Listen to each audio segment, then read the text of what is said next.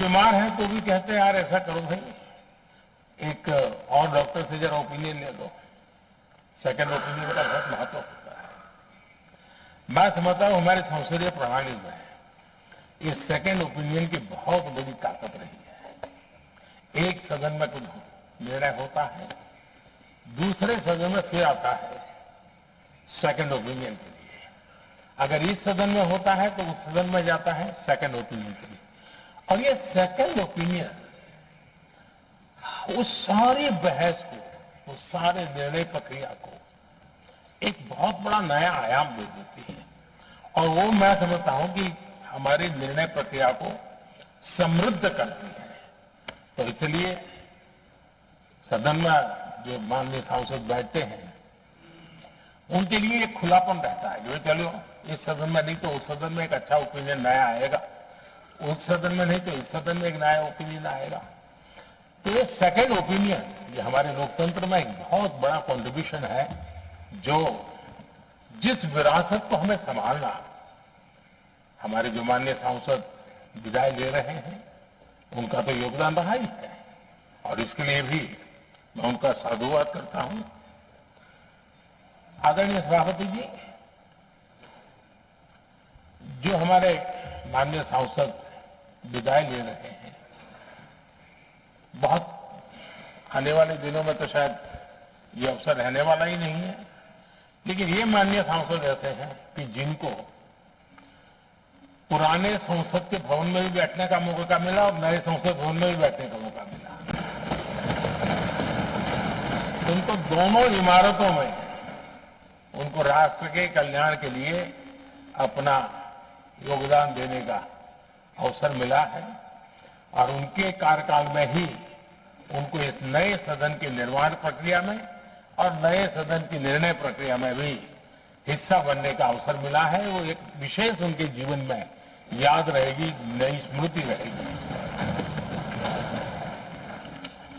आदरणीय सभापति जी, मैं सभी माननीय सांसदों के, और मैं मानता हूं कि ये सदन अपने आप में बहुत बड़ी ओपन यूनिवर्सिटी है। राष्ट्र जीवन की कई बारीकियों से परिचित होने का अवसर सदन में प्राप्त होता है। एक प्रकार से हमारी यहां शिक्षा भी होती है, हमारी दीक्षा भी होती है।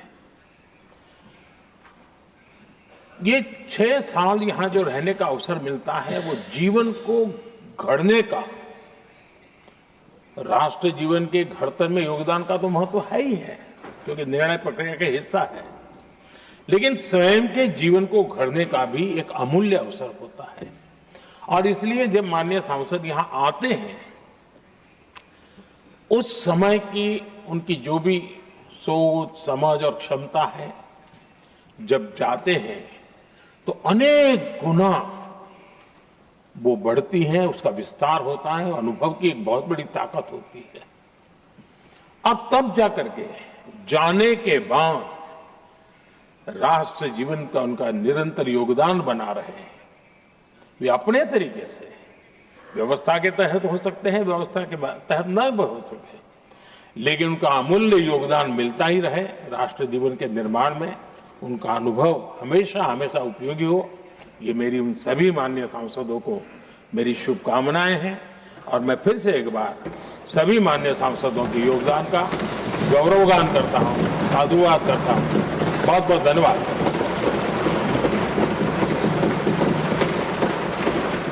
Now, Honorable Leader of the Opposition.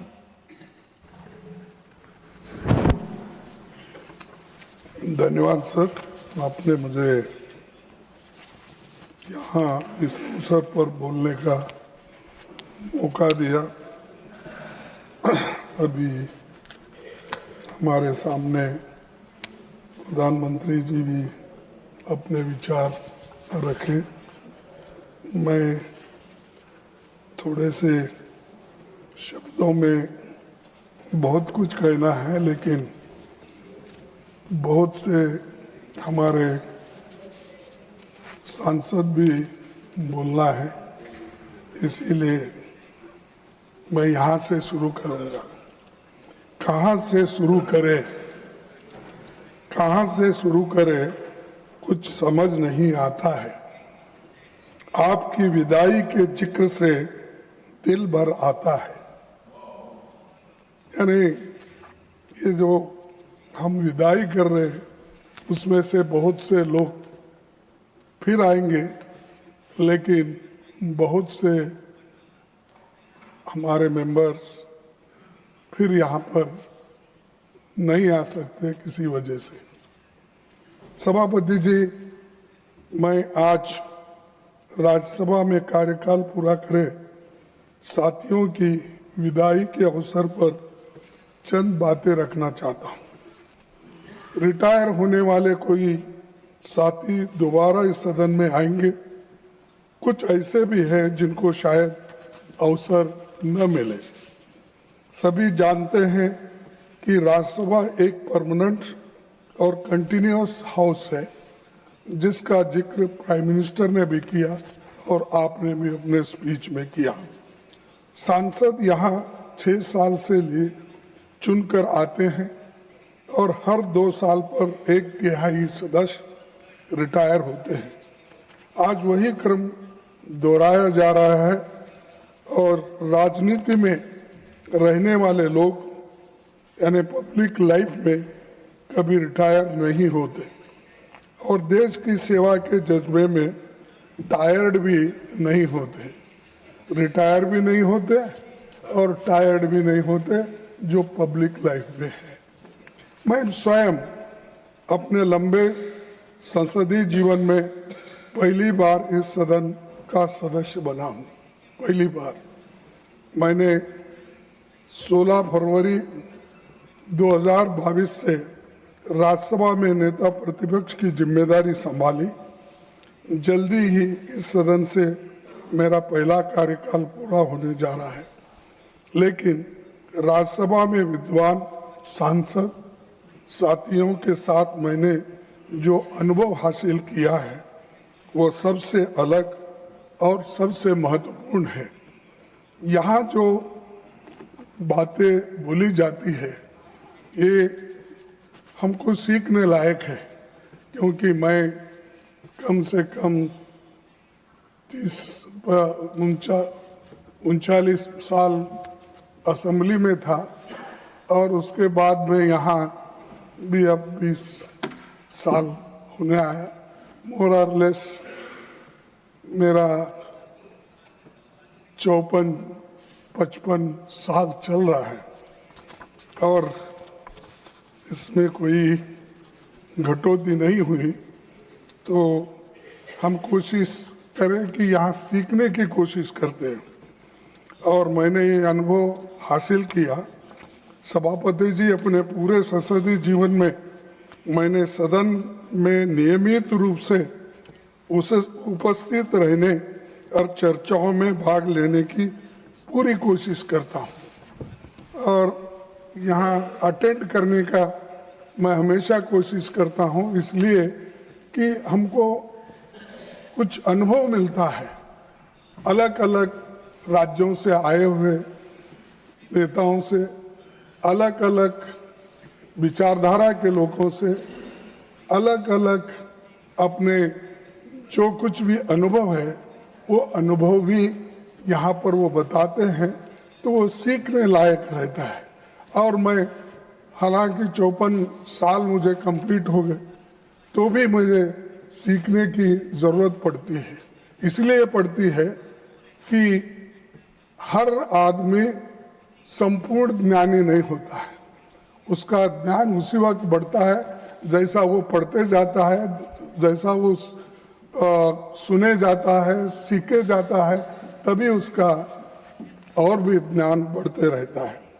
अपनी जिम्मेदारी निभाने के साथ सभी पक्षों की बातों को सुनना, अच्छी बातों को सीखकर व्यवहार में लाने का प्रयास मैं लगातार करता रहा हूँ।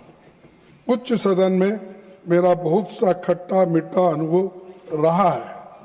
मैं इस मत का हूँ कि इस सदन को और अधिक सार्थक बनाने के लिए बहुत कुछ नए प्रयासों की जरूरत है, ताकि उच्च सदन समाज को और देश को बेहतर संदेश दे सकते हैं, मार्गदर्शन कर सकते हैं।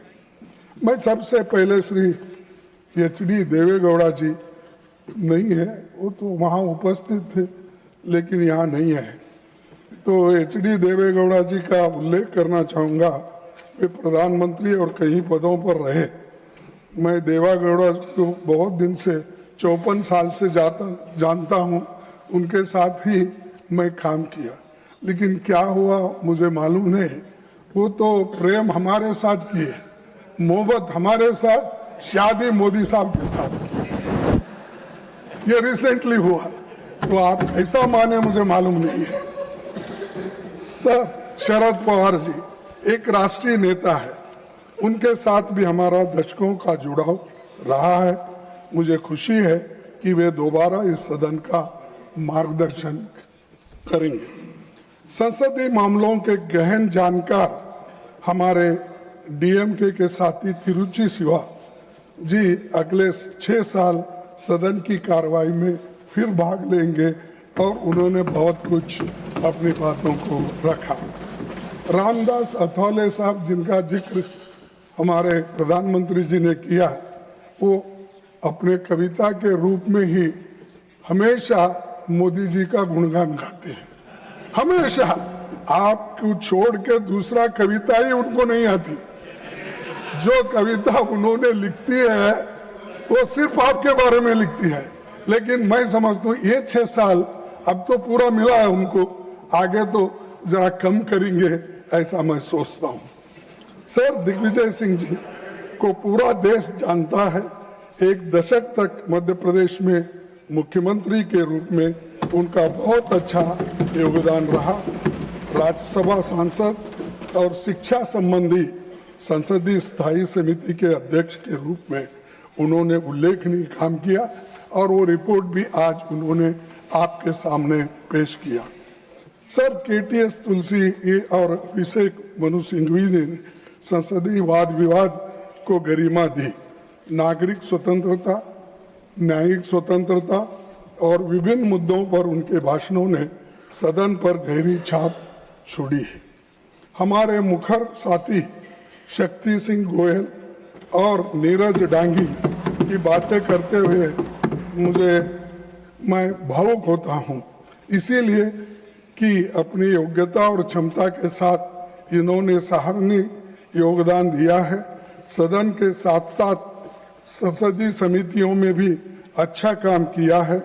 विभिन्न विधेयकों पर चर्चा और ज्वलंत विषयों पर पूरी तैयारी के साथ अपनी बातें रखी और लोगों को सोचने पर मजबूर किया। श्रीमती रजनी पाटिल समाज कल्याण, महिलाओं और बच्चों से संबंधित मुद्दों पर लगातार मुखर होते रही। मुझे भरोसा है कि श्रीमती फूलो देवी नेतम कमजोर तबकों की बातों को सदन में आगे भी मजबूती के साथ रखेगी और उनको 6 साल का मौका और मिला है। श्रीमती फौजिया खान और श्रीमती प्रियंका चतुर्वेदी के योगदान को ये सदन याद रखेगा, क्योंकि वो हमेशा हर सब्जेक्ट पे खुद इन्वॉल्व होकर वो अटेंड करके अपनी विचार को आपके सामने, सदन के सामने रखते थे। उसी ढंग से साकेत गोखले, वो भी एक विद्वान है, युवा है, उसने भी बहुत कुछ अपना कंट्रीब्यूशन किया है। राज्यसभा के उपसभापति जी हरिवंश जी शालीन और शिष्ट व्यवहार वाले नेता हैं। मैं उन्हें शुभकामनाएं देता हूं और जिनकी तारीफ आज मोदी साहब ने पहली बार किए होंगे, मुझे मालूम है, तो उनका भी पीरियड ख़त्म हुआ, लेकिन वो हमेशा जो काम देते हैं वो काम इस सदन में करते रहते थे और आगे भी जिनको वो काम मिलेगा वो करते रहेंगे। बहुत सभ्य व्यवहार और सभ्यता से काम करने वाले एक हमको सभापति मिले, उपसभापति मिले। सर,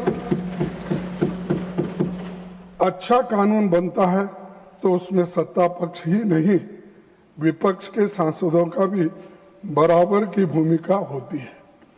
संसदीय समितियों में उनका महत्वपूर्ण भूमिका होती है और हमेशा कोऑपरेशन से हम एक दूसरे को मदद कर सकते हैं, ना कि हेट्रेड से। तो इसलिए मैं इस वक्त इसलिए कहना चाहता हूं, हम जितना मिलके काम करेंगे उतना अच्छा है, और कितना हम एक दूसरे को दूरी रखेंगे तो उतना ही मिसअंडरस्टैंडिंग, सस्पिशन, ये सब हो जाएगा। तो इसीलिए मैं आने वाले दिनों में इस पर सभी लोग गंभीरता से सोचकर एक होकर काम करेंगे। मुझे लगता है कि इन भूमिकाओं में किसी तरह का अवरोध संसदीय संस्था को कमजोर करेगा। इस नाते मैं आपसे अनुरोध करूंगा कि इन सवालों पर आप गौर करें। इसीलिए मैं कहना चाहूंगा कि हाउस की सिटिंग्स और बढ़े और जनता के मुद्दों पर गंभीर चर्चा हो। प्राइम मिनिस्टर भी यहाँ है, मैं उनसे निवेदन करूंगा कि बहुत दिन लंबा सेशन चलने से डिस्कशंस अच्छे होते हैं। कहीं इम्पोर्टेंट बिल को हम कम समय देते हैं और कहीं और भी अब चंद बिल को या चंद कार्यक्रम को हम 4 घंटे 8 घंटे और चंद बिल को हम 2 दिन 3 दिन कहते हैं। तो ऐसा नहीं होना चाहिए। आप सबको मौका दो, 2-4 दिन ज्यादा एक्सटेंड करें तो परवाह नहीं, लेकिन लोगों को उसके बारे में मालूमात होनी ये है, और ये काम हमारे प्रधानमंत्री जी करेंगे। ऐसा तो आप कम बैठते हैं, लेकिन फिर भी अगर ज्यादा दिन हमको मौका मिला, हम लोग सभी मिलके आपको अच्छा बिल देंगे, स्टैंडिंग कमेटी का अच्छा रिपोर्ट देंगे, सारी चीजें भी हम करेंगे। तो ये मैं आपसे चाहता हूं कि पार्लियामेंट को ज्यादा दिन देने का मौका प्राइम मिनिस्टर हमको देंगे। गरीबों, कमजोर तबकों को, किसानों और मजदूरों के हित के मुद्दों पर ज्यादा बात हो सके।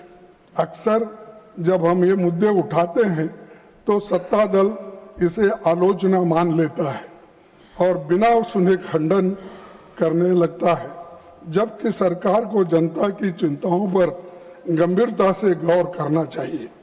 सभापति जी, सीमित अवसरों में भी जब सांसद अपनी महत्वपूर्ण बातें रखते हैं तो कई बार उन्हें कार्रवाई से हटा दिया जाता है। और जबकि मेरा खुद का अनुभव है, मैंने आपको 2 लेटर लिखा, मेरी अनपार्लियामेंट्री शब्द उसमें कोई नहीं थे, क्योंकि थोड़ा 1-2 शब्द आप अगर हटाएंगे वो पूरे सेंटेंस का मीनिंग चले जाता है। तो इसीलिए आप इसको गंभीरता से लो, क्योंकि सडनली इसको हटाओ, उसको हटाओ, ये शब्द को हटाओ, ये सेंटेंस हटाओ, तो इससे बहुत बड़ा नुकसान डिबेट का ही नहीं, आने वाले जो लोग हमारे प्रोसीडिंग्स पढ़ेंगे वो कहेंगे ये क्या अपोजिशन लीडर ने बात किया, जो मीनिंगलेस ये बात होती है। तो कम से कम मेरे को इस उम्र में वो सर्टिफिकेट तो मत दो जो मीनिंगलेस बात किया है। तो मैं ये चाहता हूं। और सभापति जी, सीमित अवसरों में भी जब सांसद अपनी महत्वपूर्ण बातें रखते हैं तो कई बार उन्हें कार्रवाई से हटा दिया जाता है, जबकि वे बातें असंसदीय नहीं होती। शब्द हटने से कही हुए बातों का अर्थ भी बिगड़ सकता है।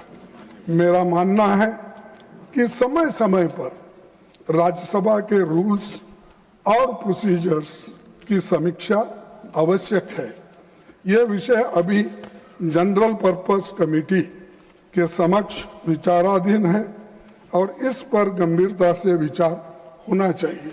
तो वो आपके हाथ में है, आप ये कर सकते हैं। तो रूल्स ऑफ प्रोसीजर में अगर ठीक ठाक कर दिए तो यहाँ कुछ होने वाला नहीं है कि यहाँ आपको कोई, एक पार्लियामेंट्री डेमोक्रेसी में तो क्रिटिसिज्म होता है, आप भी मुझे कुछ बोलेंगे, मैं भी आपको कुछ बोलूंगा, ये डेमोक्रेसी का तरीका है। हाँ ठीक है, अगर हम गलत बोले तो कभी कभी हमको शर्मिंदा होना पड़ता, अरे ऐसी हमने गलत बातें बोली, ये ठीक नहीं है। लेकिन गलत को भी आप सच करने की बात सोचे तो वो ठीक नहीं रहता। तो इसीलिए मैं आपसे यही चाहूंगा कि आप इस वक्त फिर एक बार ये रूल्स ऑफ प्रोसीजर को आप देखेंगे, ऐसा मैं निवेदन करता हूं। सभापति जी, समय अपनी गति से चलता रहता है, संस्थाएं काम कायम रहती है, लोगों के चेहरे बदलते रहते हैं। जो साथी दोबारा चुनकर आ रहे हैं उनका स्वागत है, जो यहाँ से रिटायर होकर जा रहे हैं वे सार्वजनिक जीवन में अपना योगदान जारी रखेंगे। यहाँ का अनुभव उन्हें सार्थक भूमिकाओं के लिए बेहतर सामर्थ्य देगा। एक शायर ने कहा है, मैं आपको सुनाऊंगा, क्योंकि आप पहले एक दो शायरी बोलते थे पार्लियामेंट में, तो अब वो छोड़ दिए आप, तो मैं बोलता हूँ। विदाई तो है दस्तूर जमाने का पुराना, विदाई तो है दस्तूर जमाने का पुराना, पर जहां भी जाना अपनी छाप कुछ ऐसे छोड़ जाना कि हर कोई गुनगुनाए तुम्हारे ही तराना। इस बातों के साथ मैं रिटायर हो रहे अपने साथियों को, उनको योगदान के लिए बधाई और भविष्य के लिए शुभकामनाएं देता हूं, और हम सभी एक होकर भाईचारे से एक होकर देश के हित में काम करेंगे, ऐसा मेरे विचार आपके सामने रख के मेरे 4 शब्दों को समाप्त करता हूं। जय Hind. Now, Honorable Deputy Chairman ji.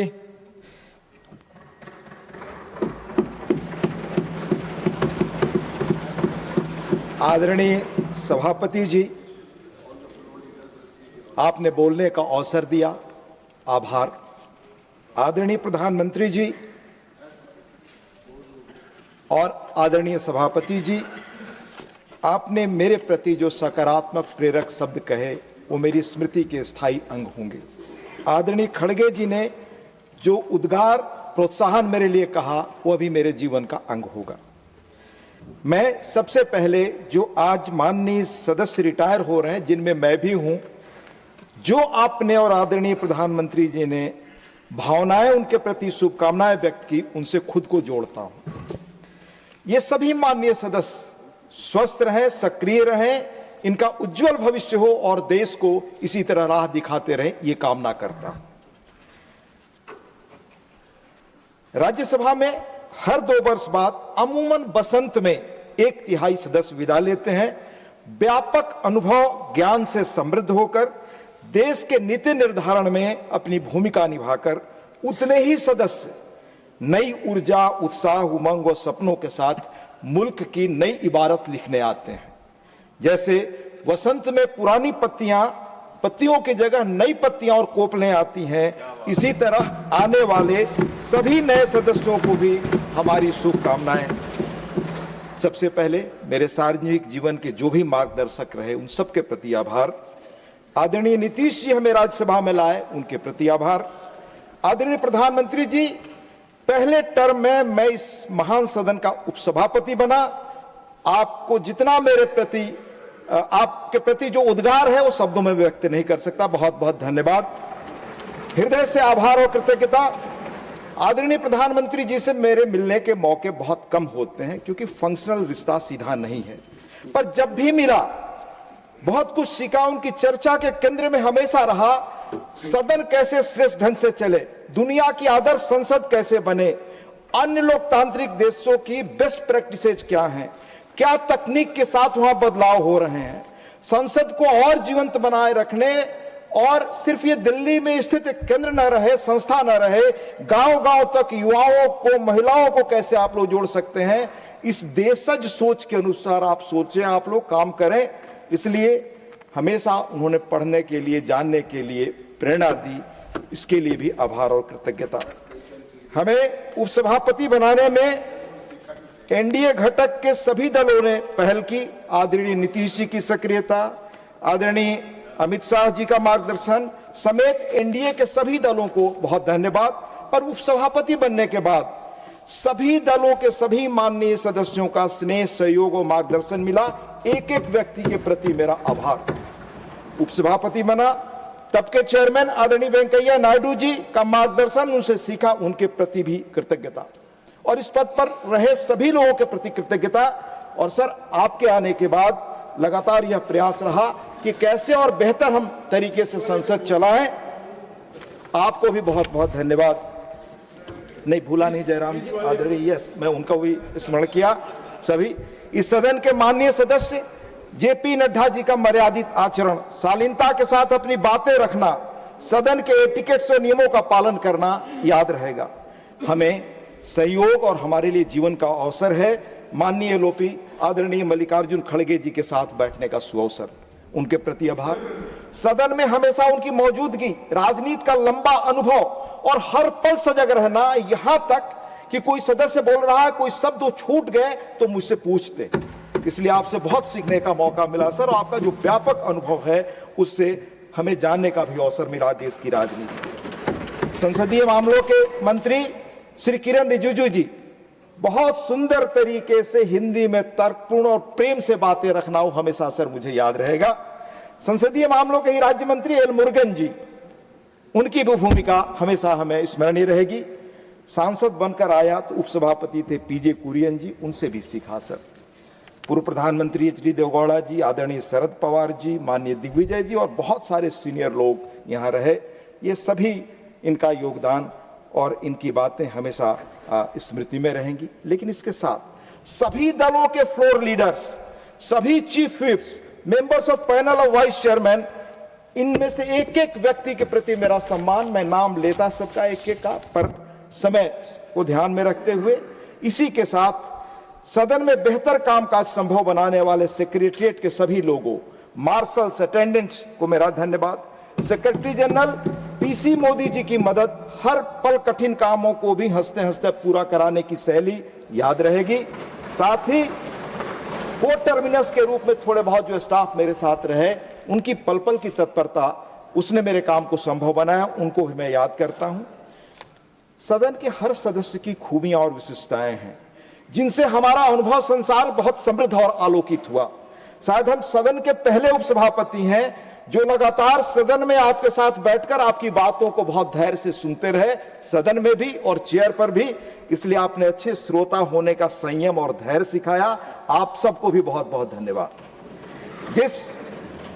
जिस मृदुता, सौम्यता से कठोर बात कह लेने की कला माननीय प्रमोद तिवारी जी में है, वह अविस्मरणीय है। प्रोफेसर रामगोपाल यादव जी, माननीय श्री त्रिचू शिवाजी, श्री घनश्याम तिवारी जी, डॉक्टर सस्मित पात्रा, अनेक मैं नाम लूं। भाई जॉन ब्रिटास जी जिससे नहीं होते तो संसद में उनकी अनुपस्थिति खलती है। उनकी मौजूदगी जीवंतता का एहसास कराती है। माननीय जयराम रमेश जी, हम यहां हो वहां हो पर उनका स्वर हमेशा सुनने को मिलता रहता, अविरत निरंतर। अनेक सदस्य जिन्हें मैं आज कहूं जो रिटायर हो रहे हैं, तो उनमें फौजिया खान जी, प्रियंका जी समेत सुधांशु त्रिवेदी जी, सुधा मूर्ति जी जब बोलती हैं, पीछे हमारे बैठे होंगे भाई राम जी, हरीश वीरान जी, दादा सुखेंदु शेखर राय जी, रीता व्रत बनर्जी जी, सुमित्रा वाल्मीकि जी, मयंक जी, गोविंद भाई समेत अनेक लोगों की खूबियों को मैं गिना सकता हूं, पर समय की मर्यादा है, इसलिए उनसे क्षमा के साथ आप में से एक एक व्यक्ति जिनकी खूबियों को जिनसे सुनकर सीखा, उनके प्रति कृतज्ञता के साथ, पर उन्हें भी याद करूं। जब सर संसद में आया, जिनके प्रेरणा और प्रोत्साहन का, जिनको देख करके प्रेरणा मिली, माननीय अरुण जेटली जी, जिन्हें अपनी बात सुनाने के लिए आवाज ऊंचा करने की कभी जरूरत नहीं पड़ी, माननीय गुलाम नबी आजाद जी, वो आनंद शर्मा जी, ऐसे अनेक सहृदय वरिष्ठ जन, उन सबको मैं सम्मान के साथ याद करता हूं। सर, जिस गांव में पैदा हुआ, 6 महीने हम बाढ़ में पानी में रहा करते थे, वहीं जन्मना, गुजर जाना हमारी नियति थी। हमारी दुनिया बहुत सीमित थी। वहां के अति सामान्य परिवार से यहां तक की हुई यात्रा में हमारे ही गांव के जयप्रकाश जी और उस क्षेत्र की रहनुमाई करने वाले आदरणीय चंद्रशेखर जी जैसे लोग भी प्रेरक रहे। इस सदन के कुछ अनुभव मैं आपको आज जरूर शेयर करना चाहूंगा। 2014 में इस सदन में आया, विपक्ष में था, तब नए सुधारों, प्रयोगों, डिजिटाइजेशन के आरंभ काल में हमारा मानस कैसा था। उस दौर में एक अति वरिष्ठ सदस्य, मैं नाम नहीं लेना चाहता और नाम लेना मेरा मकसद है सर, पर मानस हम सबका कैसा था वो बताना चाहता हूं। वह डिजिटाइजेशन के प्रति संशय के सवाल उठा रहे थे। क्या गांव की हाट में लोग आलू टमाटर क्रेडिट कार्ड से खरीदेंगे? हाट में उस गरीब महिला के पास पीओएस मशीन होगी? क्या उसके पास बिजली कनेक्शन है, वाईफाई कनेक्शन है और बहुत कठोर सब सर। यानी तब देश की फिजा में सार्वजनिक जीवन ये उदासी नैराश्य था, यह कथन उसी का प्रतिबिंब था सर। पर सिर्फ 10 सालों में एक दो गांव क्या पूरी अर्थव्यवस्था डिजिटल है। सिर्फ एक महीने जनवरी में 2026 में 21 बिलियन यूपीआई ट्रांजैक्शन द्वारा 28 लाख करोड़ का लेन देन हुआ है सर। आईएमएफ ने यूपीआई को दुनिया का largest real time payment system कहा है। आज वैश्विक रियल टाइम लेन देन का 49% इसी यूपीआई से होता है सर। ये आज 12 वर्षों बाद देश की फिजा में आस्था है और भारत के विकसित भविष्य के प्रति देश दुनिया के लोग गौर कर रहे हैं। अनेक ऐतिहासिक तथ्य सर बता सकता हूं जो हमें बताते हैं कि हमारा सामर्थ्य आज कितना, हम क्या कर सकते हैं और कहां से कहां पहुंचे। सर मुझे याद है पहली बार विदेश गया था 1994 में पत्रकार के रूप में, तब भारत की पहचान धीरे धीरे बदलने लगी। लेकिन कहा जाता था कि साधु, सपेरों, जादूगरों और गरीबों का मुल्क है। एक नारायण मूर्ति जी ने किस तरह चीजों को बदला कि दुनिया में हमारी प्रतिभा की पहचान होने लगी और थॉमस फ्रीडमैन जैसे व्यक्ति को किताब लिखने पड़ी, द वर्ल्ड इज फ्लैट। आज मैं सर सोचता हूं कि जो हमारी क्षमता और सामर्थ्य बढ़ रहा है उसमें 2 लाख से ज्यादा स्टार्टअप, 125 यूनिकार हैं। कल्पना करें कि जब नारायण मूर्ति जी के रास्ते पर उस रोल मॉडल के हजारों लाखों लोग आने वाले भारत में निकलेंगे, तब हम कहां खड़े होंगे। सर यहां रहते साक्षी बना कि 12 वर्षों में अनेक रिमार्केबल युगांतकारी विधेयक सदन ने पारित किया। मसलन दिवालिया कानून, बेनामी संपत्ति कानून, 3 तलाक कानून, जीएसटी कानून, धारा 370 का निरस्तीकरण, नारी शक्ति बंधन अधिनियम, 1,500 से अधिक पुराने कानूनों का निरस्त होना। जो करना चाहता था सदस्य के रूप में और कभी कभी कोशिश की, वो मेरी कामना है सर। जैसे हम सब सदन में और समितियों में प्रायः सुनते हैं कि इस क्षेत्र में बजट में एलोकेशन बहुत कम है, बड़े बड़े विकसित देशों में इतना एलोकेशन हो गया, पर शायद सर ये संसाधन कहां से आएंगे, इस पर भी गौर करना हमारा फर्ज है। देश का बजट हमारी दृष्टि में एक परिवार के बजट जैसा ही है। आमद कैसे बढ़े यह सोचना परिवार के मुखिया की तरह देश की सर्वोच्च पंचायत में बैठे हम जैसे लोगों का भी दायित्व है। हमारा धर्म है कि समस्या के साथ हम समाधान बताएं। और ये सर मैं नहीं कह रहा, देश के पहले स्पीकर श्री जीवी मावलंकर जी ने 18 अप्रैल 50 को एस्टीमेट कमेटी में कहा, उसका मैं सार बता रहा हूं सर, वो कोट पढ़ने लायक है। हमारे संसदीय जीवन में रचनात्मकता के बजाय अक्सर विरोध की प्रवृत्ति हावी रही है। बिना गहराई के सोचे समझे हम सरकार के हर प्रस्ताव पर संदेह करते हैं, जबकि जरूरत है कि हम जिम्मेदारी साझा करते हुए समाधान की दिशा में कदम बढ़ाएं। इसी सदन में सर मैंने सदन के पूर्व सदस्य सत्यव्रत चतुर्वेदी जी को 28 मार्च 2018 को एक मेंबर के रूप में फेयरवेल भाषण उनका सुना। वो मेरे मस्तिष्क में आज भी यादगार के रूप में मौजूद है। उन्होंने कहा, आई कोट, राष्ट्रीय हित के मुद्दों और राष्ट्रीय संकट पर राजनीति नहीं होनी चाहिए। आदरणीय इंदिरा गांधी जी ने प्रधानमंत्री के तौर पर 30 मार्च 72 को ऐसे ही फेयरवेल स्पीच में कहा था, वो मैं कोट करता हूं sir. So I hope that even though many of the members belong to opposition parties, they will give some thought to the tremendous problems which confront our country, the great challenge which we face in creating a new society, work together in spite of our differences, and even sometimes opposing points of view to create a better life for all of our people. Sir जब मैं यहाँ आया, दीवारों पर हमारे बहुत अच्छी सूक्तियाँ लिखी हैं, रामायण महाभारत से लेकर अन्य ग्रंथों के सारा, उस पर एक तुलसीदास की चौपाई है सर। हम गांव में जब अपढ़ लोगों की संख्या ही ज्यादा थी, पर ये श्लोक मैंने वहां सुना था, जहां सुमति तह संपत्ति नाना, जहां कुमति तह विपत्ति दाना। ये यहां भी लिखा हुआ है सर। राष्ट्रीय सवालों पर हम आम सहमति बना सकें, क्योंकि देश है तब दल हैं तब हम हैं सर। ये मेरी कामना होगी। हमने संसद में जो बदलाव देखा सर, हमने अपने दौर में जब सांसद के रूप में काम शुरू किया सर, तो पेपर्स के पुलिंदा आते थे सर। आज डिजिटाइजेशन के कारण संसद की कार्यवाही लगभग पेपरलेस है। ये बड़ी उपलब्धि है सर। हमारा मानना है कि संसद के रूल्स को digital and artificial intelligence era के अनुरूप बनाने के साथ साथ सदन को सुचारू रूप से चलाने में पैदा हो रही नई समस्याओं से भी हमें मिलकर निपटने की जरूरत है। एक निजी अनुभव और सर, जब मैं रूल्स ऑफ प्रोसीजर को पढ़ना शुरू किया सर, तो लगा कि पहले चेयर पे जो लोग होते थे वो हाउस को कंडक्ट करते थे, यानी किसी किसी दल में होता था, कुछ लोग होते थे उनको दल भी समर्थन नहीं करते थे, जो एटिकेट को समर्थन नहीं करते थे। आज स्थिति बदली है। पहले चेयर पर आने के बाद सदन को नियंत्रित करने के लिए अनुरोध करना पड़ता है, पहले कंडक्ट कराना पड़ता था क्योंकि लोग स्वतः रूल्स को फॉलो करते थे। आज पहले कंट्रोल करने की अपील करके कोशिश होती है, तब हम कंडक्ट करा पाते हैं। इस पर हम सबको मिलकर गौर करना चाहिए, सोचना चाहिए। सर, हमारी संसद के इन हाउस प्रयासों के अलावा बीरप्पा मोइली जी की अध्यक्षता वाले एडमिनिस्ट्रेटिव रिफॉर्म्स कमीशन 2007 में जैसी संस्थाओं ने संसद के कामकाज को आज के समय के अनुरूप प्रभावी बनाने की सिफारिश की। आदरणीय प्रणब मुखर्जी जी की अध्यक्षता में 2000 में ओवरलैप ऑफ मैंडेट सूर शब्द है और बौद्ध धर्म के उद्गम से इसे हमने जाना, पर मैं जब इसको तहकीकात कर रहा था तो पाया चरैवती चरैवती, ये वैदिक परंपरा ऐतरेय ब्राह्मण से निकला शब्द है sir. Keep moving, keep walking, march on, यानी जीवन में कभी न रुकने, थकने या विषम परिस्थितियों में निरंतर आगे बढ़ते रहने, कर्मशीलता की प्रेरणा इसी सदन से मिलती है। सदन ऐसे ही आगे बढ़ता रहे सर। और भगवान बुद्ध कहते थे, बहुजन हिताय बहुजन सुखाय, लगातार हम सक्रिय रहें, गतिशील रहें, सभी के कल्याण और सुख के लिए। इसलिए हम सब मिल करके हम जा रहे हैं जहां रहें और जो आ रहे हैं, और ये सदन आने वाले समय में भी इसी प्रेरणा से चरैवती चरैवती आगे बढ़ता रहे, यही कामना है। आप सबको पुनः नमस्कार, धन्यवाद। जी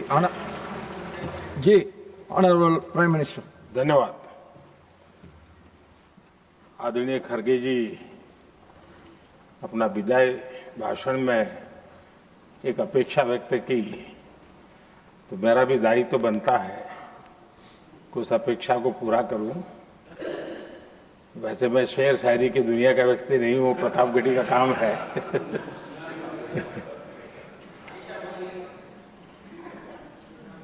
कर्म ऐसा करो अमन में,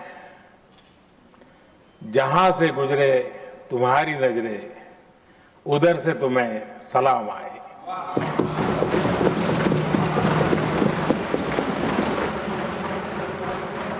Honorable members, as many party leaders and retiring members are willing to participate in the farewell speeches, if the House agrees, we may skip lunch hour today. I also request that all the speeches be kept brief and completed within 3 minutes each. Now, Sriman H.D. Devegowda ji, Sriman Derek O'Brien ji. Sir, to all the members on the treasury benches and in the opposition benches who are moving on in the next few days and weeks to new jobs and new roles and new ways to make their political lives meaningful, on behalf of the chairperson party and the chairperson of the All India Trinamool Congress, Ms. Mamta Banerjee, I wish them the very best and greetings to each one of you. Sir, we will keep these speeches short because today is the day not for the floor leaders, it's for the day for those who are leaving. Give them all the time you want. One, many of the MPs retiring today have set a record. I want to congratulate them for that. What is the record?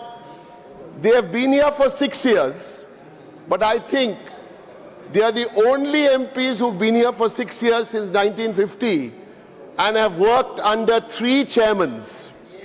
Mr. Venkaiah Naidu, Mr. Dhankar and now Sir you. So in 6 years, they've had this triple opportunity. Sir, there are many seniors today who were mentioned, and I wish them very, very well. If I leave somebody's name out, it's not deliberate, like my colleague, senior, Mr. Subroto Bokshi, who's been with our party right from day one. He wouldn't come to Parliament. We wish him a speedy and healthy recovery. Mr. Subroto Bokshi from the Trinamool Congress. There are so many else I want to mention. Many are coming back, but some people, seniors, have even opted out, like the Venerable Mr. Digvijay Singh, who is always full of enthu. Sir, but today, as we celebrate the experience of the septuagenarians and the octogenarians, I want to celebrate the contributions made by the young parliamentarians in Rajyasabha, who are not even retiring. They're not retiring. They are merely having a job transfer to some other role in the party. And you can't retire because they are all in their 30s and 40s or early 50s. Look at, from my party, Rito Broto Banerjee. He's supposed to retire on April 2, but he's already taken a new job for this morning. He's 40, early 40s. He's fighting an assembly seat, not fighting, sorry. He's about to win an assembly seat, which will be announced on the 4th of May. A great, and he was a comrade at one time. So Trinamool is an open place. He was a SFI National General Secretary. He's been with us. And he's also had the pleasure, like so many MPs, of being in the Parliament, like the Parliament. And some cynics say this is also the Parliament, even though it looks like a convention center, but this is our Parliament. Sir, more youth from different parties. A very low-profile MP who I had the pleasure of working with in the criminal code. Very quiet, very efficient. You don't see him on television cameras. No, sir, he's not from Trinamool. He is Ilango from DMK. Sir, he is a very, very effective parliamentarian. There are so many other young parliamentarians in their 30s and 40s. Turvedi, who has made an impact in Parliament. And of course, from my party, one of the finest resources we have in All India Trinamool Congress, and we have so many things planned for him, is Saket Gokhale. Sir, I wish all the MPs very, very well. The average age of the Rajya Sabha is about 61, 62. While we respect all the experience of the seniors, we are working very hard in Trinamool Congress because we are the second largest opposition party now in Parliament, in Rajya Sabha, with our MPs, younger ideas. So we have a beautiful mix of experience with youth. Thank you, sir, for this opportunity. Thank you very, very much. Jai Hind, Jai Bangla. Trichy Shivaji. Thank you, Mr. Chairman, sir. Sir, as you rightly pointed out in your opening remarks, it is not the end of the road, but only the bend of the road for the retiring members.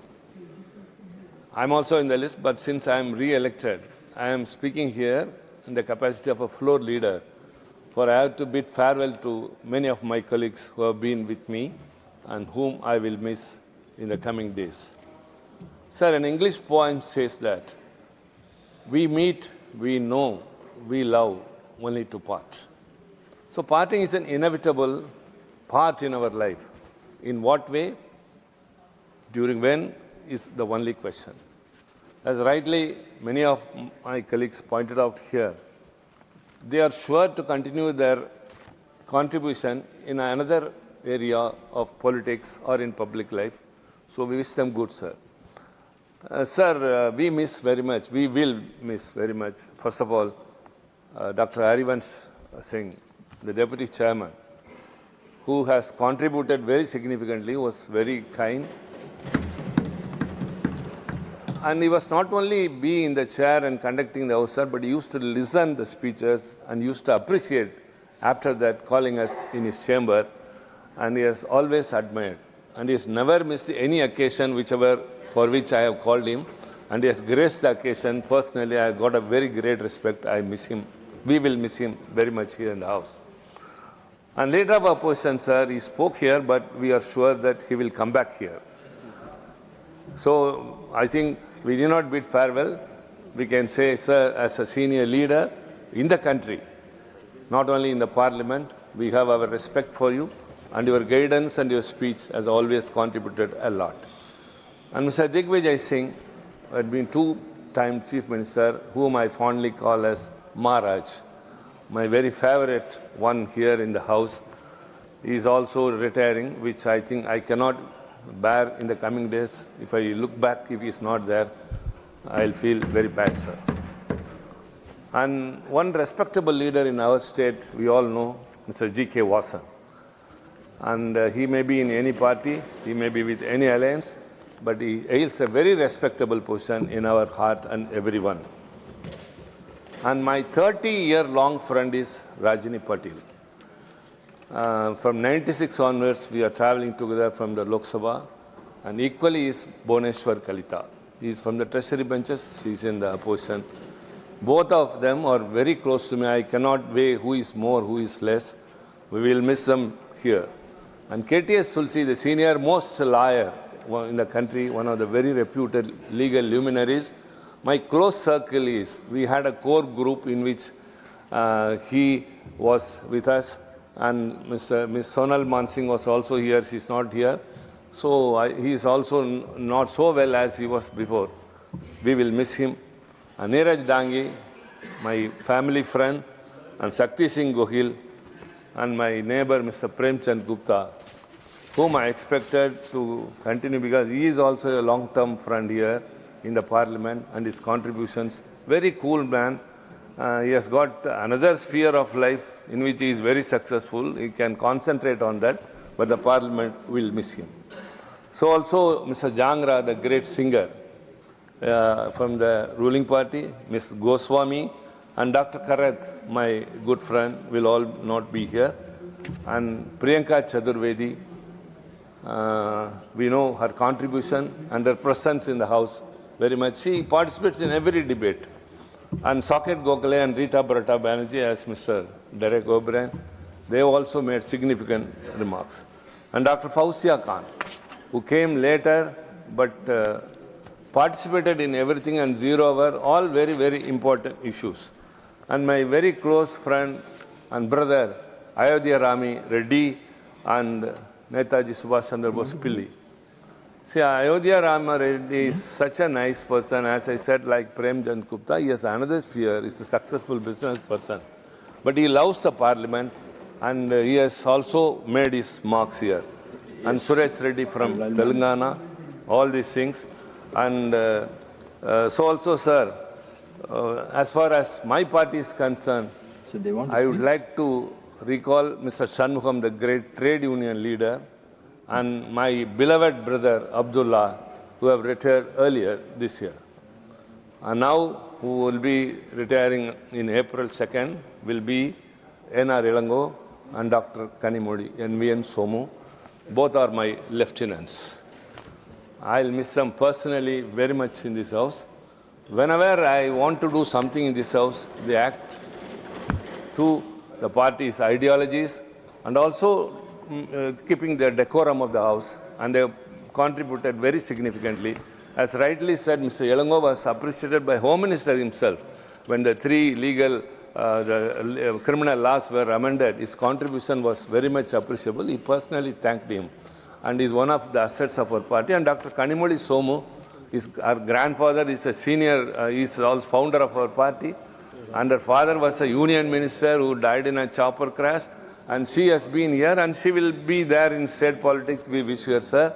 And so, as I say again, we will miss them here. This is not a building of bricks and mortar. It is an institution. It will be continuing. Men may come and men may go. Like the river goes, this house will be functioning. After you have come, sir, we feel very much that one person from our state has come, and we feel a cordiality, and you also helped the members. I should thank on this occasion. And making use of this opportunity, I wish to thank my leader and my Deputy Chief Minister, Mr. M.K. Stalin, Udayan Stalin, for having enabled me to come here and contribute on behalf of the DMK party here, sir. So whichever name I have missed by way of the constraint of time, I seek an excuse from them. Mr. Ramdas is coming back, so I don't need to mention about him. So I request, out of sight is not out of mind. You will always be in our mind. All those inscriptions you have made in our heart and mind will continue. Our relationship will be here, but only this hall will miss the echo of your voice and your contributions, but it will be in some part of the country in the nation's interest. So I wish everyone a very bright success in their future endeavors and thank them on behalf of the DMK party. Thank you very much, sir. श्रीमान संजय सिंह जी। धन्यवाद मान्यवर, आपने इस विदाई भाषण पर मुझे अपनी बात कहने का मौका दिया। मान्यवर, विदा करना किसी को हमेशा बहुत ही पीड़ादायक और भावनात्मक पल होता है। चाहे आप बचपन के दोस्तों से अलग होके कॉलेज में जाएं, चाहे बाप बेटी को विदा करें, और चाहे संसद के हमारे मित्र सत्ता पक्ष के हों या विपक्ष के हों, जब इनके अलग होने का, विदा होने का मौका आता है, मन बहुत भावुक होता है और निश्चित रूप से उनके साथ बिताए गए तमाम खट्टे मीठे अनुभव याद आते हैं और वो सदा के लिए रिश्ते को जीवित रखते हैं। मान्यवर, हमारे बीच से आज जो साथी इस सदन से विदा हो रहे हैं, इसका मतलब ये नहीं कि वो अपने जीवन में बाकी भूमिकाओं में अपना योगदान नहीं देंगे। मैं निश्चित रूप से मानता हूं कि जिस भी भूमिका में उनको उनका दल जिम्मेदारी देगा या दल से अतिरिक्त भी जो समाज सेवा के कार्य वो कर रहे होंगे, अनुकरणीय काम वो करेंगे। ईश्वर से मेरी ऐसी शुभकामना है, ऐसी प्रार्थना है उनके उज्जवल भविष्य के लिए। मान्यवर, हमारे बीच से और ऐसे भी बहुत सारे साथी हैं जिनके साथ कमेटीज में काम करने का मौका मिला। मान्यवर, ये बात भी है कि जब हम लोग कमेटीज में काम करते हैं तो वहाँ दल की ये जो दूरी है वो कम रहती है, ज़्यादा मिलना होता है, अच्छे से एक दूसरे को जानने का मौका मिलता है और जो गलतफहमियां रहती हैं वो कई बार बहुत दूर होती हैं। तो इनमें से बहुत सारे ऐसे मित्र हैं जो उधर भी हैं और इधर भी हैं, उनसे बड़े अच्छे और गहरे रिश्ते रहे इन 6 वर्षों में। दिग्विजय सिंह जी जो रिटायर हो रहे हैं सदन से, शक्ति सिंह गोविल जी, साकेत गोखले जी, प्रियंका चतुर्वेदी जी, फौजिया जी, नीरज डांगी जी, एलंगो जी, रामचंद्र जी और अयोध्या राम रेड्डी जी, ऋतुव्रत बनर्जी जी, रजनी पाटिल जी, कलिता जी, मुन्ना भाई हमारे, वो भी हमारे साथ कमेटी में रहे, अंजू बाला जी, सुमेर सिंह जी, हमारे प्रेमचंद गुप्ता जी, आदरणीय प्रेमचंद गुप्ता जी, सुरेश रेड्डी जी, संगमम जी, अब्दुल्ला जी, सीमा द्विवेदी जी जो हमारे जौनपुर से हैं, उत्तर प्रदेश से, राम जी, मैं इन सबको और जो भी और बाकी सदस्य जिनका मैं नाम नहीं ले पा रहा हूं, उनके लिए उज्जवल भविष्य की मैं शुभकामनाएं करने के साथ साथ मान्यवर, आपसे एक विनती और प्रार्थना करना चाहता हूं, एक अनुरोध करना चाहता हूं। मान्यवर सभापति जी, कृपा करके एक 30 सेकंड की गुजारिश है सर आपसे। चेयर सर, एक 30 सेकंड की गुजारिश है सर आपसे। सॉरी सर, ये साथी जो आज रिटायर हो रहे हैं, पहले ये व्यवस्था थी कि जो भी हमारे सदन से रिटायर होते थे लोग, उनको इस दरवाजे के बाहर तक आने की इजाजत थी सर। उनसे हम लोगों का मिलना जुलना हो पाता था, हम लोग एक दूसरे के साथ बैठ के बातचीत कर पाते थे। आज जो लोग रिटायर हो रहे हैं, इनके लिए भी ये बंदिशें समाप्त की जाए। पहले जैसे हमारे एमपीज, एक्स एमपीज आ पाते थे, वैसे ही उनके आने की व्यवस्था कर दीजिए। आपकी बड़ी कृपा होगी, ऐसी मैं आपसे प्रार्थना करता हूं। और अंत में मैं आदरणीय हरवंश जी का बहुत आभारी हूं और इस बीच कभी उनसे कई बार बातचीत में मैं थोड़ा ज़्यादा तेजी से बोलने की आदत है, तो उनसे कोई तलखी हुई हो तो मैं उसके लिए क्षमा प्रार्थी हूं सर। बहुत बहुत धन्यवाद। श्रीमान सुभाष चंद्र बोस पिल्ली जी। Thank you, Chairman ji. Please permit me to speak in Telugu language, sir. గౌరవ అధ్యక్షుల వారికి, అదేవిధంగా మరి సభలో ఉన్నటువంటి ముఖ్య నాయకులందరికీ కూడా, ఈ మరి త్వరలో రిటైర్ కాబోతున్నటువంటి నా మిత్రులకు, పెద్దలకు అందరికీ కూడా నా హృదయపూర్వకమైనటువంటి నమస్కారాలు తెలియజేస్తున్నాను. అధ్యక్ష, ఈరోజు ఇద్దరు నా జీవితంలో నన్ను రాజకీయంగా ప్రోత్సహించినటువంటి ఇద్దరు మహా వ్యక్తుల్ని ఒకసారి స్మరించుకోవాల్సినటువంటి సమయం, సందర్భం కూడా. ఒకటి స్వర్గీయ శ్రీ రాయవరం మునసబు గారని, which A veteran Congress leader and very close associate to our ex chief minister Brahmananda Reddy గారు వారికి, అదేవిధంగా ఆంధ్రప్రదేశ్ మాజీ ముఖ్యమంత్రి గారు, మా ప్రీతమ నాయకులు డాక్టర్ రాజశేఖర రెడ్డి గారిని ఇద్దరికి ఒకసారి స్మరించుకుంటూ ధన్యవాదాలు తెలియజేయవలసిన సమయం, సందర్భం అధ్యక్ష. అధ్యక్ష, ఇక్కడ కులాల ప్రస్తావన చేయకూడదు, కానీ I belongs to Settibalija community which is categorized as OBC category. ఈ 75 సంవత్సరాల్లో మొట్టమొదటి ఉన్న అధ్యక్ష, I step in parliament with the kind grace of our leader Jaganmohan Reddy garu and with grateful support of Jaganmohan Reddy garu. వారు ఇచ్చిన ప్రోత్సాహంతో మా కమ్యూనిటీ నుంచి మొట్టమొదటి వ్యక్తి అధ్యక్ష నేను పార్లమెంట్ మెట్లు ఎక్కిన వాడిని. వారికి నా ప్రత్యేకమైనటువంటి ధన్యవాదాలు తెలియజేస్తున్నాను అధ్యక్ష. ఇంకా అధ్యక్ష, ఇది ఒక పవిత్రమైనటువంటి ప్రజాస్వామ్య దేవాలయం. ఈ దేవాలయంలో చేసిన చట్టాలు మన కళ్ళ ముందు నాశనం అయిపోతూ ఉంటే, మన కళ్ళ ముందు తూట్లు పడుతూ ఉంటే మనం ఏమీ చేయలేని దుస్థితిలో ఉన్నాం. కాబట్టి ఒకసారి ప్రభుత్వానికి తమ ద్వారా వారి దృష్టికి తీసుకువెళ్ళాలని ఇవాళ తమరిచ్చిన అవకాశాన్ని నేను సద్వినియోగం చేసుకున్నాను అధ్యక్ష. ఒకటి ప్రజాప్రాతినిధ్య చట్టం. ఈ ప్రజాప్రాతినిధ్య చట్టంలో డిస్క్వాలిఫికేషన్ ఆఫ్ ది మెంబర్స్ ఎవరి మీద పెట్టారు అధ్యక్ష? తీర్పు చెప్పాల్సింది శాసన సభాపతిగా కానీ, లేకపోతే పార్లమెంట్ స్పీకర్ గారు కానీ, తమకు కానీ ఉన్నాయి అధికారాలు. ఒక పొలిటీషియన్ని తీసుకొచ్చి న్యాయస్థానంలో న్యాయాధిపతిగా కూర్చోబెడితే ఏం న్యాయం జరుగుతుంది అధ్యక్ష? ప్రజాప్రాతినిధ్య చట్టం ఒక పవిత్రమైన ఆశయంతో, పవిత్రమైన లక్ష్యంతో పెట్టిన చట్టం. ఆ చట్టాన్ని ద్రోహం చేసేస్తూ ఉంటే మన కళ్ళ ముందు ఏ పార్టీ నుంచి అయితే ఎలక్ట్ అవుతూ ఉన్నారో వారు మధ్యలో రిజైన్ చేసి వెళ్ళిపోవటం కానీ, లేదా మరో పార్టీ నుంచి గెలవటం కానీ చేస్తూ ఉన్నప్పుడు మనం ఏమీ చేయలేకపోతున్నాం అధ్యక్ష. ఇంకెక్కడ గౌరవం పెరుగుతుంది? ఇంకెక్కడ ప్రజాస్వామ్యం విశ్వాసం పెరుగుతుంది? ఈ చట్టసభలు అంటే ఎందుకు మనకి విశ్వాసం పెరుగుతుంది మన మీద? అంచేత పూర్తిగా అపనమ్మకం వస్తుంది అధ్యక్ష. పార్లమెంట్ చేసే చట్టాలు ఇవెందుకు పనికిరావు అనే పరిస్థితి వస్తుంది అధ్యక్ష. దయచేసి గౌరవ ప్రధానమంత్రి గారు ఆలోచించారు. అటువంటి ఎవరైనా పార్టీ డిఫెక్ట్ అవుతే, పార్టీ డిఫెక్ట్ నుంచి వెళ్ళిపోతే వారు కనీసం ఆ టర్మ్ వరకు కూడా వాళ్ళని డిస్క్వాలిఫై చేయవలసిన అవసరం ఉంది ఎన్నికల్లో పోటీ చేయకుండా. అటువంటిప్పుడే ఆ చట్టం చేయటంలో ఉన్నటువంటి పవిత్రమైన లక్ష్యం నెరవేరుతుంది తప్ప లేకపోతే ఆ లక్ష్యం నెరవేరదు అధ్యక్ష.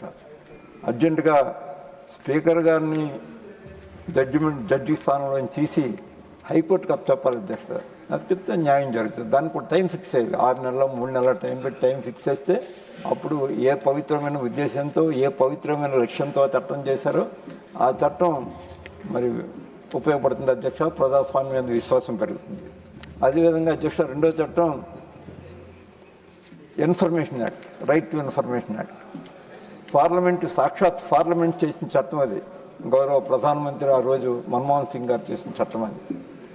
మరి ఆ చట్టం ఉండగా రాష్ట్రాల్లో పరిపాలన ఏ విధంగా ఉందంటే చాలా జీవోలు హైట్ చేస్తూ ఉన్నారు. ఇంకెక్కడ జరుగుతుంది అధ్యక్ష? ఇంకెందుకు ఆ చట్టం?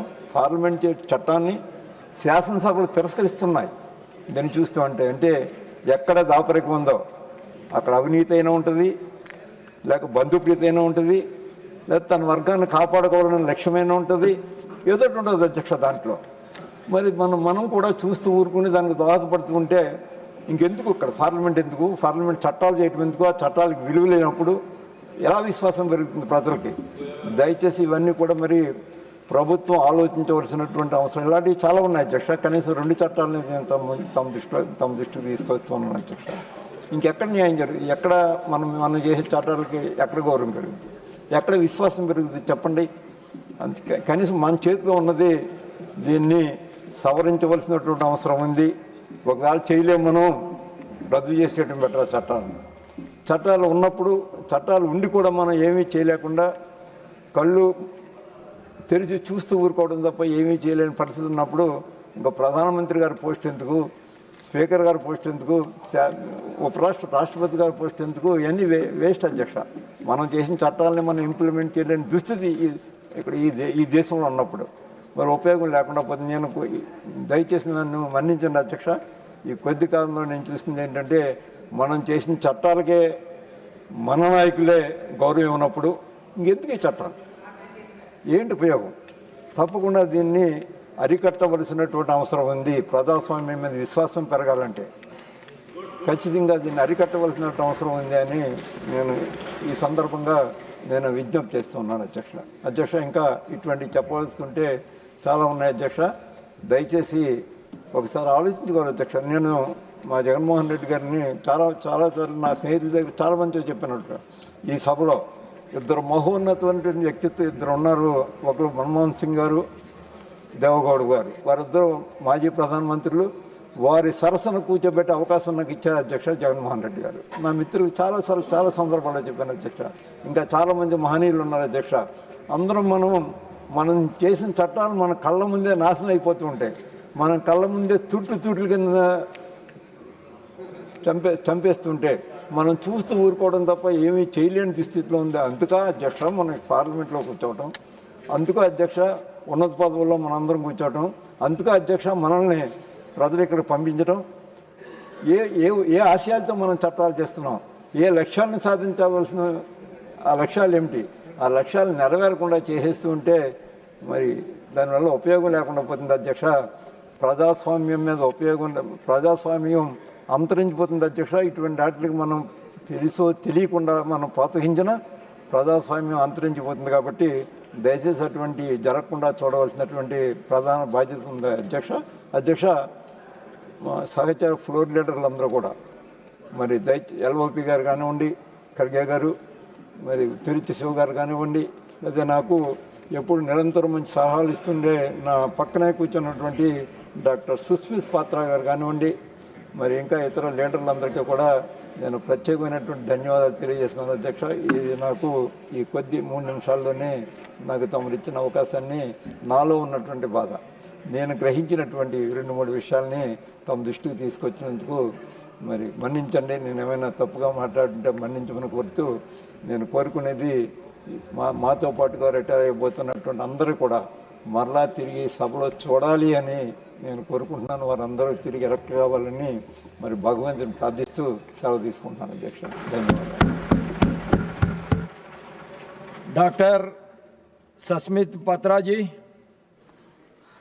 Honorable Chairman, sir, on behalf of our Honorable President of Biju Janata Dal, Shri Naveen Patnaik ji, and the BJD Parliamentary Party, I wish the very best to all our retiring members. And I'll also seek a small indulgence from you before I start. I usually try to keep it brief, but please indulge me for a few minutes if you can. Honorable Chairman, sir, there are many days in this House when we rise to debate. But today I rise to say thank you. To say thank you to all our dear colleagues whom we bid farewell, who have shared this journey with us in this Rajyasabha. And moments like this remind us of something very important.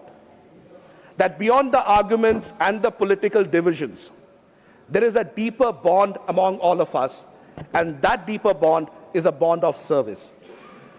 Every member who walks into this chamber carries with him something precious. Not power, not privilege, but service. The trust of millions of people outside who cannot walk through these gates. The hopes and struggles of millions whose voice they hope will find resonance through these members. The members who we bid farewell to today carried that trust with dignity. They spoke about their states, they spoke about their people, they spoke about their problems, and they devoted their lives to the service of this nation. And for that, they deserve our gratitude. Some colleagues will return to these benches. I wish them well, and I look forward to working with them. Honorable Chairman, sir, at the outset, I'd like to recognize two colleagues from my party who are bidding farewell on the 2nd of April, Shri Mujibullah Khan ji and Shri Niranjan BC ji. I had the privilege of working very closely with them, and I remember them not because of what they spoke, but I remember them for the sincerity, devotion, and dedication with what they did. Shri Mujibullah Khan ji, right across his entire term in this House, had a deep concern for the people, not only of Odisha, but across India. He spoke for the underprivileged. He spoke for the minorities. He spoke for the poor. When he rose to speak, one could sense he was not speaking merely as a parliamentarian. He was speaking as a representative who carried the anxieties, aspirations, and quiet hopes of people who have sent him here. Shri Niranjan BC ji brought to this chamber a voice that was calm but deeply purposeful. He spoke for the marginalized, for the tribal communities, for the weaker sections of society that have long waited for resonance. He did so with dignity, without anger, without spectacle, but with conviction. That is the kind of service that does not go unnoticed. Honorable Chairman, sir, at this moment I recognize Shri Harivansh ji, Honorable Deputy Chairman of our House. I learned so much from him. Every time that he was on the chair and off the chair, his thoughts, his ideas, his vision, and his depth of understanding made me richer in my experiences as a parliamentarian. And I always refer to in person that he's an elder brother, so I'm breaking protocol by referring to that, sir. We will miss you, but I'm very hopeful you'll come back. The debates we were part of, the friendships we built, the responsibilities we shared does not end with a term. We do not just say farewell. We thank them for their service. We thank them for their sincerity, for the years they devoted to strengthening this House. I had some very personal reflections and experiences with many members who are retiring. Shri Ranjan Gogoi ji, who was a former Chief Justice, we used to talk on the corridors and in the lobbies relating to law. Shri Ramdas Athavale ji, his inimitable poetry. Srimati Priyanka Chaturbedi ji, who was so powerful in her oratory, and I learned so much from her in this House and outside. Dr. Bhagwat Karad ji, when he was MS Finance, the way he has helped a lot of the issues. Dr. Fauzia Khan ji and her oration and a distinction that she added with a very calm and peaceful demeanor. Shri Dharyashil Mohan Patil ji, Srimati Rajni Ashok Rao Patil ji, we used to famously call her as Tai, and we'll deeply miss her. Shri Sharad Pawar ji, he is returning back to the House, but his wisdom and his statesmanship has always inspired us. From our state, Shri Niranjan BC ji and Shri Mujibullah Khan ji, I just spoke of them, Shri Sujit Kumar ji, Srimati Mamta Mohanto ji, Shri N.R. Elango ji, his depth of understanding in law, Shri Selvarasu ji, my Anna, Shri Tiruchi Anna, he's my Anna, I am his Babu. That is how the relationship is between both of us. He's returning back. Dr. Kadimodi Envian Somu ji, I have been very inspired by the way, the diction and the way she has taken things forward. It has been an experience always listening to her every time. Dr. Thambi Dureji, my other Anna. So there are two Annas that I have in the front row. And he has been someone who's always told me, I bowed out, I can't take the name now. But from 1984 how he has performed and what has been the legacy I've learned from him. Shri G.K. Vasanji, extremely warm, considerate. I learned a lot. My friends from West Bengal, Shri Subrata Bakshi ji, he used to come in frequently, but whenever he did, I tried to better my Bengali with him. Shri Dr. Banerjee ji, his erudition, I used to say, is that when you speak about Rabindranath Tagore, when you speak about the Bengal culture, I learned so much from you. Shri Bikash Ranjan Bhattacharya ji, the legal eagle. Shri Saket Gokhale ji, the firebrand, I would always say. Tremendously powerful, very passionate. I learned passion from him. Shri Ajit Kumar Bhuiya ji, who was very soft-spoken, but very sharp in his thought. Shri Bhuvneshwar Kalita ji, I had a tremendous love and affection. We had a long relationship and have always learned so much from him. Shri Rameshwar Teli ji, when he was minister, as well as when he wasn't, it was always a pleasure meeting him. Shri Premchand Gupta ji, I consider him as an elder brother. His affectionate handshake and the way he would pull me towards himself and make me sit down and help me understand the nuances of politics, I will miss, but I really hope you come back, sir, very soon. Aapke bina ye adhura hai yahan pe, ye bench. Shri Harivansh ji, I just spoke about him. Shri Upendra Kushwaha ji, on and off on the committees we used to meet, but a person so powerfully thoughtful for Bihar. Shri A.D. Singh ji, again a very good friend. Shri Ramnath Thakur ji, of course, Thakur Sahab has always been a great friend and he's returned back, so welcome back again, sir. Chhattisgarh, Shri Tulsi ji, sorry sir, I just said you'll have to indulge me for a minute. Shri KTS Tulsi ji, I had the good fortune of traveling with him to UNGA and with his wonderful wife, the way they treated me to the breakfast table and the wonderful conversations we had, will always remember. My sister Pulo Devi Netam ji, one of the most soft-spoken people that I've met in this house, and I'm so glad that she's returning back. Shrimati Kiran Chaudhary ji, I had the fortune of going to IPU with her, learned so much from her diction and understanding. Shri Ramchandra Jangra ji, his beautiful songs serve as something that really has embraced me, and we really miss you, and we hope you come back soon. Miss Indubala Goswami ji, I start with an apology. As the chairman of the House Committee, we have troubled her enormously. But as an elder sister, as a younger sister, whichever way we look at it, she has always been very forthcoming and helpful. Shri K.R. Suresh Reddy ji, as the former speaker in the State Assembly and here, it has always been a privilege to learn from him the nuances of being whenever I was there on the chair. Dr. Abhishek Manu Singhvi ji, as the legal eagle. Shri Ayodhya Rami Reddy Allah ji, another good friend, many conversations, and his heart for democracy was always there, and used to say. Sana Satish Babu ji, very soft-spoken, very erudite. Shri Parimal Nathwani ji, great conversations. And my benchmate, Shri Subhash Chandra Bose Pilli ji, one of the most affectionate person. Many times he would speak in Telugu and I couldn't understand. Many times I would try to speak in my Hindi, he couldn't. But we understood each other for the time that we spent here through the love and affection that he had for me and I have for him, sir. In fact, with you gone, this bench will become empty. Every time I come here, I'll remember you, sir. Narhari Amin ji, I remember once, and today when we are in the photo session, sir, I remembered him again. The last photo session, suddenly because of the heat, he was unwell. And I remember he was standing right next to me. So Narhari Amin ji, and together we were once in a soup on a privilege that happened in the other house. That's for another purpose, but we remember him. My elder sister, Ramila Ben Bechar Bhai Bara ji, yesterday she was speaking right there, she's there. And it's always a pleasure listening to her. Shakti Singh Gohil ji, the tiger, we'll remember you, sir. It's always a privilege. Bokaria Ram Bhai ji, it's always a privilege, sir, to listening to you. Thank you so much. And your little dibbi, when you used to kill those little things. Ram Bhai, वो डिब्बी कहाँ है? है आपके पास? है ना? बस आप रखे रहो, मैं आता हूँ आपके पास. So he used to take that small packet with a little bit of long and elaichi and would share it along.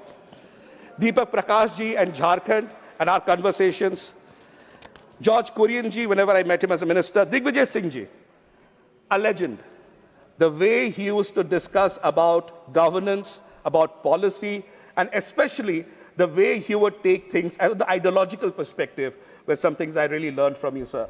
Without you in this house, we'll be poorer for your absence. I thank you so much, sir. Dr. Sumer Singh Solanki ji, young, dynamic professional, had the privilege of going to IPU and the way he thinks about the tribal communities in Madhya Pradesh has been something that has inspired. Maharaja Sanojoba Leshamba ji, Dr. Venroy Karluki ji, Sri Neeraj Dangi ji and his erudition and oration, tremendously powerful.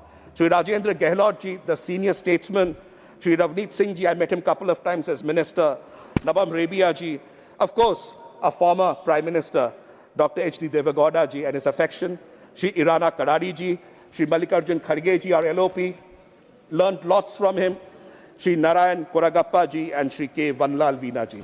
Thank you, sir, for indulging me for such a time, but everyone in their own ways, through handshakes with the love and affection and the suggestions that they made, have made us richer. And when they are not here today, tomorrow and day after, we'll remember them, but these conversations will strengthen us to continue building this institution of democracy. I thank you, sir. Now I invite my old friend Shriman Prem Chand Gupta ji. Thank you श्रीमान जी, आपने मुझे आज इस विदाई समारोह पर बोलने के लिए मौका दिया, इसके लिए मैं आपका बड़ा आभारी हूँ। मान्यवर, राज्यसभा एक ऑनगोइंग हाउस है, इसमें हर 2 साल में 1/3 हाउस रिटायर होता है और नए लोग आते हैं। श्रीमान जी, मैं 30 साल से इस हाउस में मुझे बैठने का मौका मिला। इसके लिए मैं मेरे नेता माननीय लालू प्रसाद जी का और युवा नेता तेजस्वी प्रसाद जी का बहुत बहुत धन्यवाद करता हूं। और श्रीमान जी, मैं बोलना चाहूँगा कि मैंने कभी भी राजनीति के बारे में नहीं सोचा था। मैं विदेश में रहता था, वहाँ पर बिजनेस था, परिवार था, घर था। माननीय लालू प्रसाद जी से मुलाकात हुई, उन्होंने मुझे कहा कि अब बहुत हो गया और आकर इधर अपने मेरे साथ जुड़कर देश की सेवा में आप योगदान दें। मैं 96 में फिर 1996 में मैं वापस आया और इस नई दुनिया में मुझे आने का मौका मिला। श्रीमान जी, दोनों दुनिया एकदम अलग थी। यहाँ आकर मुझे अलग अलग साथियों से मिलने का मौका मिला। देश के कोने कोने से लोग यहाँ आते हैं और अलग अलग प्रोफेशन से आते हैं। अपने कैरियर में जो ल्यूमिनरी होते हैं, उनसे बहुत कुछ सीखने को मिला।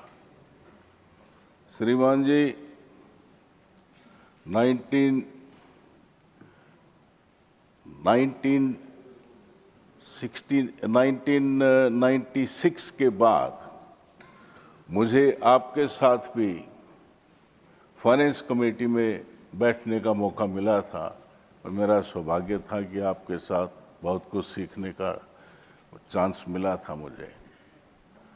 मान्यवर, इस 30 साल के सफ़र में बहुत उतार चढ़ाव मैंने इस ऑगस्ट हाउस में देखे। जो पुरानी राज्यसभा में जब बैठते थे, एक अलग माहौल होता था, एक अलग फीलिंग थी। सेंट्रल हॉल में बैठते थे, सब लोग आपस में बात करते थे, सभी, कोई भेदभाव नहीं था, किसी किस्म का भी कोई ये नहीं था कि ये अपोजिशन से हैं, ये रूलिंग पार्टी से हैं, ये उससे हैं। बड़ा तकलीफ होती है मेरे को, मैं बोलना नहीं चाहता था आज, लेकिन मुझे कहा गया कि भी बोलना चाहिए। बहुत फर्क आ गया श्रीमान जी, इतना फर्क आ गया कि उसको बयान नहीं किया जा सकता, और मेरे लिए बेहतर यही होगा कि मैं बयान नहीं करूं उसके बारे में। श्रीमान जी, सेंट्रल हॉल में जब बैठते थे तो एक अपनापन होता था दुख सुख की बात होती थी, एक दूसरे की मदद की बात होती थी। आज वो चीज़ नहीं है। मैं आपके सामने बोलना चाहूँगा कि जैसे यहाँ भी जो वेटिंग रूम है या एक लाउंज है, उसमें मैंने महसूस किया कि एक में एक ग्रुप बैठता है, दूसरे में दूसरा ग्रुप बैठता है। बहुत दुर्भाग्य की बात है। मान्यवर, इस 30 साल के सफर में 5 साल में डॉक्टर मनमोहन सिंह की सरकार में मंत्री रहा। कॉरपोरेट अफेयर्स में डिपार्टमेंट मेरे को दिया गया और उसमें काफ़ी बदलाव मैंने लाने की कोशिश की। उस वक़्त कुछ ऐसे इश्यूज भी आए जो बहुत ही सेंसिटिव थे, जैसे सत्यम का स्कैंडल हुआ था, अगर आपको ध्यान हो। डॉक्टर मनमोहन सिंह आज हमारे बीच नहीं है, इस दुनिया में नहीं है, लेकिन एक बहुत बड़े अर्थशास्त्री, बुद्धिजीवी और भविष्य का सोचने वाले थे। श्रीमान जी, मैं ज़्यादा नहीं बोलना चाहूँगा। जैसे मैंने कहा कि ये मेरे लिए भी ठीक नहीं होगा। मैं एक बार फिर अपने सभी साथी जो आज रिटायर हो रहे हैं, ये this is not the end of the road, वो उनके लिए एक नए जीवन की शुरुआत करने का एक मौका है। जैसे मैंने शुरुआत की थी, वैसे एक नया मौका है। वो अपने सार्वजनिक जीवन में रहेंगे, देश की सेवा करेंगे। यहाँ जो एक्सपीरियंस मिला अभूतपूर्व है, इसका कोई मुकाबला नहीं। मैंने दुनिया के तकरीबन 100 से ज़्यादा मुल्कों में मैंने ट्रैवल किया है, पहले भी पार्लियामेंट में आने से पहले और कुछ बाद में भी। लेकिन जो एक्सपीरियंस, जो फीलिंग यहाँ पर रहकर मिली, वो अभूतपूर्व है, उसका कोई मुकाबला नहीं हो सकता। श्रीमान जी, मैं एक बार फिर अपने रिटायरिंग साथियों को उनके उज्जवल भविष्य की कामना करता हूँ और प्रार्थना करता हूँ कि उनका स्वास्थ्य ठीक रहे और वो देश की सेवा में अपना योगदान, जो उन्होंने यहाँ से सीखा है, उसका योगदान दें। इसके साथ मैं आपका धन्यवाद करता हूँ, आपने मुझे मौका दिया। जिन साथियों का मैं नाम नहीं ले सका क्योंकि समय की एक स्केर्सिटी है, बहुत से साथियों को बोलना है, इसलिए मैं उन सबको सबसे माफ़ी मांगता हूं और आपका एक बार फिर धन्यवाद करता हूं। धन्यवाद। Dr. M. Thambidurai avargal. Thank you, Chairman Sir.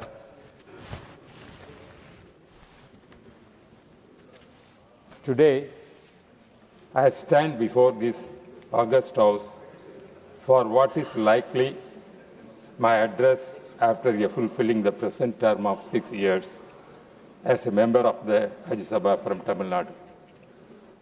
Representing All India Anna Dravida Munnetra Kazhagam, I am filled with a deep sense of gratitude, humility and reflection.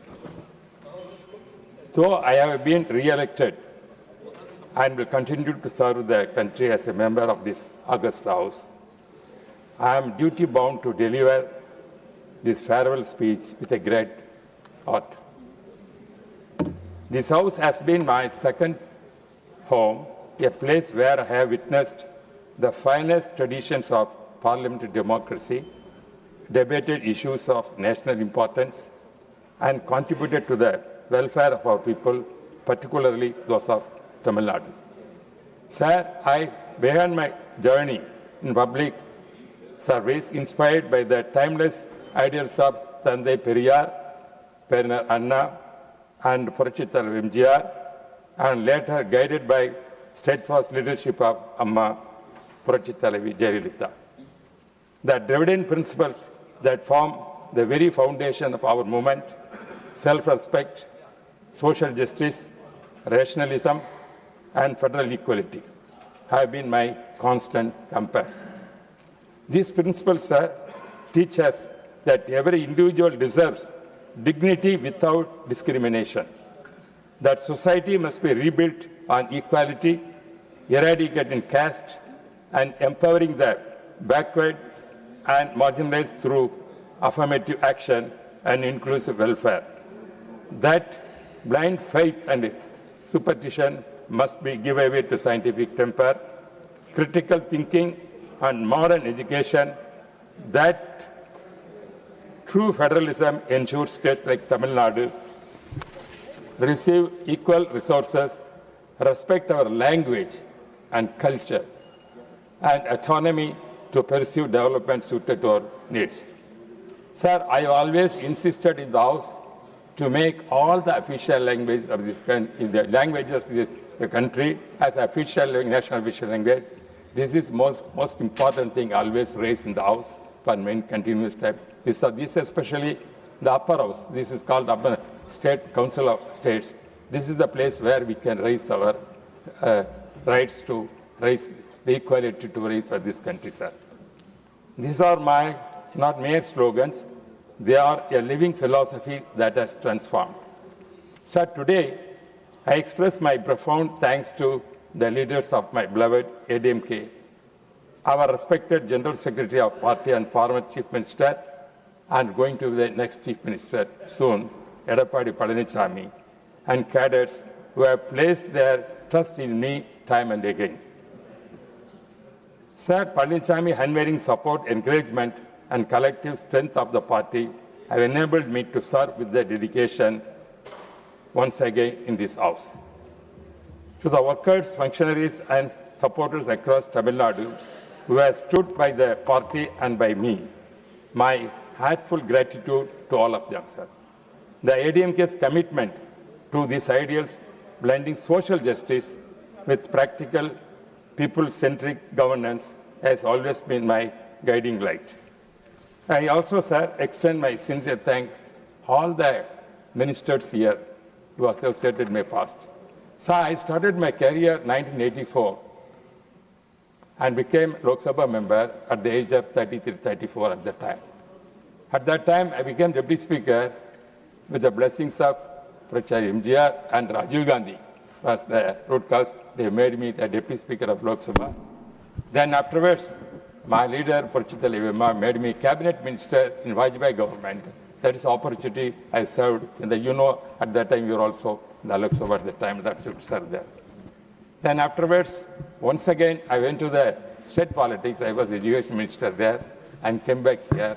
And with the blessings of Madam Jayalalitha ji and Modi ji, I became second time Deputy Speaker of the Lok Sabha. Sir, these are my experience which I served. 5 times Lok Sabha member, 2 times a Legislative Assembly member, and now once I completed the Rajyasabha and second time also I'm coming. This is my career which I had the opportunity to serve. Sir, and also, sir, I want to appreciate the Deputy Chairman who has taken over a lot of efforts during my. I also served as Deputy Speaker at the time. You also Deputy Chairman. We both are together. Many conferences attended. Anyhow, we are missing him. I hope that he will come back once again as Deputy Chairman. That I am expecting. Same way, Kargeji also is an eminent leader. I think he is from Karnataka. He will come back.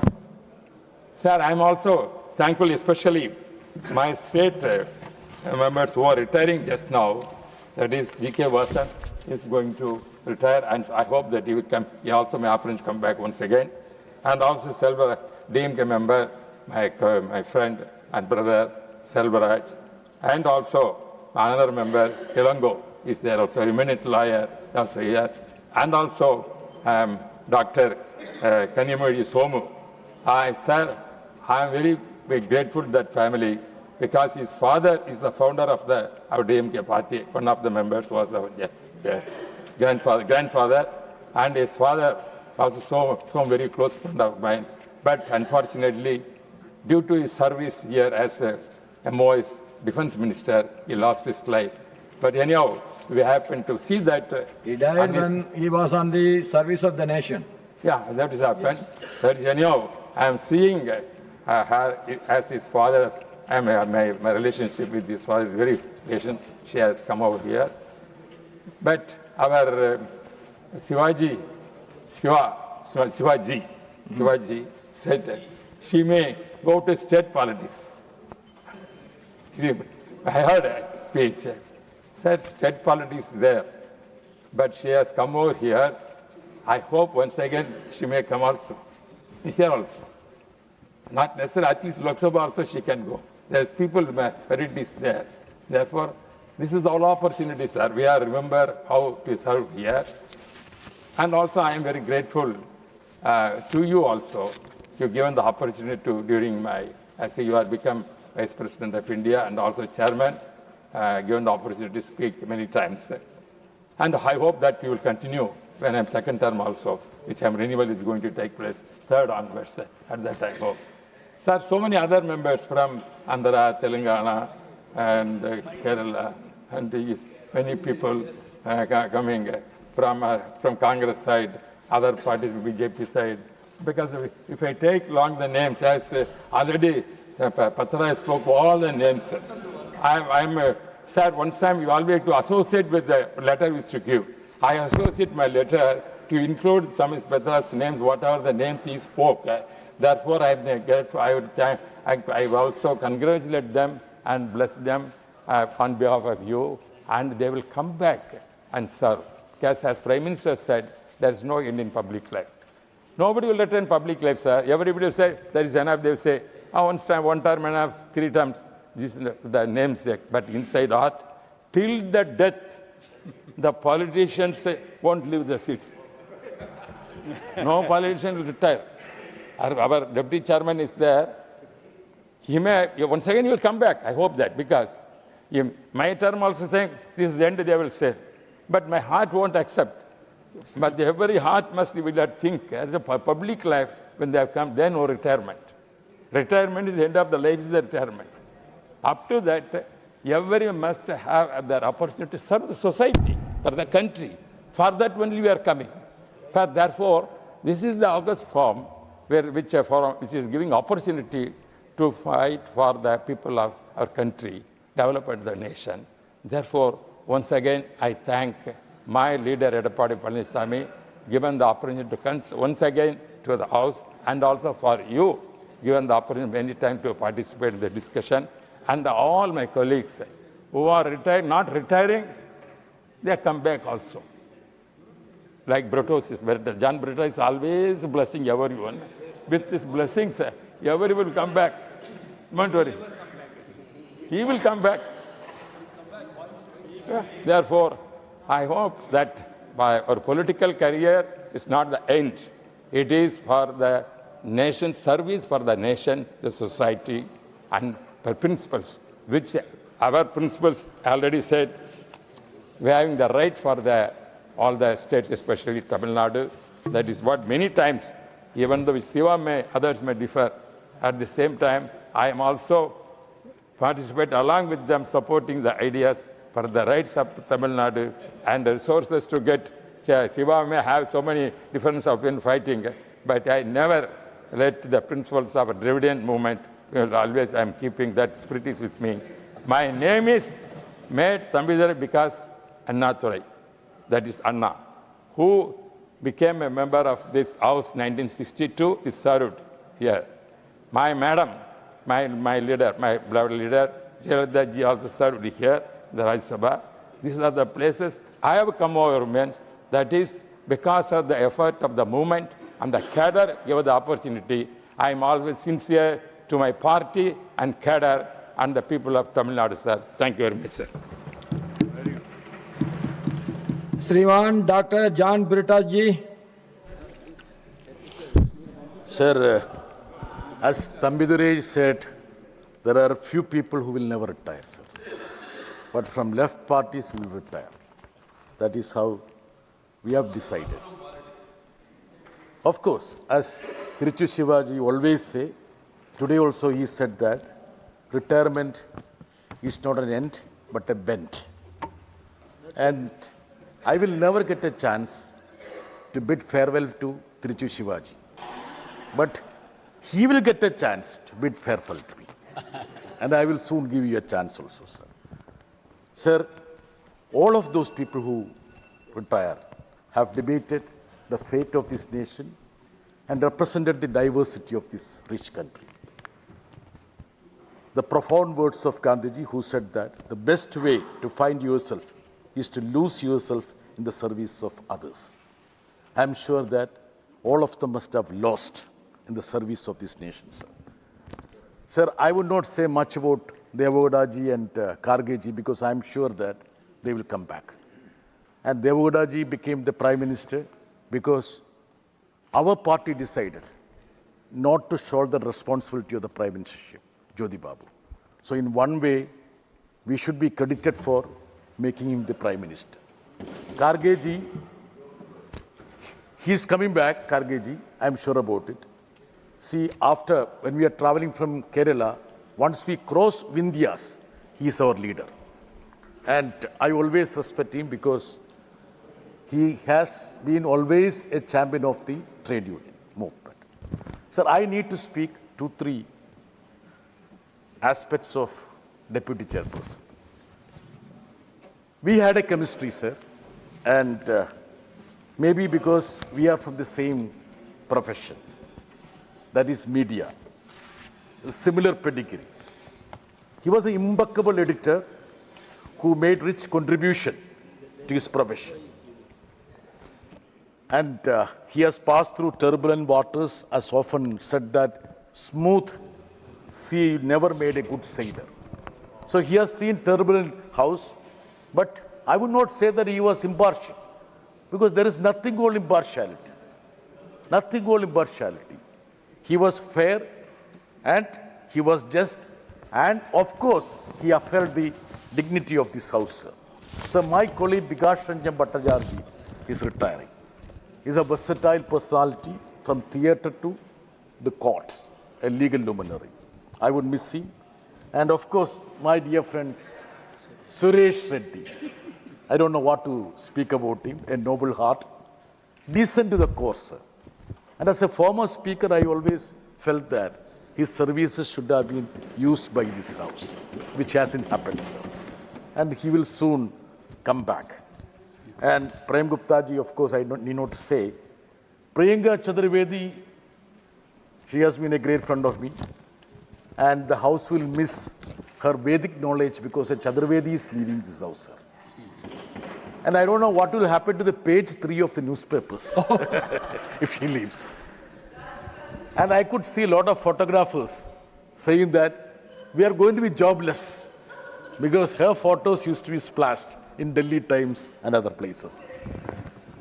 She's an expert in public affairs. We were part of a delegation in Germany, and many of the German leaders were saying that she would be taken to German Bundestag, the parliament. So I hope that she would be soon co-opted to one of the foreign parliaments, sir. Sir, Vasanji, I should say that. I had a real connect with his father, and always his presence reminds me about Mopanarji. And I feel that he would be active in Tamil Nadu politics, and he would come back one day. And Fauzia Kanji, I would say that, she went across from one vertical of the society to another vertical. Women's empowerment, education, social causes. And she was studious and luckiest too. In the sense, she always used to get 0 over, special mention, Pride Members Bill. And when she is parting us, Fauzia ji, please tell us the secret. How could you manage this? And Rajini Patil ji, she was a woman leader with resilience, and I still recollect, she was suspended for 6 months, but she never lost her heart. And Digvijay Singh ji, I would say that. He always used to address as comrade. The only Congress leader who respected the comrades, I would say. Jairamji has never called me a comrade. None of my colleagues. And he always used to say he respects the left movement and always wanted the CPM to be robust in the political spectrum. So Yelango, my dear friend, a legal eagle. We will fight the battle in Kerala, sir. Okay. Yes, I know that. You have a problem with us. Yeah. Though we made you the minister, without support only you became the minister. You understand that? You forget that.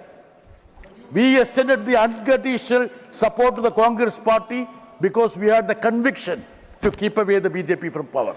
You don't reciprocate sentiments. You will never do that. I know that. Yes, I know that. Hey, Mr. Jara Ramesh, 11 MLAs of Congress deserted you. You had a truck with BJP. That way BJP has 2 more MPs in this house. Don't provoke me to say that. Okay. Today you praise all the retiring No, he members. provoked me. That's why I'm saying, sir. Everybody knows you both are complimenting each other. Yeah, thank you, Everybody sir. Sir, I take your words, sir. Sir, I respect it. That's why I was provoked. Sir, Kanimudi ji, I mean, she's going to be active in state politics, and she has promised me that she will take her inside her red beacon car, which she is soon going to have, and I wish you all the best, sir. I have few friends here. We collaborated. Saket Gokhaleji, articulate, courageous, and he performed with profound conviction. Brother, a former comrade, I still call him the comrade. He reverberated Tagore in this house. Ajit Kumar Boyanji, of course, a great friend of me. And Ayodhya Ramareddy is the second richest person in the parliament, sir.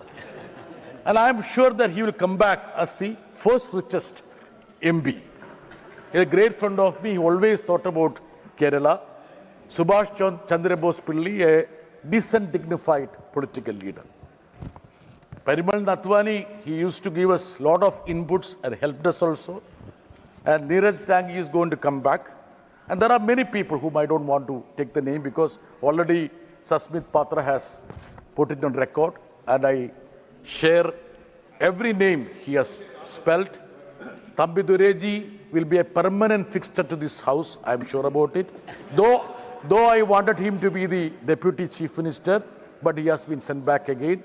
And I wish all the retiring members, Parimal also will come back. I want him to be back, of course. Yeah. And wish all of them a productive and also a contributing service for the nation. Thank you very much, sir. What happened? Now, I request our Sriman Digvijay Singh ji to deliver his speech. माननीय सभापति महोदय, मैं आपका आभारी हूं, आपने मुझे बोलने का अवसर दिया। माननीय सभापति महोदय, लोगों को इस बात का आश्चर्य होगा कि मैं अपने राजनीतिक जीवन में कभी मेरे छात्र जीवन में कभी भी राजनीति से मेरा कोई संपर्क समर्थन नहीं था। कुल परिस्थितियां ऐसी प्रकार की बनी कि मैं 22 साल की उम्र में नगरपालिका अध्यक्ष बन गया सर्वसम्मति से, 30 साल की उम्र में विधायक बन गया, 33 साल में राज्य में मंत्री बन गया, सांसद बन गया और 40 साल की उम्र में मुख्यमंत्री बन गया। लेकिन माननीय सभापति महोदय, मैंने हमेशा अपनी विचारधारा के मार्ग पर चला हूं। मैंने अपनी विचारधारा के साथ समझौता नहीं किया। मेरे अपने राजनीतिक जीवन में किसी के प्रति कटुता नहीं पाली। मतभेद होते थे और विचारधारा में मतभेद होंगे, लेकिन मनभेद होने की मैंने कभी उसको मौका नहीं दिया। आज भी मेरा ये आपसे अनुरोध है, हो सकता है कि मेरे भाषण में कई बार कुछ कटुता आई हो, किसी को बुरा लगा हो, उसके लिए क्षमा प्रार्थी हो, लेकिन इतना मैं आपको अवश्य कह सकता हूं कि चाहे विधानसभा मध्य प्रदेश में हो, चाहे लोकसभा में हो चाहे यहाँ हो, मेरे संबंध हमारे उन लोगों के साथ भी बहुत अच्छे रहे हैं जिनकी विचारधारा से मैं सहमत न था, न मैं हूं, न कभी रहूंगा। जहां तक हमारे कॉमरेड्स का सवाल है, ये कॉमरेड्स के कार्य संचालन में कुछ बात हो सकती है, लेकिन इनकी जो गरीबों के पक्ष में जो विचारधारा रहती है, हमेशा मैंने उसका समर्थन भी किया है। मैंने माननीय सभापति महोदय, मेरा सौभाग्य है कि मैं उस लोकसभा में भी रहा जिसमें अटल जी, राजीव जी रहे, इंदिरा जी ने मुझे कांग्रेस में प्रवेश दिया और चंद्रशेखर जी भी संसद में थे जब मैं वहां पर था, और इन लोगों से प्रभावित होकर ही मैंने अपना राजनीतिक सफर पूरा किया है। माननीय सभापति महोदय, मैं कभी भी सदन में कभी भी जो डिस्टर्बेंसेस होते हैं, मैं उसके पक्ष में नहीं रहा है। लोकतंत्र की बुनियाद है चर्चा, और सदन में ये सत्ता पक्ष की जवाबदारी होती है कि वो विपक्ष के साथ चर्चा करने के बाद और कोई रास्ता निकाले। इस सदन में हमारे अंसारी साहब भी अध्यक्ष रहे हैं, चेयरमैन रहे हैं। उन्होंने कोई भी बिल दिन में पास होने का मौका नहीं दिया। रास्ता निकलता है और निकलना चाहिए। यही बुनियाद है लोकतंत्र की, जिसमें आज हमें कमी देखने को मिलती है। मैं आपसे इतना अनुरोध करना चाहता हूं कि आज इस देश में जिस प्रकार से सांप्रदायिक कटुता बढ़ती जा रही है, मनमुटाव बढ़ता जा रहा है, ये देश के लिए उचित नहीं है, न हमारे संस्कार और संस्कृति के प्रति उचित है, और न लोकतंत्र के लिए उचित है, न भारतीय संविधान के लिए उचित है।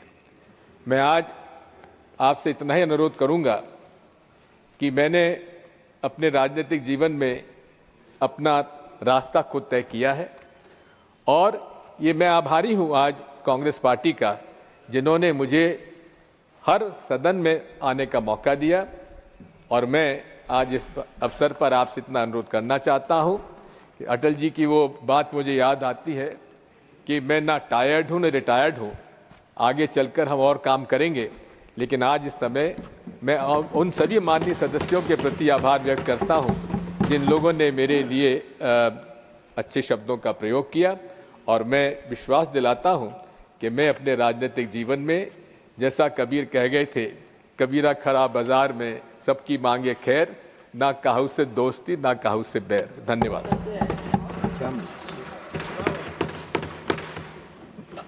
श्रीमान KR Suresh Reddy garu. Thank you, Chairman, sir. So today, I rise with a mind full of grateful memories as I bid farewell to this august institution, sir. At the outset, I would like to thank you, Chairman, sir, and also thank the Honorable Deputy Chairman, who have been so gracious in guiding me and helping me to find various means to raise public issues in this august house, sir. I also would like to acknowledge the Honorable Venkaiah Naidu ji, the Honorable Dinkar ji, who so graciously presided over this august house, sir, and who very impartially enriched the proceedings of the house, sir. And you in particular, sir, have been setting very noble and high traditions. While I leave the house, I live it more confidently that under your leadership, the House and parliamentary proceedings will continue to prosper, sir. Of course, the Honorable Panel Chairman, who also were so gracious, so helpful, not only at times of pandemonium, but also when there was peace. They were a great help to the chair, and I take this opportunity of thanking them also, sir. My dear friend John Brittas and Sasmit Patra ji, in their speeches, have so elaborately, eloquently dealt on each single member and their contribution that I would not like to get into a tedious repetition and take away the valuable time of the House. I'm very grateful to him, especially as a neighbor. He has set a very good example as what a neighbor could be and should be. He's also been a very guiding help to me and all the floor leaders who have been very helpful, especially to the chair at the BAC meetings and other floor leader meetings, where in spite of the turmoil here, you kept on advising and contributing to the smooth functioning of this August House, sir. Chairman, sir, I'm here today because I pay my gratitude to my leader, KCRG, who trusted me and entrusted the responsibility of being the BRS parliamentary leader, sir. So in my own small way and with the support of my colleagues from my party, we had been able to raise issues concerning the state, the country, and people at large. I come from a proud regional party, Chairman, sir, and regional parties are not merely political formations. They are voices of our diverse cultures, languages, and aspirations. Under KCRG's leadership, we fought for 14 years to ensure the aspirations of the people from a backward region are converted to a state. And I remember so vividly, so passionately, when you allowed a debate on the Constitution, when this August House took up the debate on the Constitution, and when I had the opportunity of debating on that, I could see my leader's vision so clearly through the Constitution, how Article 3 helped us create a state, and how the directive principles of the state have guided my leader, KCRG, in ensuring that the aspirations of the people of Telangana ushered in to make it one of the most developed states in this country, in this great country, Chairman, sir. Chairman, sir, our approach, of course, has been very consistent. We have been working on principles and being non-aligned. Whenever issues came up in this House, let us say the demonetization, because we supported it where the intent was good, though the content fell out. When the Kisan bills came, there the content looked good, but the intent was a suspect. So we differed from bill to bill, and BRS party, under the guidance of our leader KCRG, we have supported the government, we have opposed the government in the larger interest of the nation and in the interest of our own state, Chairman, sir. Well, as they say, Rajyasabha, like I said, I'd like to reiterate, sir, I said it earlier, Rajyasabha, Loksabha being the cup and saucer analogy as they give it, and the cup, which is the Lok Sabha, the saucer, which is the Rajya Sabha, and you holding the saucer has ensured that the temperatures really cooled, and the debate was so fulfilling that for many, many days, when the Lok Sabha was non-functional because of various reasons, the Rajya Sabha fulfilled its due role as the House of Elders. And I really, from the bottom of my heart, I thank you for contributing to the successful running of this August House, Chairman, sir. Very good. Chairman, sir, my journey began in 2020, and 2020 has been a year which the world will never forget. It was the year of the pandemic, and when the pandemic was at its peak, when the world was unsure of where we were going, this August House took up such wonderful deliberations, cutting across party lines, and debated on how to save lives and livelihood of our people. We debated on how the migrant labor should be taken care of. We debated on how the vaccine should come out. And I remember so widely, Jayaji is not there. I told that day in the House, like how earlier the people of the country used to look forward for the new release of Jayaji's and Amitabh Bachchan's movie. Similarly, they were looking forward for the vaccine. So there was a little bit of wit humor, even at the time of seriousness, across all the members, Chairman, sir. Of course, the House also witnessed the supreme sacrifice of our brave soldiers in Galwan, where all of us stood like one, contributed, ensured, and raised the spirits of our soldiers in the frontiers, Chairman, sir. Historical bills have been passed in this August House. I would not like to get into the tedious repetition, like I said, but I was fortunate to be part of it. Some we supported, some we opposed.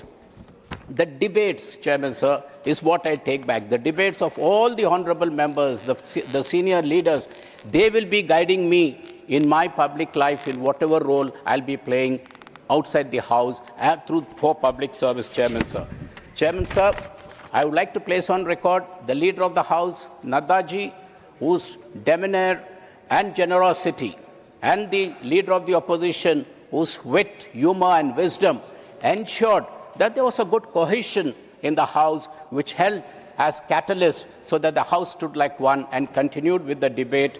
And of course, all the floor leaders supporting it and all my fellow members across supporting the initiative, sir. And finally, Chairman, sir, I would like to thank, not the first but not the least, the Secretary General and his entire staff. The Secretary General and entire staff who showed utmost courtesy and the guidance for new members, for old members at every step. They stood without a hitch, without any problem. They continued to guide us, sir. And in conclusion, there were a lot of recommendations made. I would like to conclude with only one thing. To bring down the heat, to bring in more bohemia, I would suggest, Chairman, sir, that let an annual sports meet be held for all the parliamentarians. So that, I think, would usher in a good sportsmanship, which would be on the ground there and in the House. Thank you, Chairman, sir. Now, message from Lok Sabha, Secretary General. Sir, with your kind permission, I rise to report that the Lok Sabha, at its sitting held on the 18th of March 2026, has adopted the following motion: that this House do extend time for the presentation of the report of the Joint Committee on the Constitution 129th Amendment Bill 2024 and the Union Territories Laws Amendment Bill 2024 up to first day of last week of Monsoon Session 2026. Shriman Praful Patel ji. Thank you, Chairman, sir. I join all my colleagues who have made some very wonderful farewell speeches in bidding farewell to many of our colleagues who are retiring and welcoming also some of them who have been re-elected back to this august House. Sir, I have had the privilege of being in the other House also with your kind self and also on several occasions in this House. And therefore, over the years, one obviously develops a lot of friendships, a lot of personal bonding with many of our colleagues. And it is also, with a heavy heart, sometimes we have to bid farewell to all our colleagues who are retiring. But at the same time, as my friend said, that life never comes to an end. Once in public life, you are there till your last breath. I also would like to take this opportunity to not only say farewell but also welcome to my beloved leader Sharad Pawar ji, because I have spent a decade with him and I have learnt a lot from him and gained a lot through his experience and wisdom. And he has had a very long innings, both at the center and the state. And he has again come back, and which is something which is very heartening and very welcome. I would also, because I come from Maharashtra, I would also like to say a farewell to our esteemed colleague Fauzia Khan ji. She has also been my party colleague for many years, and I have known her as a great educationalist and a member of Maharashtra's cabinet, as also a very esteemed and very learned member of this distinguished House.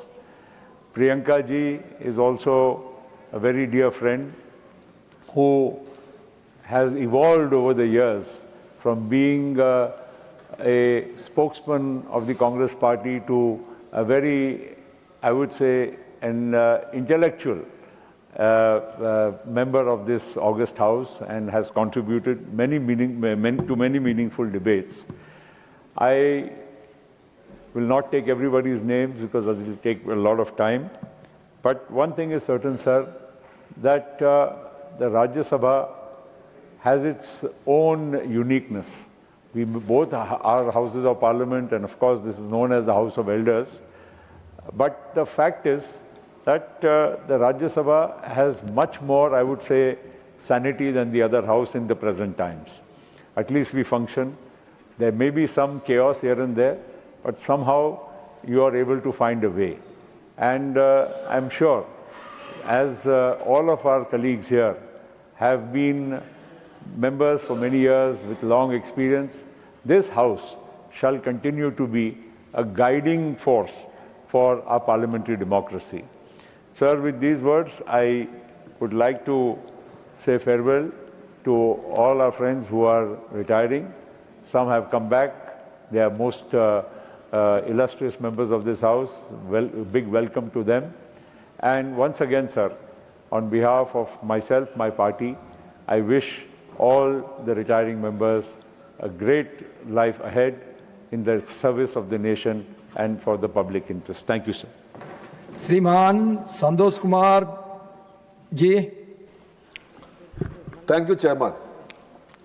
Today, as we bid farewell to our friends and fellow parliamentarians, in fact, all of us are filled with mixed feelings. Gratitude for the service rendered by them, admiration for their contributions, and of course, a sense of loss. All these retiring members, I don't want to mention anyone's name, have contributed in strengthening the parliamentary proceedings. They have contributed immensely to strengthen our democracy through their wisdom, through their experience, and their unwavering commitment to democratic spirits. As we all know, this is not the end of the political journey. So, of course, they will have new opportunities and avenues to continue their political journey. In fact, I think that they all must be very happy with the fact that they got an opportunity to serve as a member of this august house. Out of 140 crores of Indians, only a handful of us, a very few minimum of us are getting a chance to serve like this. So they must be proud of that fact. And the constitution making was a mass movement. The Constitution of India was prepared not only by the drafting committee members. It was a mass movement in which all of us, all people from all walks of life participated. Our students, our artists, people from all sections had contributed to prepare the constitution. It was not a drafting committee success only. So now it is our duty to carry forward that legacy.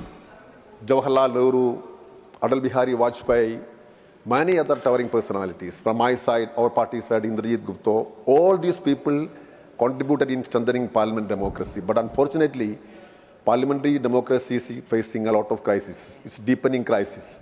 For example, money, threat of the influence of money in parliamentary politics, castes, and many other elements are vitiating our democratic system.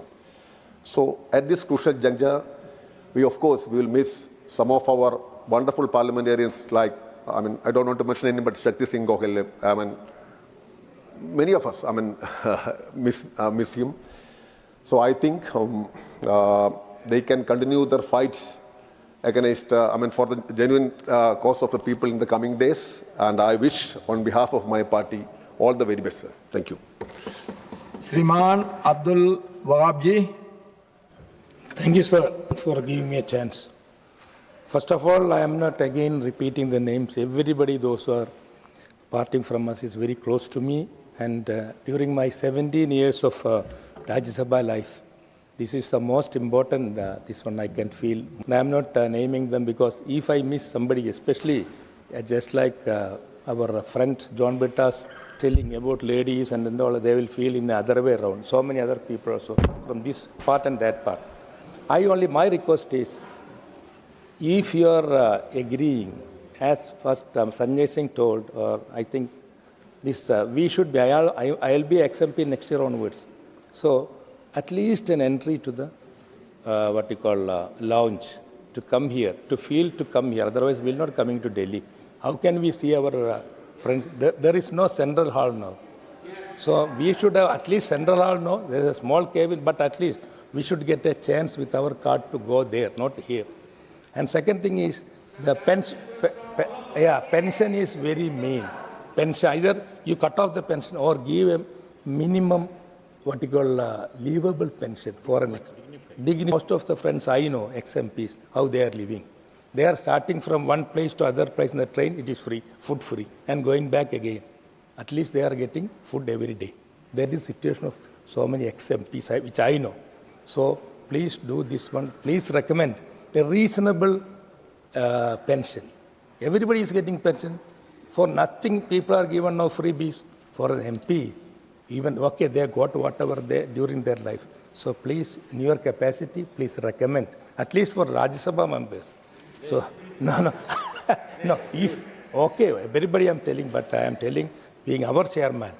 So, you just, our other Om Birla also, you can easily tell and make a resolution for that one. In this 140 crore and this trillion, what you call, economy, trillions of economy, this is a peanut. Thank you, sir. Thank you, sir, for giving me this opportunity. And I hope that next year, John Brittas will tell about me also, same thing, when I am retiring. We all, okay. So we are all the same boat. Thank you, sir. Before calling Dr. Kanimuli NVN Somoji, I want to draw the attention of this House. She lost her father when he was the Minister of State for Defense while performing his national duties in the northeastern area. And his body was accompanied by none other than former Prime Minister of India, Sriman Atal Bihari Vajpayee. So now I call upon Dr. Kanimuli NVN Somoji. Thank you, Honorable Chairman, sir, for making a mark on my father. Thank you so much. Sir, I express my deep gratitude and sincere thanks to those great people with golden heart, those who guided me and showed the world holding my hand. Sir, my parents, late NVN Somu, who was the member of the Lok Sabha and, as you mentioned, MOS of Defense, and Srimati Uma Devi Somu, who brought me to this world. Muttamaringa Dr. Kalangar brought me to the political world. My leader and the beacon of the Dravidian model government, Thalapathy M.K. Stalin, gave me the powerful opportunity to serve in this august house and to allow the voice of a woman to resonate in the walls of this house. Sir, I am ever indebted to them. I also take this opportunity to thank the Honorable Deputy Chief Minister Udayanadi Stalin for giving me this opportunity. Sir, I have a great pride of being a product of the Dravidian stock, the legacy of Thandai Periyar and Peraringer Anna, and my grandfather N.V. Nadarajan in my blood and breath. Sir, my beloved floor leader, Tiruchi Sivaji Annan, is a guiding force for me to perform to my full potential in Rajyasabha. I remember how generous he was when it comes to giving opportunities to MPs like me in our party. His ability to gel well with MPs of the other political experiences, which I consider a great privilege. I'm immensely happy to share the space with some truly legendary personalities in public life. Rajyasabha gave me the unique experiences on the essence of democracy and politics. Still remember vividly my first day in this house when I took oath in the old Parliament House, now called the Samvidhan Sabha. From that day, the last 54 months, that is 1,540 days of my life in Raj to work under 3 vice presidents and chairmen of the Rajyasabha. I learned a lot from the polite but strong attitude of Sri Venkaiah Naidu, but the witty but concerned words of Sri Jagdeep Dhankar, and smiling but strict master of yourself, sir. Thank you so much. I must say all the 3 chairmen are kind and considerate with opposition members like me. I got the opportunity to raise important issues pertaining to the people of Tamil Nadu with the permission of the chair. Sir, I should not forget the Deputy Chairman, Harivan sir, is always greet us with this typical smile, but strict master the moment we deviate a little from the subject. He will really say, no, I will not allow this. That's something we have to mention about him. What impressed me the most was the contribution of my senior colleagues, cutting across all political parties to encourage and support their junior colleagues. Their contribution in upholding the democracy position, Sri Mallika Kharge has spoken meticulously but with authority. I will never forget the classic yet sharp budget critics analysis by Sri P. Chidambaram, the pointed and thoughtful provoking speeches of my friend John Brittas, the electrifying speeches of Sri Derek O'Brien, the soft yet powerful speeches of my friend Priyanka Chaturvedi, the fiery speeches of Srimati Jaya Bachchan, the crystal clear speeches of Fauzia Khan, the terrific speeches of Sri Sanjay Singh, Sri Abdul Wahab, Professor Ram Gopal Yadav, Srimati Dola Sen, Shakti Singh Goyal, Sri Ayodhya Ramireddy, and the to-the-point speeches of Dr. Shashmit Patra. I can go on, sir, but I would like to associate with Shashmit Patra as he has mentioned all the other names. So I cherish the occasions when I was genuinely praised by the chair. Sir, Rajyasabha is not merely a chamber of debate. It is a living institution of wisdom continuously and with the constitutional balances. The greatness of democracy is that assent and dissent views are taken on the same platform while discussing about a national issue or people welfare measure. Thorough discussions, deliberations, and dialogues are essential elements of democracy. Duty, dignity, and discipline is the cornerstone of a DMK party, democratic reformist political philosophy, and I was able to gel both and give a small percentage of service to this nation. If in my time here, I have given a small measure of dignity to this House or to the welfare of the people, I consider my tenure as very, very meaningful. Sir, I also take this opportunity to sincerely thank every one of my fellow MPs cutting across political parties from whom I learned lessons to enrich my political career and wisdom. My special thanks to all the women MPs for their sisterly affection and lovely smile bridging us beyond our political ideologies. Last but not the least, kindness of the marshals, officials, and the staff of Rajya Sabha and the parliamentary security personnel for their tireless, selfless service. Sir, I leave with respect for this institution, faith in it to be a beacon of reason, restraint, and responsibility. Thank you, sir. N.R. Ilangoji. Thank you, Honorable Chairman. Sir, I thank you for allowing me to speak in Tamil. ஒரு சாதாரண பின்புலத்திலிருந்து இந்த மாபெரும் அவைக்கு என்னை தேர்ந்தெடுத்து அனுப்பிய திராவிட முன்னேற்றக் கழகத்தினுடைய தலைவர் தமிழக முதல்வர் திரு மு.க. ஸ்டாலின் அவர்களுக்கும் திராவிட முன்னேற்றக் கழகத்திற்கும் என்னுடைய நன்றியை தெரிவித்துக் கொள்கிறேன். இந்த அவையில் வழி அனுப்பு விழாவிற்காக எங்களை வாழ்த்தி மாண்புமிகு பிரதமர் அவர்களுக்கும் என்னுடைய நன்றியை தெரிவித்துக் கொள்கிறேன். மற்றவர்கள் பேசியதைப் போல எங்களுக்கெல்லாம் ஒரு பெருமை கிடைத்தது. 3 துணை ஜனாதிபதிகளிடம் இந்த அவைத்தலைவரிடம் பணியாற்றக்கூடிய ஒரு நல்ல வாய்ப்பு எங்களுக்கு கிடைத்தது. மரியாதைக்குரிய திரு வெங்கையா நாயுடு, திரு ஜெகதீஷ் தன்கர் மற்றும் உங்களுக்கும் எங்களுக்கும் துணைத் தலைவராக பணியாற்றிய திரு அர்வன்ஷி அவர்கள் எங்களை வழிநடத்தியதோடு அல்லாமல் உரிய வாய்ப்புகளை கொடுத்தார். அது எங்களுக்கு மிகவும் துணையாக இருந்தது. எங்களுடைய குழு தலைவர் திரு திருச்சி சிவா அவர்களை பற்றி நான் குறிப்பிட்டாக வேண்டும். அவரை குழு தலைவர் என்று சொல்வதை விட எங்களை ஒரு குடும்ப தலைவராக தான் அவர் எங்களை நடத்தினார். ஒரு மூத்த சகோதரனாய் எப்படி அவையில் நடந்து கொள்ள வேண்டும் என்பதை எங்களுக்கு சொல்லிக் கொடுத்து, ஒரு மூத்த சகோதரன் கைப்பிடித்து கொண்டு ஒரு குழந்தையை கைப்பிடித்து கொண்டு போகிறார் போல் இந்த அவையில் எங்களை வழி நடத்தினார். அவருக்கு என்னுடைய நன்றியை தெரிவித்துக் கொள்கிறேன். மூத்த தலைவர்கள் திரு மல்லிகார்ஜுன கார்கே, திரு கபில் சிபல், திரு பி. சிதம்பரம், திரு திக்விஜய் சிங் ஆகியோருக்கு எங்களுடைய நன்றியை தெரிவித்துக் கொள்கிறோம். அமைச்சரவையில் இருக்கக்கூடிய மாண்புமிகு திரு ஜே.பி. நட்டா அவர்களும் மரியாதைக்குரிய திருமதி நிர்மலா சீதாராமன் அவையில் எங்களுக்கு எதிராக பேசினாலும் கூட, எங்களை மிகவும் கண்டித்து பேசினாலும் கூட, அவைக்கு வெளியே இருக்கக்கூடிய நடவடிக்கைகளில் எங்களுக்கு மிக துணையாக இருந்தார்கள். அவர்களுக்கு நன்றியை தெரிவித்துக் கொள்கிறோம். மிக குறிப்பாக மாண்புமிகு உள்துறை அமைச்சர் அவர்கள் இந்த 3 குற்றவியல் சட்டங்களில் நான் கொடுத்த பங்களிப்பை என்னை தனிப்பட்ட முறையில் கூட்டு பாராட்டியதற்காக அவருக்கு என்னுடைய நன்றியை தெரிவித்துக் கொள்கிறேன். கம்யூனிஸ்ட் தோழர்கள் திரு ஜான் பிரிட்டாஸ், திரு சந்தோஷ்குமார், திரு சிவதாசன் ஆகியோர்களுக்கு என்னுடைய நன்றியை தெரிவித்துக் கொள்கிறேன். டாக்டர் மனோஜா, திரு சஷ்மித் பாத்ரா, திரு நீரஜ் சந்திரசேகர் மற்றும் பார்ட்டியை சேர்ந்த தோழர்களுக்கு என்னுடைய நன்றியை தெரிவித்துக் கொள்கிறேன்.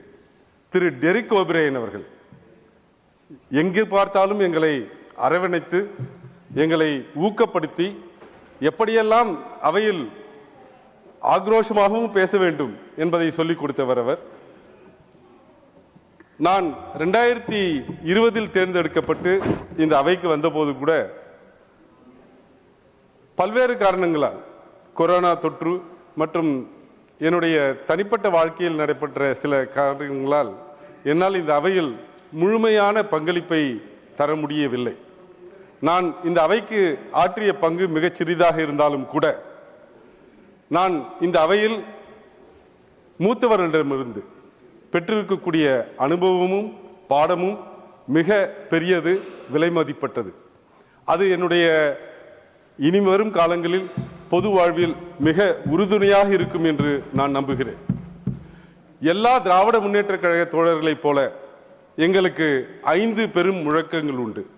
அண்ணா வழியில் அயராது உழைப்போம், ஆதிக்கமற்ற சமுதாயம் அமைத்தே தீர்வோம், இந்தி திணிப்பை என்றும் எதிர்ப்போம், வன்முறை தவிர்த்து வறுமையை வெல்வோம், மத்தியில் கூட்டாட்சி, மாநிலத்தில் சுயாட்சி என்ற இந்த 5 பெரும் முழக்கங்களை ஒட்டி என்னுடைய பொது வாழ்க்கை தொடரும். அதற்கு இந்த அவையில் நான் பெற்ற அனுபவங்கள் எனக்கு உறுதுணையாக இருக்கும் என்று நம்புகிறேன். என்னுடைய உரையை முடிப்பதற்கு முன்பாக என்னுடைய கருத்துக்களாக 2 விஷயங்களை சொல்ல ஆசைப்படுகிறேன். டாக்டர் கலைஞர் அவர்கள் நாடாளுமன்ற முறையை பற்றி பேசும்போது பெரும்பான்மை என்பது உடலைப் போலவும் சிறுபான்மை என்பது கண்களைப் போலவும் மதிக்கப்பட வேண்டும் என்று சொன்னார். அதாவது பெரும்பான்மையினராக இருக்கக்கூடியவர்கள் சிறுபான்மையினருடைய கண்களின் வழியாக, அவர்களுடைய வழியாக பிரச்சனைகளை தெரிந்து கொள்ள வேண்டும் என்று சொன்னார். அந்த நடைமுறை இப்போதெல்லாம் நடப்பது இல்லை என்பதை என்னால் அறிய முடிகிறது. இந்த 6 வருடத்தில் நான் அதை பார்த்திருக்கிறேன். எனவே சிறுபான்மையினுடைய கருத்துக்களுக்கு உரிய மரியாதையை கொடுக்க வேண்டும், அந்த கருத்துக்களை எடுத்துக்கொள்ள வேண்டும் அரசாங்கம் என்று நான் கருதுகிறேன். இரண்டாவதாக, பேரறிஞர் அண்ணா சொன்னபோது வடக்கு வாழ்கிறது தெற்கு தேய்கிறது என்று சொன்னார். இத்தனை கால இடைவெளியில், இத்தனை பல பத்தாண்டுகளில் இந்த நிலைமை மாறியிருக்க வேண்டும், ஆனால் மாறவில்லை. அதைவிட வடக்கு வாழ்கிறது தெற்கை வதைக்கிறது என்ற அளவில் நாம் இன்று நிற்கிறோம்.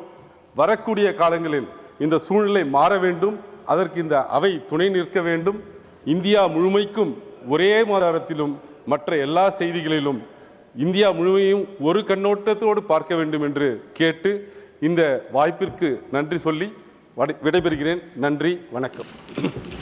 श्रीमान मुजीबुल्लाह खान जी।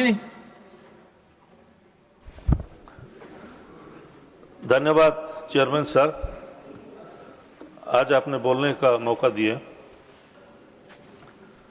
आज 6 साल पहले हम लोग जब पहली बार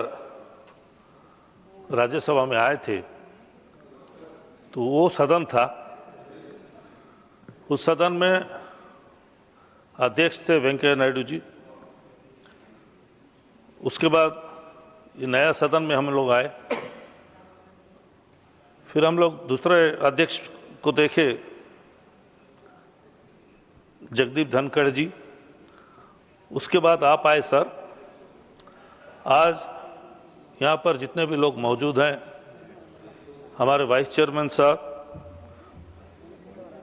बेंच के सब सदस्य और ओपोजिशन में भी जो बैठे हैं, सबका मैं धन्यवाद देता हूं। उन लोगों को धन्यवाद देता हूं जो अभी यहाँ पर रिटायर नहीं होने के बावजूद बैठे हैं। जो लोग चले गए नहीं सुन के, उनका भी वक्त आएगा, उनका भी वक्त आएगा। अध्यक्ष महोदय, मैं एक आदिवासी बहुल जिला से आता हूं। नवरंगपुर जिला उड़ीसा का एक छोटा सा गांव है मेरा, तारा गांव। बचपन से मुझे बहुत शौक था फिल्मों में काम करने का। मैं जब स्कूल में पढ़ा करता था तो मेरे दोस्त लोगों को बोलता मैं फिल्म का हीरो बनूंगा। सब बोलते थे हाँ बन जा। मेरे परिवार पूरा राजनीति में थे। मेरे पिताजी, बड़े पिताजी सब राजनीति में थे। मेरे नाना जी एमएलए थे, मेरे बड़े पिताजी मंत्री थे। तो परिवार का राजनीति देख देख के राजनीति में भी रुचि मेरा बचपन से ही था। जब मैं फिल्मों में गया, फिल्मों में काम किया, लेकिन फिल्मों के साथ साथ राजनीति में रुचि रखता था। तो तत्कालीन मुख्यमंत्री बीजू पटनायक जी थे। मैं उनसे कहा कि सर मुझे आप टिकट दीजिए, मैं एमएलए बनना चाहता हूं। उन्होंने कहा एमएलए बनेगा? तू फिल्म एक्टर हो के एमएलए बनेगा? मैं बोला हाँ सर बनूंगा। वो बोले पहले सरपंच बन के आ, तो जीत पाता है कि नहीं तेरे पंचायत में, उसके बाद देखेंगे। तो मैंने बोला सर मैं उड़िया फिल्म का हीरो हूं, मेरे को सरपंच बनाने भेज रहे हैं यहाँ पे, जा पहले सरपंच बन के आ फिर देखते हैं। तो मैं मेरे गांव गया, सबको बोला बीजू पटनायक बोल रहे हैं सरपंच होऊंगा तभी जाके एमएलए टिकट मिलेगा। तो मैं सरपंच का चुनाव लड़ा। अध्यक्ष महोदय 1992 में मैं सबसे कम उम्र का सरपंच था हमारे देश में। काफी साल तक मेरा गूगल में था सबसे यंगेस्ट सरपंच कौन है, मेरा नाम था। अभी अभी कट गया और कोई आ गया। उसके बाद मैं धन्यवाद देना चाहता हूं। सबसे पहले तो अल्लाह ताला का धन्यवाद देना चाहता हूं, शुक्रिया गुजार करना चाहता हूं। उसके बाद मेरा नेता नवीन पटनायक का धन्यवाद देना चाहता हूं, जिसने मुझे राज्यसभा भेजा है। तो अध्यक्ष महोदय, मैं ग्रास रूट में सरपंच था, सरपंच से सीधा मैं अपर हाउस आ गया। बीच वाला छूट गया है अध्यक्ष महोदय। मैं बचपन से थोड़ा जिद्दी था सर। जो चीज मैं चाहता था मुझे मेरे पिताजी, मेरे माताजी मुझे देते थे। तो जिद मेरे पास अभी भी है। वो जो 2 सदन छूट गया है, विधानसभा और लोकसभा, मैं पक्का आऊंगा। क्योंकि जंप लगा के सीधा सरपंच से ऊपर आ गया, बीच वाला छूटा है। पक्का 2029 में या तो लोकसभा जाऊंगा या विधानसभा जाऊंगा। यहां आने के बाद बहुत सी खट्टी मीठी अनुभूति हुई, बहुत से नोक झोंक भी हुआ, लेकिन हम सब कोई दिल में नहीं लिए। हम लोग भाईचारा के साथ हम लोग इतना 6 साल कटाए। सबसे दुर्भाग्य की बात यह हुआ कि काफी साल मैं पार्टी में काम करने के बाद, करीब 20-25 साल काम करने के बाद मुझे जब राज्यसभा मिला, राज्यसभा का सर्टिफिकेट मैं पाया अध्यक्ष महोदय 18 तारीख को, मार्च 18 तारीख को, और 22 तारीख को, मार्च 22 में सारा दुनिया बंद हो गया अध्यक्ष महोदय। कोरोना के लिए सारा दुनिया बंद हो गया, कोई किसी से मिला नहीं, कोई हाथ मिलाया नहीं। ऐसे वक्त में मैं राज्यसभा आया तो ऊपर वाले का शुक्रगुजार हूं कि चलो ठीक टाइम में राज्यसभा मिल गया, नहीं तो वो जो कोरोना का पीरियड था उसमें सोच सोच के आधा आदमी बीमार हो जाता। तो मैं इतना खुश था राज्यसभा मिलने के बाद, कोरोना फरोना मेरे पास कोई नहीं हिटक सका अध्यक्ष महोदय, बिल्कुल नहीं आया मेरे पास। मैं एक एमएलए को गले लगाया, बोला अरे यार तुम्हारे एरिया में रसगुल्ला मिलता है, रसगुल्ला भेज, बढ़िया रसगुल्ला, सालेपुर, हमारे उड़ीसा का सालेपुर रसगुल्ला फेमस है। वो बोला भैया मैं कल भेजूंगा आपको रसगुल्ला। शाम को आकर बैठ के टीवी देखता हूँ, टीवी वो एमएलए को कोरोना हो गया है। मैं क्या रसगुल्ला खाऊंगा अध्यक्ष महोदय, मैं पूरा टेंशन में आ गया। फिर उसके अगले दिन सुबह जाकर टेस्ट करवाया तो लकीली मेरे को कुछ नहीं निकला, क्योंकि मेरा विल पावर स्ट्रांग था और दिल बहुत खुश था। दिल अगर इंसान खुश रखेगा तो उसको ना कोई बीमारी होगा ना कोई प्रॉब्लम होगा। कोई भी चीज में मैं इतना कहूंगा, मेरे से बहुत यहाँ सीनियर्स हैं, बुजुर्ग हैं, बहुत से ज्ञानी गुणी हैं, लेकिन मेरा मानना है कि कोई भी चीज में टेंशन नहीं लेने का। जितना बड़ा टेंशन आए टेंशन नहीं लेने का। टेंशन में क्या मिलेगा? इंसान मुट्ठी बंद करके खाली हाथ आया था, जब जाता है खाली हाथ जाता है, कोई लेके नहीं जाता। बहुत से लोग टेंशन ले लेके किसी को शुगर, किसी को बीपी, ये प्रॉब्लम आ जाता है अध्यक्ष महोदय। टेंशन नहीं लेने का, आगे बढ़ते रहिए। जो भी हमारे साथी रिटायर हो रहे हैं, रिटायर तो नहीं, कुछ अगले दूसरे जगह में जाएंगे, काम करेंगे। इस उम्मीद के साथ हम लोगों के काम करने के लिए आए थे। जितना हमारे हाथ से हुआ, जितना कोशिश कर सके हम लोग ने काम किया। बहुत से जगह में हम लोग को प्रशंसा भी मिला कि तुम भाई अच्छा बोले, ठीक बोले। कुछ छोटी मोटी चीज अध्यक्ष महोदय मैं आपके पास रखना चाहता हूं। एक की बहुत से सांसद अभी आपके पास गुजारिश किए हैं कि जो पुराना मेंबर है, एक्स मेंबर को यहाँ पर जब कभी वो आए तो उसको लॉबी में बैठने का वो प्रॉब्लम ना हो, नहीं तो वो उससे बड़ा तकलीफ और कुछ नहीं होगा अध्यक्ष महोदय। जब पुराना बिल्डिंग था, हमारा पुराना जो संसद था, वहां पर हम लोग सब इकट्ठा बैठा करते थे सेंट्रल हॉल में। अभी अलग अलग हो गया है, लेकिन कभी किसी काम से अगर कोई पूरा एक्स एमपी अगर आ भी गया तो उसको मना नहीं होना चाहिए। ऐसा नहीं कि गेट में नहीं सर आप अंदर नहीं जा सकते, ये चीज बहुत तकलीफ होगा अध्यक्ष महोदय। ये गुजारिश है आपसे, इतना आप करवाइए, क्योंकि आज जितने यहाँ पर हैं वो कल सब एक्स होंगे। कोई परमानेंट यहाँ नहीं है, सब टेम्पररी है। दुनिया में हम लोग आए हैं, सब टेम्पररी है अध्यक्ष महोदय। और एक बात मैं आपसे कहूंगा कि आप इसको जरा इंटरफीन कीजिए कि जो एक्स एमपी होता है उसको रेलवे विभाग ने फर्स्ट एसी में सिंगल सीट ही दिया है। अगर कोई ज्यादा उम्र वाला बुजुर्ग हो गया, वो कैसा अकेला ट्रैवल करेगा? या कोई महिला एक्स एमपी हो गई, वो कैसा अकेला जाएगी? किसी को तो साथ लेके जाएगी। एक ही सीट अलाउ किया गया है एक्स एमपी को फर्स्ट एसी में। तो मैं आपसे गुजारिश करूंगा कि इसमें कम से कम इंटरवेन करके उसको 2 सीट करवाइए अध्यक्ष महोदय, क्योंकि सबका काम ये चीज आएगा। मैं इसीलिए सबके बारे में बोलना चाहता हूं। आज ये सदन, दुख तो होगा जरूर हमको कि इतने साल से लगाव में हम लोग थे आप लोगों के साथ। आगे चल के सबके लिए मैं शुभकामनाएं देता हूं कि जितने भी सांसद हमारे अभी रिटायर ले रहे हैं, अपने अपने फील्ड में जाएंगे। कोई फिर विधायक बनेगा, कोई दूसरा काम करेगा। पब्लिक लाइफ में तो रहेंगे हम लोग पक्का। उसके साथ साथ मैं काफ़ी दिनों से मेरा फिल्म उल्म भी बंद कर दिया था अध्यक्ष महोदय। अभी फिल्म उल्म करूंगा, क्योंकि उसमें भी रहना जरूरी है, नहीं तो पब्लिक भूल भी जाएंगे कि ये पुराना एक्टर था। और सबसे बड़ी बात यह है कि कलाकार जो होता है अध्यक्ष महोदय, वो कभी एक्स नहीं होता। एक विधायक एक्स हो जाएगा, एक मंत्री एक्स हो जाएगा, एक एमपी एक्स हो जाएगा, एक्स एमपी कहेंगे, लेकिन एक कलाकार को एक्स कलाकार कोई नहीं कहेगा। चाहे वो हीरो रोल करे, चाहे वो बड़ा भाई का रोल करे, या फिर चाहे वो बाप का रोल करे, एक्टर एक्टर होता है। मैं इंशाअल्लाह अगले माने अप्रैल या मई से नया फिल्म शूटिंग करने जा रहा हूं। आप लोगों का आशीर्वाद चाहिए, और आप लोगों को सबको मैं बधाई देना चाहता हूं कि हम लोग सब एक हैं। अलग अलग पार्टी से हम लोग आए हैं, कोई बात नहीं, हम लोग सब एक है। हम लोग सब इस देश के नागरिक हैं। हम लोग को देश को आगे बढ़ाने के लिए सब मिलजुल के काम करना चाहिए अध्यक्ष महोदय। बहुत बहुत धन्यवाद, नमस्कार। श्रीमान निरंजन बिशी जी।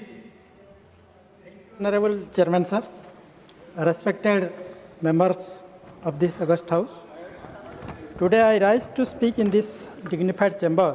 My heart is filled with deep gratitude and profound sense of responsibility. The Parliament of India is not merely a building of debate, discussion, or deliberation. It is the sacred temple of our democracy, the largest democratic country in the world.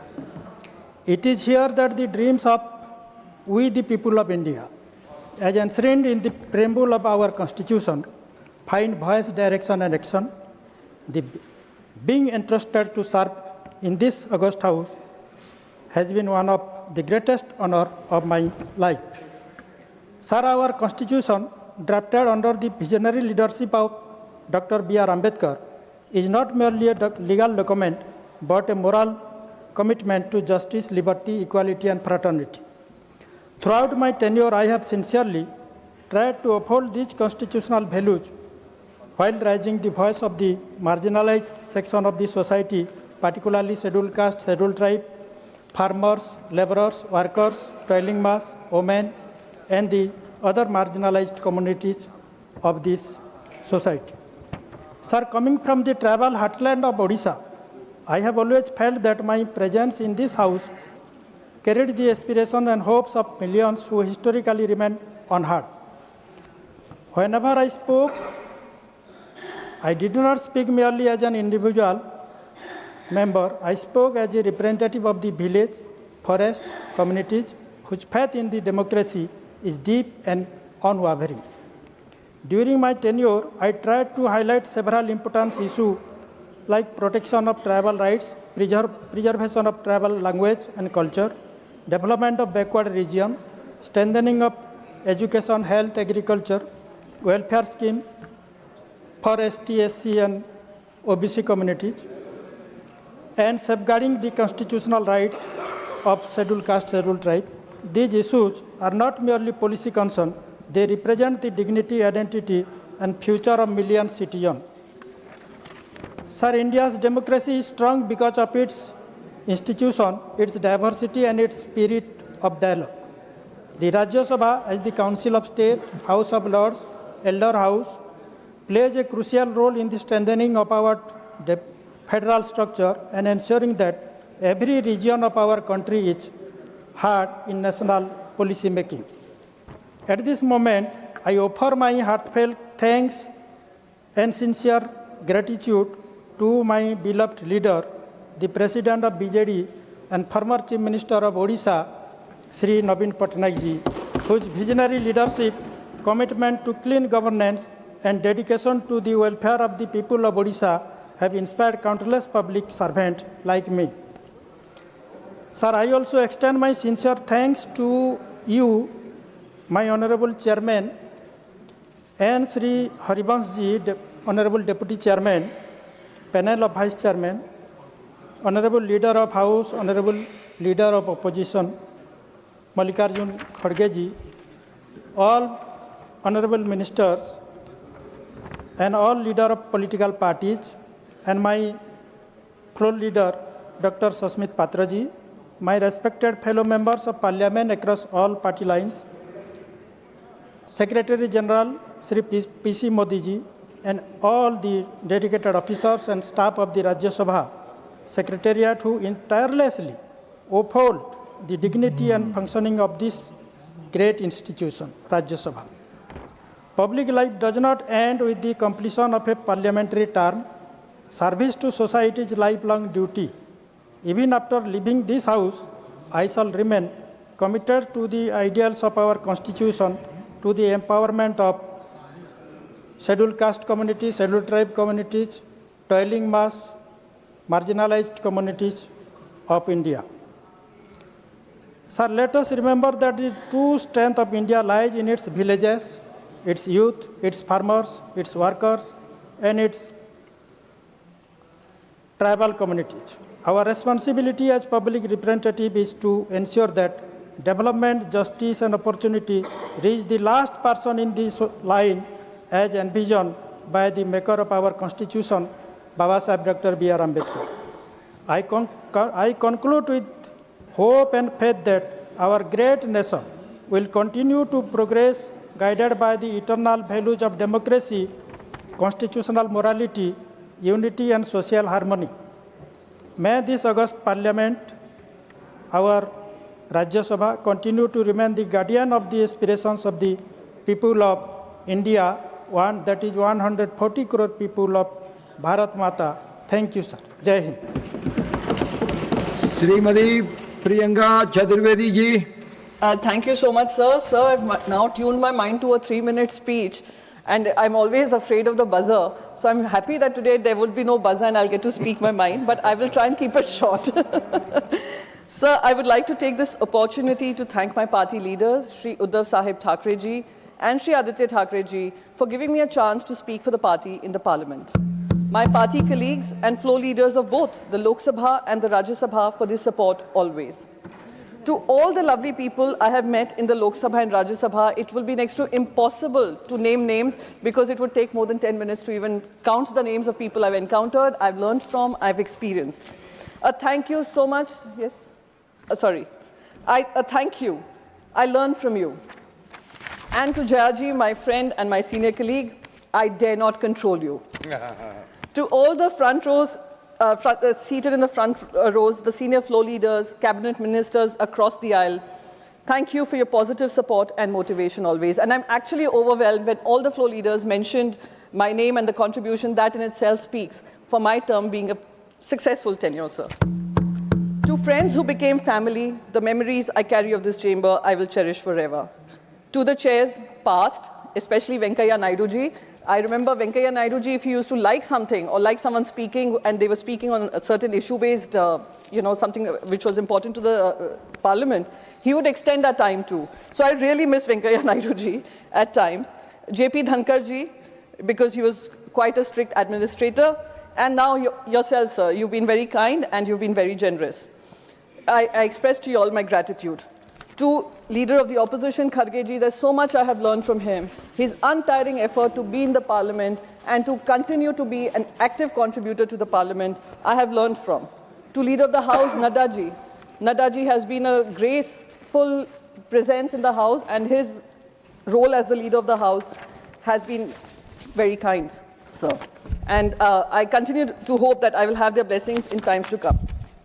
To the entire Rajyasabha Secretariat, Shri P.C. Modi ji, the support staff, Deputy Chairman Harivansh ji, and panel of chairpersons, my extreme gratitude, sir.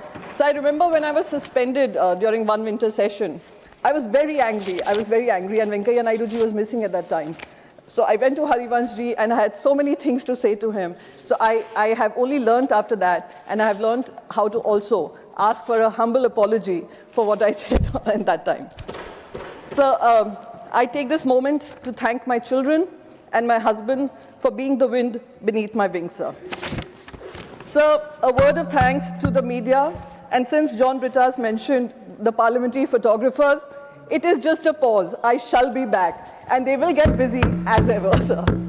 So the photographers, the beat reporters, I want to express them deep gratitude. And as much as they may miss me, I shall miss them too, sir. To the people of India, and the immense support I have received ever since my term did not get renewed, I have got lots of love and support across social media from across party lines. So that has been indeed extremely overwhelming, but also made me happy.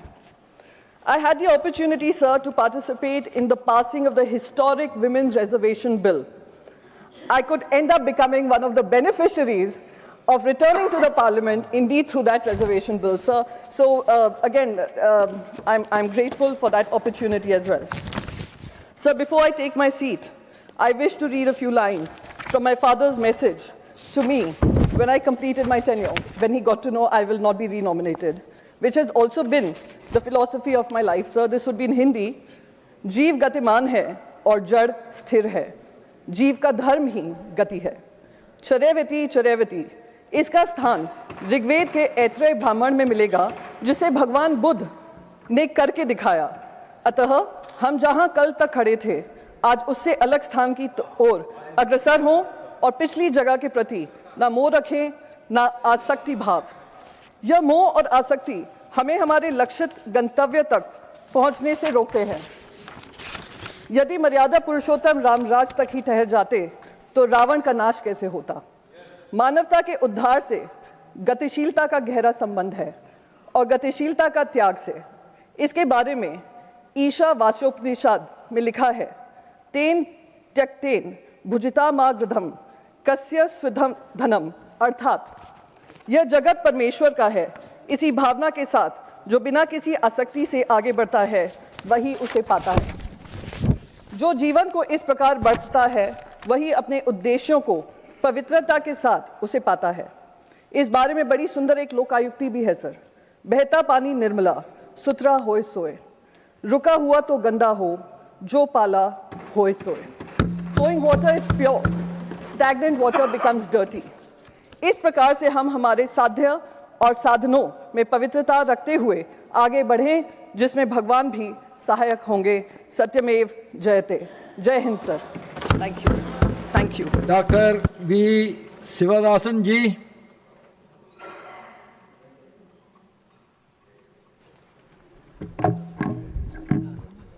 No, I am not retiring. Respected Chair, here some of our colleagues are retiring this session. So already our four leaders and the retiring members already spoken here. Our leader, Bikash Ranjan Bhattacharya, the leader of CPIM and the leading legal luminary, and he's also a theatre person. He has given the leadership to our party in this house. And the friends, Fausia Khanji, she very actively participated in the discussion in the house. And Priyanka Chaturvedi, yes, as a colleague, he participated in a lot of protests inside and outside the parliament. Our Rajini Patil ji, Mamada Mohanda, Niranjan Bishi, my colleague and dear friend Ilango, he has spoken here in Tamil, very sweet words, and he has given very good support for parliamentary activities of us. And Selveresu, Tambidere is coming back. NVM Kanimuri, NVM Somu, GK Vasan, or dear friend, and his parliamentary contributions, we know he had given the very well contribution to the parliamentary activities. Saghed Gogale, one of the youngest member in the house, is here. Sagale is very vibrant intervention here inside the parliament, and whenever we are raising the slogan, Saghed Gogale he has given the leading role inside and outside the parliament. Ritabrado Banerjee, my former colleague in Student Front, now he is in Trinamool Congress. Ritabrado Banerjee also retiring from this house. Our colleagues from Bengal, they told he will play the big role in Bengal politics, that they told. Then Subradha Bakshi, our Bhubaneswar Kalida, when I done my the first speech in this house, maiden speech in this house, Bhubaneswar Kalida was in the chair. He has given some reservation to me. I remembering Kalida's support to me. Ajit Buyan, my dear friend, is a dear friend, and he has participated in a lot of programs with us. A.D. Singh and Premchand Gupta, Ramnath Thakur, and our Deputy Chairman Harivamsh Ji, Indu Bhala Goswami, and Suresh Reddy, and our dear friend Shakti Singh Goyal is there. Together we have participated in different committee meetings, and as a colleague, Shakti Singh Goyal given a very good support to me and our work for the people. And I like to mention one of the name. He is not here in this parliament now, Digvijay Singh Ji. He's a former Chief Minister of Madhya Pradesh, but he kept a very good relationship with downtrodden.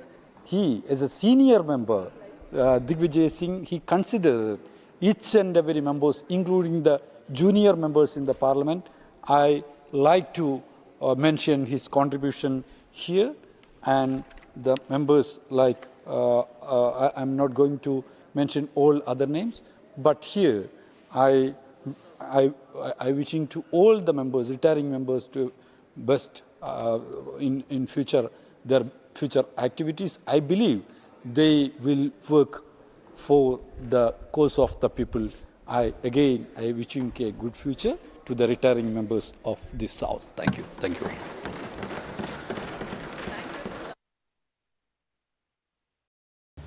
श्रीमान जावेद अली खान जी।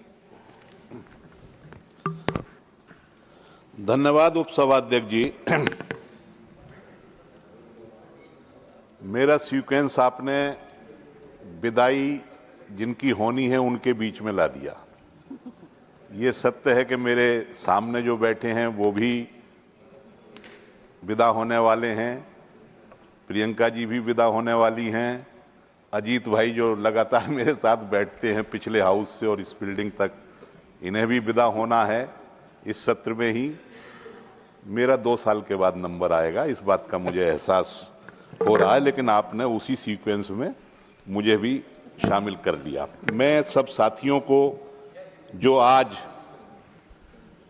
Retire हो रहे हैं हमारे house से, मैं उनको जीवन की नई पारी शुरू करने के लिए बहुत सारी शुभकामनाएं देना चाहता हूं और ये कामना करता हूं कि वो यहाँ से रिटायरमेंट के बाद अपने बाकी जीवन को सफलतापूर्वक व्यतीत करें और जब कुछ उनका नसीब जोर मारेगा या उन पे कृपा पार्टी नेताओं की होगी तो फिर दोबारा हमें वो मिलेंगे, ये भी मैं उनके लिए कामना करता हूं। जो हमारे साथी रिटायर होने के बाद दोबारा चुन करके आ गए हैं और कुछ का जून में पता चलेगा कि उनमें से कौन आएंगे, जो भी आएंगे मैं सब उनको बधाई देता हूं।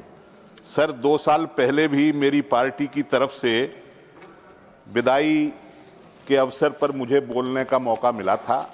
मैंने 2-3 बिंदु उठाए थे, मैं आज उनको दोहराना चाहता हूं। मैं कुछ दिनों एक्स एमपी रहा हूं। 2020 नवंबर में रिटायर हुआ था और जुलाई 2022 तक मैं एक्स एमपी था। बहुत सारे एमपीज और एक्स एमपीज बहुत व्यवस्थित जीवन जीते हैं।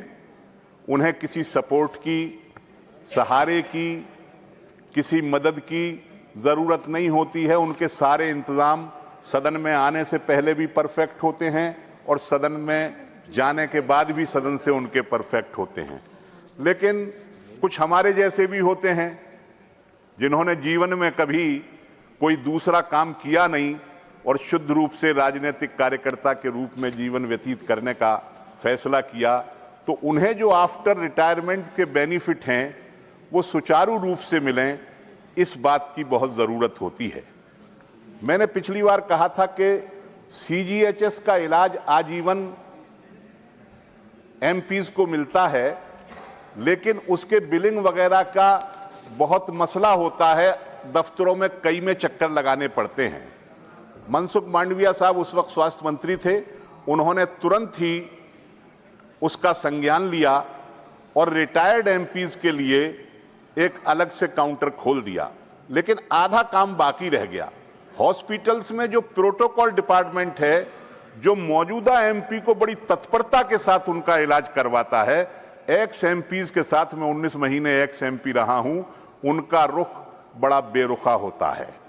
तो मैं ये चाहूंगा कि कोई ऐसा इंस्ट्रक्शन, माननीय स्वास्थ्य मंत्री जी हमारे नेता सदन हैं, आज इस वक्त यहाँ नहीं हैं, उनकी तरफ से तमाम हॉस्पिटल्स को जाना चाहिए कि सीजीएचएस बेनिफिशियरी जो एक्स एमपीज हैं उन्हें भी कम से कम उसी तरीके से वो उनको ट्रीट करें जिस तरीके से मौजूदा एमपीज को करते हैं। दूसरी बात मैं कहना चाहता हूं, वो समस्या अभी तक बनी हुई है। अश्विनी वैष्णव जी पिछली बार थे सदन में, इस वक्त अभी यहां नहीं हैं। रेलवे का मसला, हम एमपी हैं, टेलीफोन उठाते हैं, हमारा रिजर्वेशन हो जाता है। एक्स एमपी को खुद या किसी को भेजना पड़ता है काउंटर पे, उनका टेलीफोन से रिजर्वेशन परमिटेड नहीं है। ये कोई बहुत बड़ा इसमें इन्वेस्टमेंट भी नहीं है, कोई इसके अंदर खर्चा भी बहुत ज्यादा नहीं है। अगर रेल मंत्रालय से एक सर्कुलर चला जाएगा उन जगहों पर जहां रिजर्वेशन होता है कि भाई एक्स एमपी का टेलीफोन से आप रिजर्वेशन कर दिया करें, तो मेरे ख्याल से वो हो जाएगा। इसमें कोई एक्स्ट्रा खर्चा ना तो सरकार पर पड़ने वाला है, ना किसी प्रकार की हानि होने वाली है। एक सम्मान भी बचा रहेगा और थोड़ा बुढ़ापे में लाइन में लगने से या किसी दूसरे की खुशामद करने से कि हमारा कार्ड लेकर के जा करके वहां आप रिजर्वेशन करवा के ला दो, वो भी मसला हल हो जाएगा। और फिर फ़ोन से जब बुकिंग होगी तो फिर टिकट की कंफर्मेशन के लिए भी आसानी हो जाएगी, वरना वहाँ जा करके लेटर डाल करके आना पड़ता है। ये दूसरा मसला है, इस पर मेरे ख्याल से संज्ञान आपको लेना चाहिए, मंत्रियों को लेना चाहिए, सरकार को लेना चाहिए। और तीसरी आखिरी बात जो और साथियों ने भी कही है कि इस नई बिल्डिंग के अंदर हमें सेंट्रल हॉल की बहुत कमी महसूस होती है।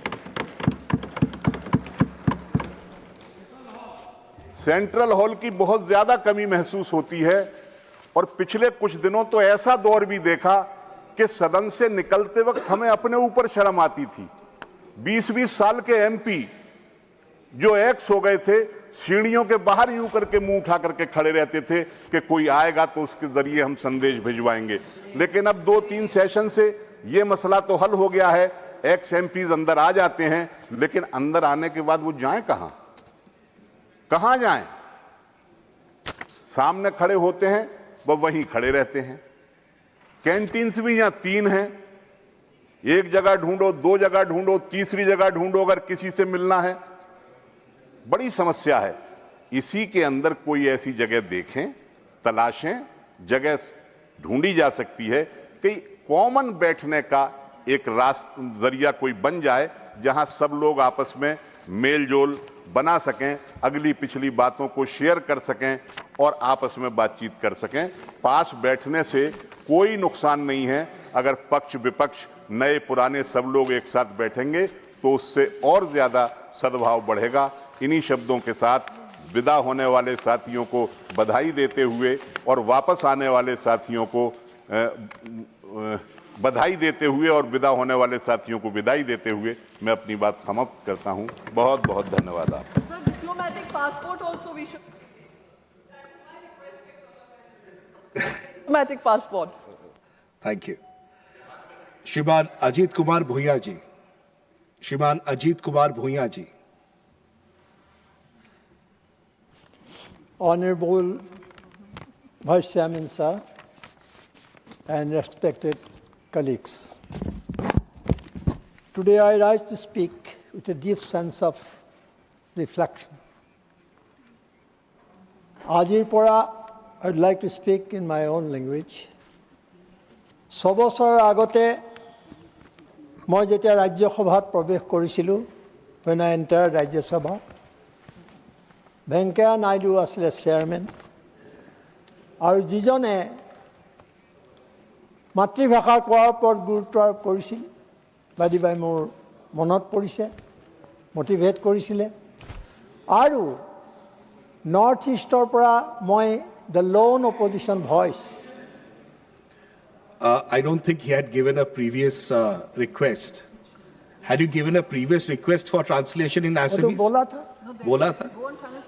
So would you like to then come little later and then we can take you up once Yes, the I informed them. Okay. So right now the translation is not here. Do you want to do it little later so that we can arrange the translation? We can continue without translation if you allow. As you like. Okay. Shall I continue? Sure, please continue. Please continue. If no one has an objection, we can continue. Translate कर लेगा। Sure.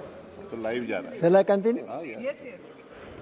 Live video share कर रहा है। তেখেতে north ইষ্টৰ ডনিয়াৰ মিনিষ্ট্ৰীৰ ওপৰত special discussion allow কৰিছিল আৰু তাত মই অংশগ্ৰহণ কৰিছিলোঁ।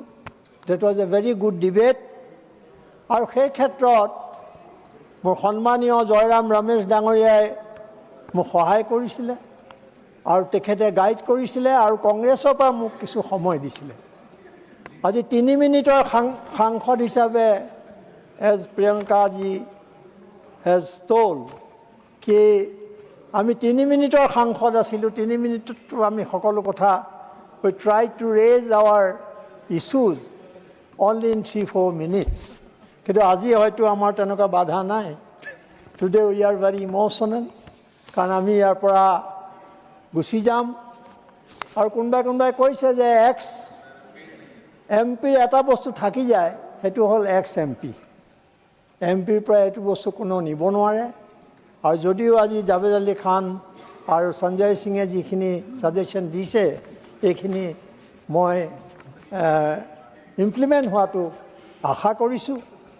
আৰু মই সাংসদ হোৱাৰ আগতে, এই পলিটিক্সলৈ অহাৰ আগতে মই এজন সাংবাদিক আছিলোঁ আৰু জীৱনৰ বহুত সময় মই সাংবাদিকতা কৰিছোঁ। মই ৰিপৰ্টাৰ আছিলোঁ, এডিটৰ আছিলোঁ, both in print media and television media. আৰু মই প্ৰায় more than 45 years I was in journalism. তাৰপিছত in a very peculiar situation, এটা বৰ আজিকালি অৱশ্যে ক'বলৈ বেয়া লাগে সেই জাৰ্নেলিজম নাই আমি যিটো কৰি আহিছিলোঁ। এতিয়া সেইকাৰণে সেই সময়ত এটা ছাডেনলি মই বিৰোধীৰ সন্মিলিত অপজিশ্যনৰ এগৰাকী সদস্য হিচাপে ইণ্ডিপেণ্ডেণ্ট সদস্য হিচাপে ইয়াত মই প্ৰৱেশ কৰিলোঁ। মই এজন ইণ্ডিপেণ্ডেণ্ট আৰু with the support of Congress and other opposition political parties those who are opposed to BJP। এতিয়া মই মনত পৰিছে মোৰ সাংবাদিকতাৰ মই যিটো সততা, যিটো অনেষ্টি আৰু মই যিটো কুৱেশ্যন, আমাৰ চৰকাৰক যিটো প্ৰশ্ন কৰাৰ কথা থাকে অধিকাৰ, সেইটো প্ৰয়োগ কৰিছিলোঁ। আৰু তাৰ কাৰণে মই কাম কৰা চাৰ্কুলেশ্যন, পেপাৰৰ চাৰ্কুলেশ্যন আৰু টেলিভিশ্যনৰ যথেষ্ট জনপ্ৰিয়তা হৈছিলে। আৰু চৰকাৰে কনজিকিউটিভ গভৰ্ণমেণ্টে মোৰ ওপৰত অত্যাচাৰ কৰিছিলে আৰু মোক তেওঁলোকে জেলত সোমোৱাইছিলে। সেইবোৰ কথা মই ক'বলৈ আজি নাযাওঁ, কিন্তু মই এইটো কৈছোঁ যে from 4th state two parliament, সেইকাৰণে মই কথাটো উল্লেখ কৰিছোঁ যে পিলাৰ অফ ডেমক্ৰেচি বুলি যি 4টা কথা কোৱা হয়, তাত এটাত মই আছিলোঁ জাৰ্নেলিজিমত, তাৰপিছত ছেকেণ্ড মই আহিছোঁ পাৰ্লিয়ামেণ্টত। ইয়াত 6 বছৰ মোৰ কি অভিজ্ঞতা হ'ল সেই কথা মই খুব সবিশেষ ক'বলৈ নাযাওঁ, কিন্তু এটা যে ডাঙৰ অভিজ্ঞতা হ'ল, নতুন অভিজ্ঞতা হ'ল আৰু যিটোৱে মোক সমৃদ্ধ কৰিলে, সেই কথাটো মই নিশ্চয় আজি উল্লেখ কৰিব লাগিব। আৰু মই এই সংসদত প্ৰৱেশ কৰাৰ পিছত মই একো ভাবিব পৰা নাই যে মই কোনফালে যাম, কি কৰিম। আৰু সেই সময়তে মোক জয়ৰাম ৰমেশ ডাঙৰীয়া, মনোজ কুমাৰ ঝা আৰু আজি বহুদিন ধৰি মোৰ কাষতে বহি থকা জাভেদ আলী খান, এওঁলোকে জন ব্ৰুটাছ, মুকুল ৱাছনিক, দিগ্বিজয় সিং ডাঙৰীয়া আৰু বহুতে মোক বিভিন্ন সময়ত সহায় কৰিছে। আৰু এখেতসকলৰ বক্তৃতা শুনিবৰ কাৰণে মই সদায় খুব অপেক্ষা কৰিছিলোঁ, কাৰণ মই সকলোৰে পৰা অলপ অলপ শিকাৰ যত্ন কৰিছিলোঁ। মই এজন ভাল পাৰ্লিয়ামেণ্টেৰিয়ান হ'ব নোৱাৰিলোঁ, 6 বছৰত কোনোবা এজন ভাল পাৰ্লিয়ামেণ্টেৰিয়ান হ'ব পৰাকৈ মোৰ যি যোগ্যতা সেইটো নাই, কিন্তু মই যিসকলে ভাল ভাষণ দিয়ে, যিসকলে খুব ভালকৈ কয়, মোৰ সন্মুখত বহি আছে প্ৰিয়ংকা চতুৰ্বেদী, চাকে, এইসকলৰ বক্তৃতা মই খুব আনন্দৰে শুনিছিলোঁ আৰু খুব আগ্ৰহেৰে শুনিছিলোঁ। আৰু আপোনাৰ কথা আপুনি চেয়াৰত বহি আছে, আপুনি প্ৰথম আজি মোৰ কথা উল্লেখ কৰিলে ধন্যবাদ জনাইছোঁ। আৰু আপোনাৰ যি জ্ঞান, আপোনাৰ যিটো প্ৰেজেণ্টেশ্যন, এইটো কথাই মোক সদায় মুগ্ধ কৰিছিলে। গতিকে মই 3গৰাকী চেয়াৰমেনক পালোঁ, বৰ্তমানৰ গৰাকীক মই হয়তো বৰ বেছিদিন পোৱা নাই, নাপালোঁ, কিন্তু হ'লেও তেখেতৰ যি ব্যক্তিত্ব, সেই ব্যক্তিত্বই মোক যথেষ্ট আকৃষ্ট কৰিছিলে। আৰু সংসদৰ এগৰাকী সাংসদ হিচাপে মোৰ যি অভিজ্ঞতা হ'ল, সেইটো এটা ৰিমাৰ্কেবল এক্সপিৰিয়েঞ্চ। ইয়াত মই leaders, scholars, administrators, experts from different fields এইসকলক লগ পালোঁ আৰু শুনিলোঁ। আৰু এইটোৱে মোৰ one of the greatest privilege of my public life. তাৰপিছত মই জাৰ্নেলিজিমৰ কথা আকৌ এবাৰ কৈছোঁ যে my years as an editor taught me certain values: questioning authority, defending truth, and respecting the intelligence of the people. আৰু যি কাৰণে মই কৈছোঁ যে মই চৰকাৰৰ প্ৰশ্ন কৰাৰ কাৰণে, প্ৰতিবাদ কৰাৰ কাৰণে, আৰু মই এজন পাব্লিক এক্টিভিষ্টো আছিলোঁ। ইয়াতো মই সংসদৰ ভিতৰততো আছেই প্ৰতিবাদ, বাহিৰতো মই যিমানবিলাক প্ৰতিবাদ হৈছোঁ, যিটো কথা আমাৰ CPMৰ শিৱদৰ্শনে উল্লেখ কৰিছে যে তেওঁলোকৰ বিভিন্ন প্ৰতিবাদী কাৰ্যসূচীত মই অংশগ্ৰহণ কৰিছোঁ। গতিকে মই চেষ্টা কৰিছোঁ, অন্ততঃ চেষ্টা কৰাৰ কাৰণে সকলোৱে মোক মনত ৰাখিব বুলি মই আশা কৰিছোঁ। মই খুব ভাল পাৰ্লিয়ামেণ্টেৰিয়ান নহয়, 6 বছৰত মই কিমান শিকিলোঁ, কিমান পাৰিলোঁ, মই বিচাৰ কৰাৰ মোৰ যোগ্যতা নাই, কিন্তু যিসকলে মোক সহায় কৰিলে, যিসকলে মোক গাইড কৰিলে, তেখেতসকলক মই এই সুযোগতে ধন্যবাদ জনাইছোঁ। আৰু মই ইয়াতো ঠিক মই সাংবাদিকতা কৰাৰ দৰেই মই ইয়াতো যথেষ্ট প্ৰশ্ন কৰাৰ চেষ্টা কৰিছিলোঁ। আৰু 3 মিনিট 4 মিনিটত মই মোৰ নৰ্থ ইষ্টৰ নেগলেক্টেড অসমৰ মই বহুত কথা ইয়াত বিভিন্ন ইছ্যুজ পাৰ্টেনিং টু দ্য ষ্টেট মই ইয়াত উত্থাপন কৰাৰ চেষ্টা কৰিছিলোঁ। কি কৰিব পাৰিলোঁ মই নাজানো, কিন্তু মানুহে ছ'চিয়েল মিডিয়া, আজিকালি হোৱাটছআপ ইউনিভাৰ্চিটিৰ যুগত মিডিয়া চেলত আমাৰ বিৰুদ্ধে বহুত মানে সমালোচনা হয়, কেম্পেইন হয়, কিন্তু তাৰ মাজত আমি আমাৰ লক্ষ্যত উপনীত হ'বৰ কাৰণে চেষ্টা কৰি আছোঁ। আৰু মই আজি ইয়াৰ পৰা বিদায় ল'বৰ সময়ত নিশ্চয় খুব কষ্ট পাইছোঁ, দুখ পাইছোঁ, কাৰণ কম সময়ৰ ভিতৰত আমি এটা ফেমিলিৰ দৰে ইয়াত থাকিব পাৰিছিলোঁ। মই যেতিয়া ডনিয়াৰ ওপৰত বক্তৃতা দিছিলোঁ, তেতিয়া ৰুলিং পাৰ্টিৰ তৰফৰ পৰা বহুত সদস্যই মোক ধন্যবাদ জনাইছিলে, এপ্ৰিচিয়েট কৰিছিলে, যিটো কথা মই কেতিয়াও পাহৰিব নোৱাৰিম। গতিকে মই খুব বেছি নকওঁ, এইটোৱে ক'ম যে নতুন যিটো জেনেৰেশ্যন আহিছে, মই পেছিমিষ্ট নহয়, I am not a pessimist. The future of our democracy will be shaped by new ideas, new energy and new leadership. I am optimistic about that, যে তেওঁলোকৰ নেতৃত্বত ভাৰতবৰ্ষৰ গণতন্ত্ৰ আৰু আগবাঢ়ি যাব। বহুত বাধা বিঘিনিৰ মাজতো আজিও ভাৰতবৰ্ষৰ গণতন্ত্ৰ জীয়াই আছে, ইয়াক আমি জীয়াই ৰাখিব লাগিব। শেষত মই ক'ম যে as I deliver my last speech to this house, I live with gratitude for the opportunity to serve, for the friendship across party lines, and for the privilege of being part of this great democratic institution. From the newsroom to parliament, my journey has strengthened one belief that India's democracy will continue to grow stronger with each generation. Thank you, sir. Thank you. Thank you. Thank you. Shriman Ayodhya Rami Reddy Allaji. Thank you, Honorable Vice Chairman, sir. As I come to the close of my tenure in the Rajyasabha, I rise today with a deep sense of gratitude. To serve in this august house is a privilege that very few receive, and I will always value the opportunity to have contributed to the work of Parliament and to the strength of our democracy and our nation. Sir, at this point, I wanted to thank my grandmother, who gave me the clear values and vision to serve my country, and also my father and mother, who always encouraged me that before you get into social life, political life, you must make yourself a highly disciplined personal and professional life. Having achieved those things, then only you must step in and you should work as a role model, so that, this country, always country is first, समाज उसके बाद, and then उसके बाद ही आप और आपका जो भी विचार। तो वो जो भावना से हमको ये हाउस में भेजा गया था, तो उसके लिए I wanted to thank my parents and grandparents, and also thank my family. Sir, also I wanted to thank my party leader, Mr. Jagan Mohan Reddy, who from YSR Congress party has sent me to this august house. He has placed trust in me, and I am equally grateful to the people and institutions that support me through this journey.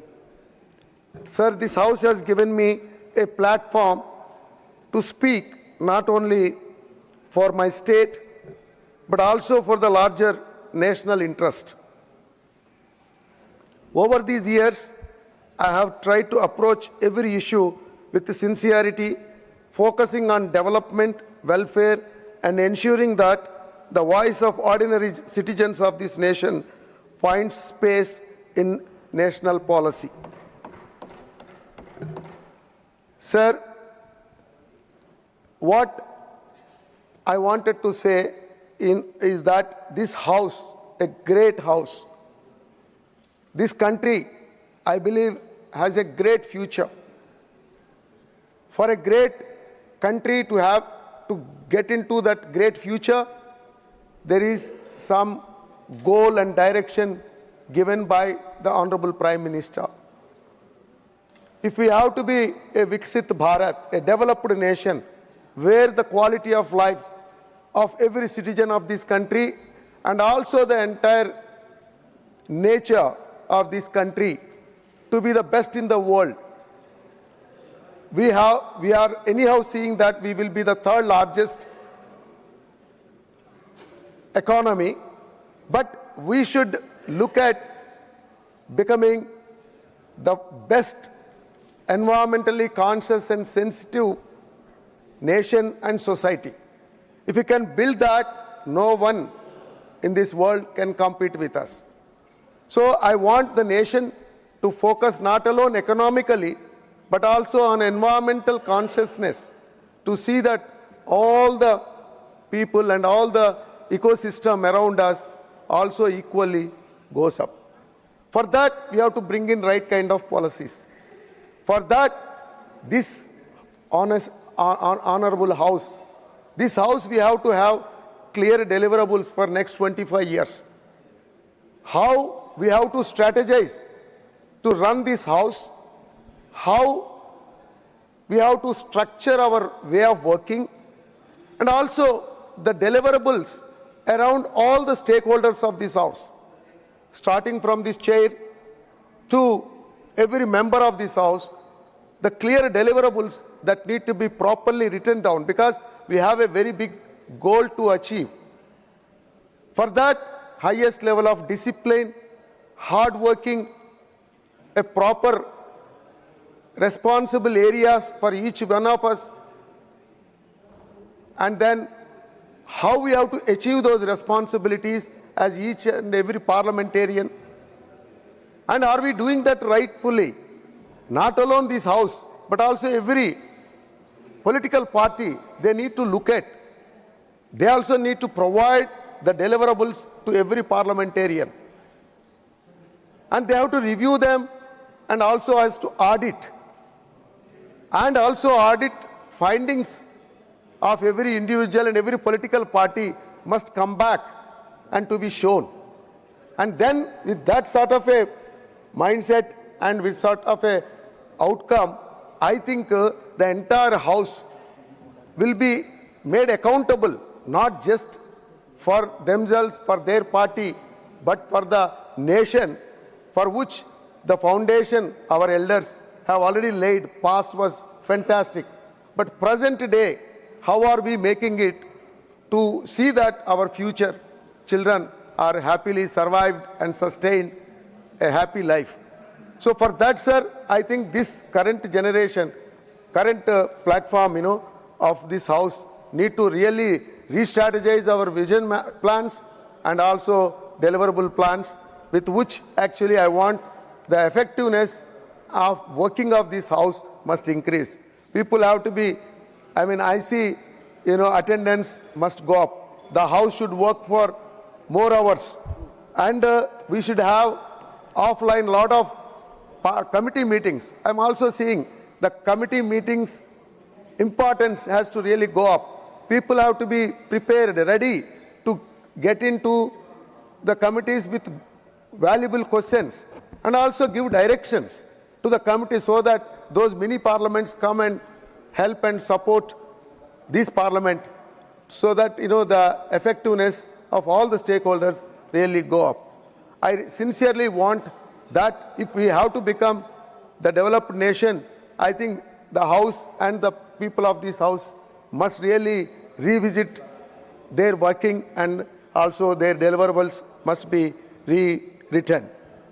Sir, I will carry with me most is the culture of the Rajyasabha, the debate and the dignity with which this house is conducted, differences without bitterness, and an emphasis on reason. Many members here may belong to different political streams, but we are united by a shared duty to uphold the Constitution and strengthen the institutions. I see that is the character I have seen in this house. I have learned from colleagues across party lines, and I acknowledge the courtesy and cooperation extended to me during my term. Sir, I also place on record my appreciations and thanks to the chair, and also to the honorable chairman, deputy chairman, sir, panel chairmen, and all the floor leaders and senior colleagues from whom I have learnt a lot. The officers and staff of the Secretariat who work tirelessly to ensure that the House functions smoothly and efficiently. I saw a lot of professionalism and fairness among all the people that are working here. Sir, as I step down, I do so with humility, not as an end, but as a transition. Public service continues beyond any one office. I will remain committed to serving my people and contributing whatever I can, guided by the values of integrity, discipline, commitment, hard work, and respect for democratic institutions. I wish to see our country achieve Viksit Bharat, and I am happy to be part of this journey. Thank you. Thank you once again. Namaskar, sir. Thank you, sir. Honorable Shriman G.K. Vasanji will speak in Tamil. Thank you, sir, for giving me an opportunity to speak in Tamil. அனைவருக்கும் வணக்கம். பாராளுமன்ற மேலவையிலே என்னுடைய மூன்றாவது முறை 2020-26 இந்த அவைக்கு வருவதற்கான வாய்ப்பை அளித்த அண்ணா திராவிட முன்னேற்ற கழகத்தினுடைய தலைமைக்கும் பாரதிய ஜனதா கட்சியினுடைய தலைமைக்கும் என்னுடைய நன்றியை நான் தெரிவித்துக் கொள்கிறேன். ராஜ்யசபையை பொறுத்தவரையில் இது என்னுடைய 18வது வருடம். ஒவ்வொரு வருடமும் இந்த அவையிலே ஒவ்வொரு முறையும் ஒரு பாடம், இது ஒரு கல்விச்சாலை, ஒரு யூனிவர்சிட்டி, பல்கலைக்கழகம். இங்கே உறுப்பினராக இருப்பவர்களெல்லாம் பல்துறையை சார்ந்த மரியாதைக்குரியவர்கள். ஒவ்வொருவர் கூறும் கருத்தும் ஒவ்வொரு முறையும் ஒரு பாடமாக நமக்கு இருக்கும் என்பதை நான் தெரிவித்துக் கொள்கிறேன். என்னுடைய கட்சி தமிழ் மாநில காங்கிரஸ் மூப்பனார் பெயரிலே நான் தமிழக மக்களுடைய எண்ணங்களை இந்த அவையிலே பிரதிபலித்திருக்கிறேன் என்ற மகிழ்ச்சி எனக்கு இருக்கிறது. அதே போல என்னுடைய கட்சியின் சார்பிலே இந்தியாவினுடைய பொருளாதார உயர்வு, இந்தியாவினுடைய பாதுகாப்புக்கு இந்த அவையிலே நான் குரல் கொடுத்திருக்கிறேன் என்று பெருமையோடு குறிப்பிட விரும்புகிறேன். இந்த அவையை பொறுத்தவரையிலே ஆளும் கட்சி, எதிர்கட்சி, மரியாதைக்குரிய மூத்த தலைவர்கள், உறுப்பினர்கள் மற்றும் இந்த அவையை நடத்தும் ராஜ்யசபை செக்ரட்டேரியட் நிர்வாகிகள் எனக்கு கொடுத்த ஒத்துழைப்புக்கு இந்த நேரத்திலே நான் நன்றியை தெரிவித்துக் கொள்கிறேன். மிக முக்கியமாக காஷ்மீரிலிருந்து கன்னியாகுமரி வரை இங்கே ஜாதி, மதம், மொழி, இனம் இவைகளுக்கெல்லாம் அப்பாற்பட்டு நம்முடைய ராஜ்யசபை உறுப்பினர்கள் எல்லாம் ஒவ்வொருவரும் அன்போடு பண்போடு பழகிக் கொள்கிறார்கள். உற்றார் உறவினர்கள், நண்பர்கள், நலன் விரும்பிகள், சகோதர சகோதரிகளாக இங்கே அவர்கள் பழகுவது மிகுந்த மனநிறைவை தருகிறது, மகிழ்ச்சியை தருகிறது. சபையின் காலம் முடிந்த பிறகு கூட ஒவ்வொருவருக்கும் தொடர்பு பல வருடங்கள் இருப்பது நமக்கெல்லாம் பெருமை சேர்க்கிறது. மேலும் குறிப்பாக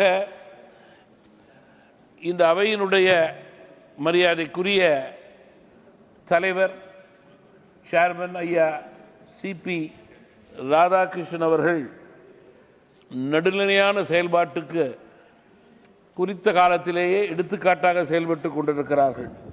தனது கடின உழைப்பு, அர்ப்பணிப்பு உணர்வின் காரணமாக இந்த உயர்ந்த ஸ்தானத்திலே இன்று அவர்கள் அமர்ந்து தமிழகத்திலிருந்து இந்தியாவுக்கு பெருமை சேர்க்கின்ற இந்த நேரத்திலே நானும் உறுப்பினராக அவர்களோடு பணியாற்றியதை மன நிறைவோடு நினைத்து பார்த்து மீண்டும் அவையில் உள்ள அனைவருக்கும் என்னுடைய நன்றியை தெரிவித்து விடைபெறுகிறேன். வணக்கம். Thank you. Dr. Fauzia Khanji. Thank you, sir.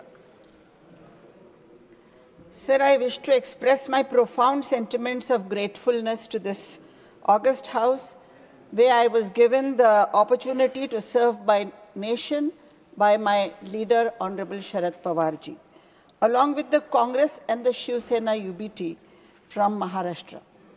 I have had the opportunity to learn from all the learned members of this house. I shall be leaving much enriched from their wisdom and experience.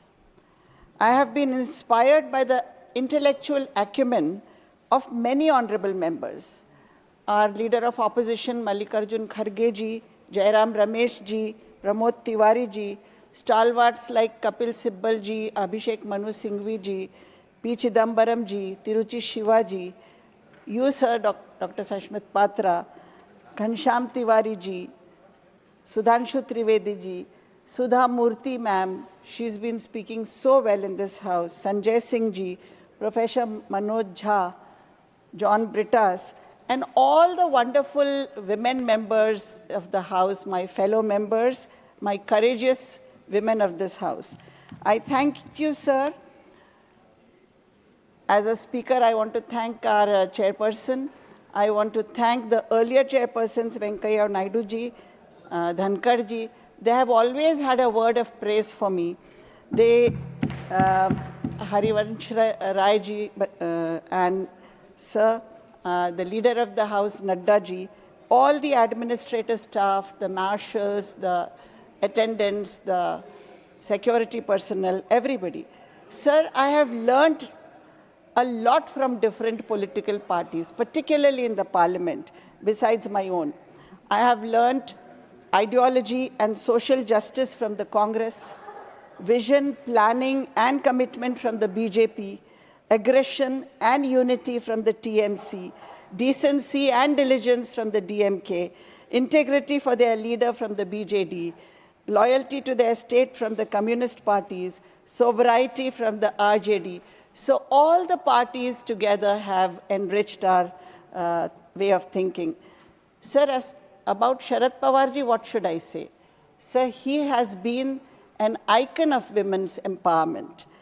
I was working as an educationist in a small town where I had some educational institutions. I was running them, and I had no political background. Sharad Pawarji picked me up from there, and I was brought to this national level by him, sir, for which I'm very, very grateful to him. I have been empowered, sir, not just as a woman, but I have been provided a voice to be representative of the weak and the suppressed. Sir, there are lakhs of women from among them who take inspiration from my example and aspire to acquire wings. I have time and again experienced that the implicit message of my being in Parliament has sent to Muslim girls in India and all over. If she can, why can't I? These aspirations are the first step towards empowerment, sir. When I entered the chamber for the first time, I was carrying the voices of every woman who was told she did not belong here. Sir, I was made to carry the voices of women who would never have sat in this chamber. I, on my part, have tried to make all efforts to contribute to the Parliament to the best of my abilities, sir. I have endeavored to uphold the principles of my leader, Sharad Chandra Pawarji, and serve my nation, and have participated in the debates of the Parliament with regularity and commitment. Sir, I am extremely grateful to you and the chairman of this House for having provided me with the opportunity of being able to contribute. To a small extent, but I was able to contribute. I hereby would like to make a strong commitment that as long as I am in public life, I will use it as a path of the next generation of women leaders shorter than mine, sir. The doors of my party have opened for me here, and I will hold them open for other women of this nation, sir. I am happy that I have been part of when this historical bill on Nari Shakti Vandhan Videk was passed, sir. I'm very happy to be part of it, and I hope in the near future, this act is now implemented. We are waiting for that. I hope to see it implemented. Sir, I will continue to serve the people of this nation. The woods are lovely, dark and deep, but I have promises to keep, and miles to go before I sleep, and miles to go before I sleep. Thank you so much. Thank you. Shriman Shakti Singh Gohil ji. धन्यवाद महोदय। 2 term जिला परिषद, 4 term विधायक और parliament, panchayat से शुरू हुई मेरी राजनीतिक जर्नी आज पार्लियामेंट तक पहुंची। इस दौरान अनगिनत लोगों का प्यार, आशीर्वाद और समर्थन मुझे मिला है। तो इस मौके पे मैं उन सभी का धन्यवाद करता हूं कि उनके शुभकामनाओं से मैं यहां तक पहुंचा। महोदय, मैं लॉ कॉलेज का विद्यार्थी था, सबसे कम उम्र का जिला परिषद का वाइस प्रेसिडेंट था। उन दिनों में कोई हिप्पी कट बाल रखने वाला, टी शर्ट पहनने वाला विधायक का ख्वाब देख नहीं सकता था। मैंने विधायक का टिकट मांगा नहीं था। मैं याद करता हूं आज मेरे नेता स्वर्गस्थ राजीव गांधी जी को बिना टिकट मांगे उन्होंने मुझे विधायक का टिकट दिया भावनगर से, और जनता का आशीर्वाद मिला। सबसे कम उम्र का विधायक चुनाव जीत के मैं विधानसभा में पहुंचा। तो आज मैं स्वर्गीय राजीव गांधी जी को श्रद्धा सुमन समर्पित करते हुए उनको याद करता हूं। मेरी पार्टी हाईकमान, मेरे कार्यकर्ताओं की शुभकामना रही, जनता के आशीर्वाद रहे। कांग्रेस सरकार में मिनिस्टर, मुख्य सचेतक, PAC chairman, leader of opposition के तौर पे गुजरात में काम करने का मौका मिला। संगठन में मेरे नेता राहुल गांधी जी के साथ में काम करता था। उसी मेरे नेता राहुल गांधी जी, श्रीमती सोनिया गांधी जी, श्री खड़गे साहब, वेणुगोपाल जी ने बिना मांगे मुझे राज्यसभा में यहां काम करने का मौका दिया। उनका भी मैं तहे दिल से धन्यवाद करता हूं।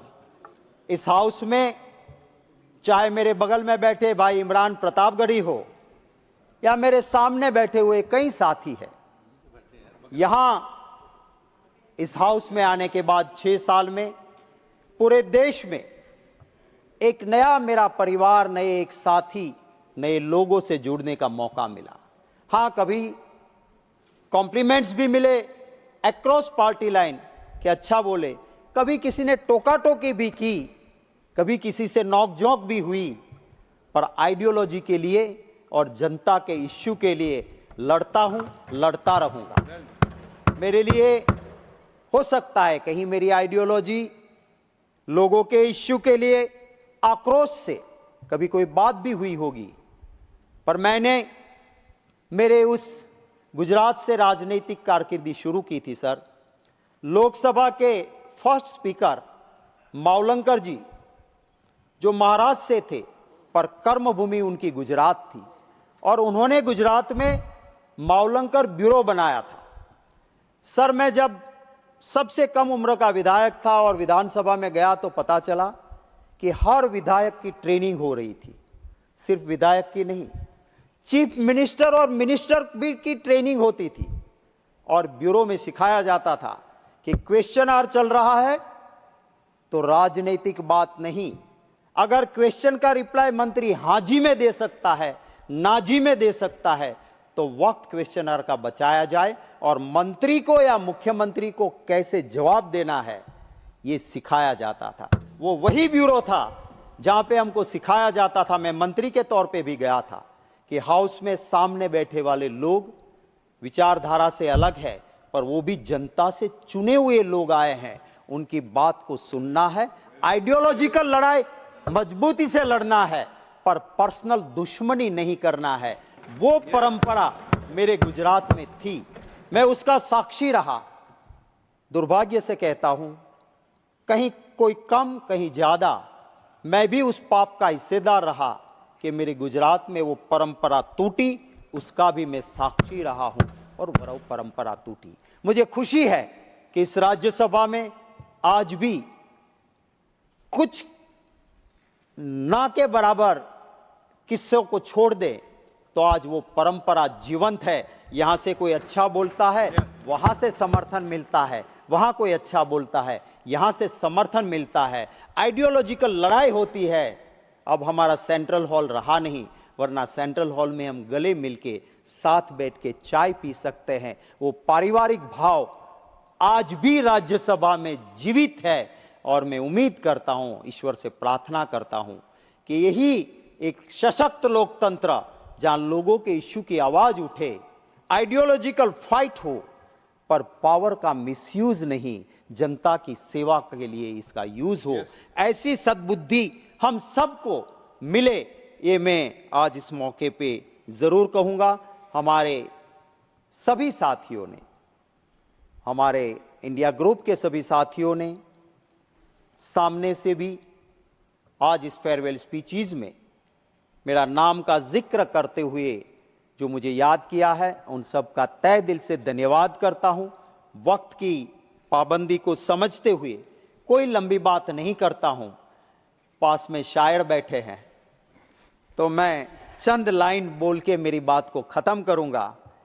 कहां आंसुओं की ये सौगात होगी, कहां आंसुओं की ये सौगात होगी, नए लोग होंगे, नई बात होगी। कहां आंसुओं की ये सौगात होगी, नए लोग होंगे, नई बात होगी। मुसाफिर है हम भी, मुसाफिर है हम भी, मुसाफिर हो तुम भी, किसी न किसी मोड़ पे फिर मुलाकात होगी। Thank you very much. जय। Thank you. Doctor Bhagwat Karad ji. माननीय उपसभापति महोदय, मुझे रिटायर्ड सदस्य को विदाई देते समय बोलने का चांस दिया, इसका मैं आपका आभार व्यक्त करता हूं। आज पूरे सभागृह में सवेरे से हाउस लीडर्स के सभी लीडर्स अपने अपने विचार बता रहे। मुझे ये बताते हुए हर्ष होता है कि मैं एक डॉक्टर था, एक डॉक्टर बोल के मेडिकल प्रैक्टिस करता था और प्रैक्टिस करते समय मैं कॉरपोरेशन चुनाव लड़ता था। मैं कॉरपोरेशन का 2 बार मेयर बना, 1 बार डिप्टी मेयर बना। लेकिन एक दिन रात को हमारे प्रदेश अध्यक्ष और माननीय मुख्यमंत्री जी का फोन आता है और बताया जाता है कि आपको 2 दिन में राज्यसभा का फॉर्म भरना है। मैं सोचा भी नहीं था और 2 दिन में राज्यसभा का जब फॉर्म भरा तो अनअपोज इस सभागृह में आ गए। तो इस सभागृह में आने का जो मुझे मौका दिया, इसीलिए हमारे यशस्वी प्रधानमंत्री माननीय नरेंद्र मोदी जी, गृह मंत्री अमित भाई शाह, तत्कालीन राष्ट्रीय अध्यक्ष माननीय जेपी नड्डा जी और महाराष्ट्र के मुख्यमंत्री माननीय देवेंद्र जी फडणवीस साहब, प्रदेश अध्यक्ष चंद्रकांत दादा पाटिल और अभी के अध्यक्ष रविंद्र चौहान साहब, सभी का मैं आभार व्यक्त करता हूं। 6 साल पूरे होने 2-4 दिन में हो जाएंगे। इस 6 साल में बहुत कुछ सीखने को मिला। मुझे याद है, जैसा मैं राज्यसभा में आ गया वैसा एक दिन मैं मेरे नेटिव प्लेस में ऑफिस में बैठा था। रात को हमारे संगठन मंत्री केंद्र के BL संतोष जी का फोन आता है और आपको दिल्ली में आके बैठना ऐसा निरोप मिलता है। तो दूसरे दिन आया मैं, तो अध्यक्ष जी का फोन आ गया नड्डा साहब का, आपको प्रधानमंत्री जी को कल जाके मिलना है। तो मुझे पता नहीं था, लेकिन मैं जब मिला तब माननीय प्रधानमंत्री जी ने कुछ लोगों को बुलाया था और हमें बताया कि आपको 5 बजे शपथ लेना है, मंत्री बनना है। तो सोचा भी नहीं था मैं। वो दिन है 21 जुलाई 2021। शपथ लेने के बाद मैं एक डॉक्टर, नामांकित डॉक्टर हूं। मैं सोच रहा था मैं एक MOS हेल्थ बनूंगा, हेल्थ मिनिस्टर बनूंगा, लेकिन मुझे फाइनेंस दिया। तो 2 दिन के बाद माननीय प्रधानमंत्री जी को जब मैं मिलने गया तो उन्होंने इन्फॉर्मेशन देते समझाया कि आपको 3 चीज़ पे काम करना है। उन्होंने बताया था फाइनेंशियल लिटरेसी, फाइनेंशियल इंक्लूजन और डिजिटल ट्रांजैक्शन पे आपको ज़्यादा काम करना है। जैसा मैं फाइनेंस MOS बना तो हमारे finance minister Nirmala Sitharaman ji madam का मुझे हमेशा मार्गदर्शन मिलता रहा। मैं फाइनेंस का आदमी नहीं था, मैं एक डॉक्टर था, लेकिन उनके मार्गदर्शन में मुझे 3 साल काम करने का चांस मिला। ये करते समय मुझे याद है जो फाइनेंस मिनिस्टर MOS था मैं, लेकिन जो प्रधानमंत्री जी ने 3 सेंटेंस मुझे बताए थे, तो गरीब की सेवा कैसी हो जाए, इसके लिए जो अलग अलग स्कीम्स थे उस स्कीम्स के ऊपर मैं काम करते रहा। हर एक स्टेट में जाके मैंने SLBC का मीटिंग लिया। उतना ही नहीं तो प्रधानमंत्री स्वनिधि योजना के माध्यम से हर म्यूनिसिपल कॉरपोरेशन और हर चाहे भाजपा गवर्नमेंट हो या अपोजिशन गवर्नमेंट हो, जो फाइनेंस मिनिस्टर उनके मिलते रखे ये स्कीम पेनेट्रेट कैसा हो जाए, इसके लिए भी मैं पूरे स्टेट में जाके काम किया और जो कुछ टारगेट गवर्नमेंट का था वो फुलफिल भी हो गया। इतना ही तो आज मुझे इस बात का भी गौरव लगता है कि हमारी जो बैच है, जो दोनों सदन में उन्होंने काम किया है, एक पुराना सदन और ये नया सदन, और इस नया सदन में जो पहला बिल जो है नारी शक्ति वंदन विधेयक, ये पहला बिल पास हुआ, इसलिए महिलाओं को न्याय मिलेगा ये मुझे लगता है। आज मैं इतना ही बताना चाहता हूँ कि आज रिटायर होने के बाद हम इस सभागृह में जो हमें संस्कार मिले हैं, जो अनुभव मिले हैं, उसका अनुभव और संस्कार लेके हम जनता में जाएंगे और जनता में एक जो यहाँ से हमें जो सीनियर नेता का स्पीच हो, माननीय प्रधानमंत्री जी का हो, मिनिस्टर्स का हो, ये सब हम साथ में लेके एक राष्ट्र निर्माण के लिए काम करेंगे और ये संकल्प के साथ हम काम करेंगे। इस सदन में बहुत कुछ सीखने को मिला है। इसमें कुछ बड़े बड़े नेता जो सीनियर नेता है वो कैसे बात करते हैं, उसको धैर्य से कैसे सुनना, तर्क से कैसा बोलना, और कुछ असहमति है तो उसका भी सम्मान करते हुए हमारे में इम्प्रूवमेंट कैसा करना। और सबसे महत्वपूर्ण, आप जैसे उप सभापति बोल के बैठे हैं, कोई सभापति हो, लेकिन ये संचालन करते समय सभी को समावेश कैसा करना, ये भी हमें सीखने को मिला है। ये करते समय हमारे पीरियड में जो 3 सभापति हो गए, उनका मैं आभार व्यक्त करता हूं। और यहाँ सेक्रेटरी के जो कर्मचारी है, हमारे secretary general mister PC Modi ji हो, सचिवालय के पूरे सेक्रेटरी हो, सभी का मैं आभार व्यक्त करता हूं। और बस इतना ही बताना चाहता हूं, आगे पॉलिटिकल एक्टिविटी में एक संकल्प करके, जो प्रधानमंत्री जी का संकल्प है, ये विकसित भारत 2047 तक बनना, ये राष्ट्र को निर्माण करना, तो इस संकल्प को हम जुड़ते हुए जहाँ भी हो, जिस भूमि में हो, हम काम करेंगे। और अंत में एक अटल जी की कविता 2 पंक्तियां करके मैं मेरे वाणी को विराम देता हूं। भारत रत्न अटल जी की कुछ पंक्तियां ऐसी है: हार नहीं मानूंगा, हार नहीं मानूंगा, रार नहीं ठानूंगा, काल के कपाल पर लिखता मिलता हूं, लिखता मिटाता हूं, गीत नया गाता हूं। इन शब्दों के साथ नया संकल्प जो कुछ यहाँ से हमें मिला है सीखने को, ये जो कुछ हमारी सिदोरी है, मराठी में सिदोरी बोलते हैं उसको, हम साथ में लेंगे और इस समाज सेवा करते हुए राष्ट्र बनाने का काम करेंगे। इन शब्दों के साथ फिर एक बार माननीय प्रधानमंत्री जी, माननीय गृह मंत्री अमित भाई जी, हमारे नए राष्ट्रीय अध्यक्ष नितिन नवीन जी, और हमारे मुख्यमंत्री देवेंद्र फडणवीस जी, प्रदेश अध्यक्ष रविंद्र चौहान जी, और सभी नेताओं का, हमारे विशेषता finance minister Nirmala Sitharaman madam, और जब मैं MOS था उस टाइम हमारे एक कलीग थे माननीय Pankaj Chaudhary, he is there, तो इन सब का एक हमारी टोली थी। तो इन सभी का मैं आभार व्यक्त करते हुए मैं मेरी वाणी को विराम देता हूं। धन्यवाद। Thank you. Shriman Dhairyashil Mohan Patil ji. Not present. Dr. Ashok Kumar Mittal ji.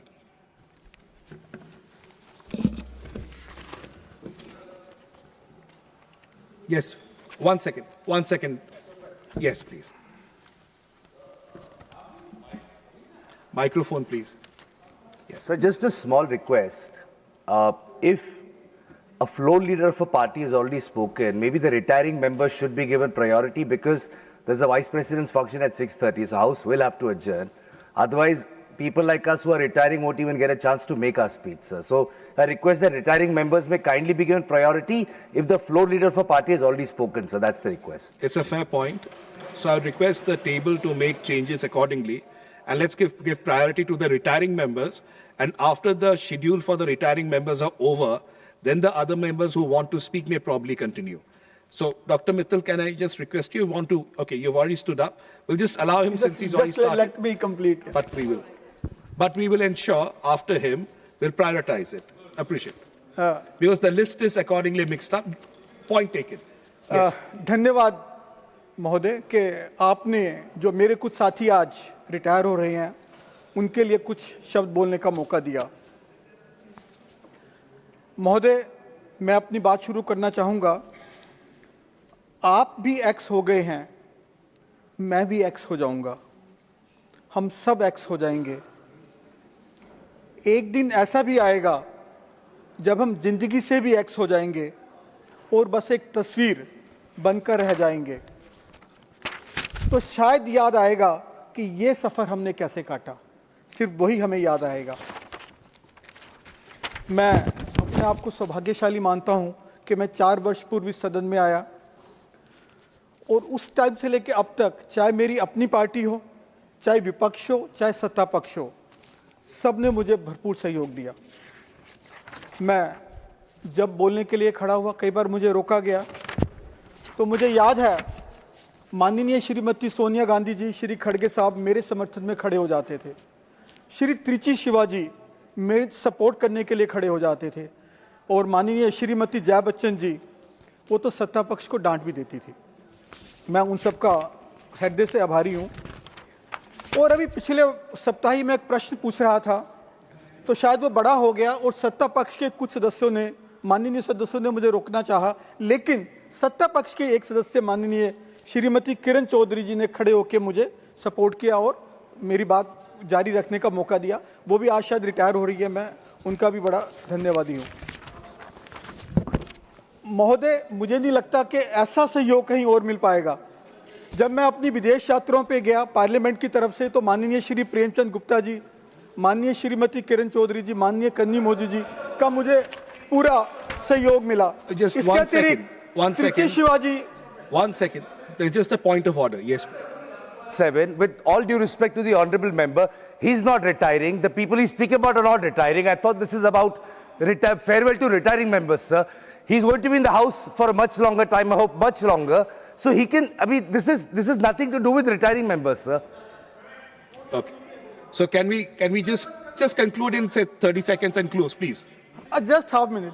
जो उन्हीं की बात कर रहा हूँ। हाँ, माननीय श्री त्रिचा शिवाजी लेकिन तो वापस आ रहे हैं, श्री दिग्विजय सिंह जी, श्रीमती प्रियंका चतुर्वेदी जी, श्री शक्ति सिंह गोयल जी और माननीय सदस्यों ने मुझे समय समय बहुत मार्गदर्शन दिया।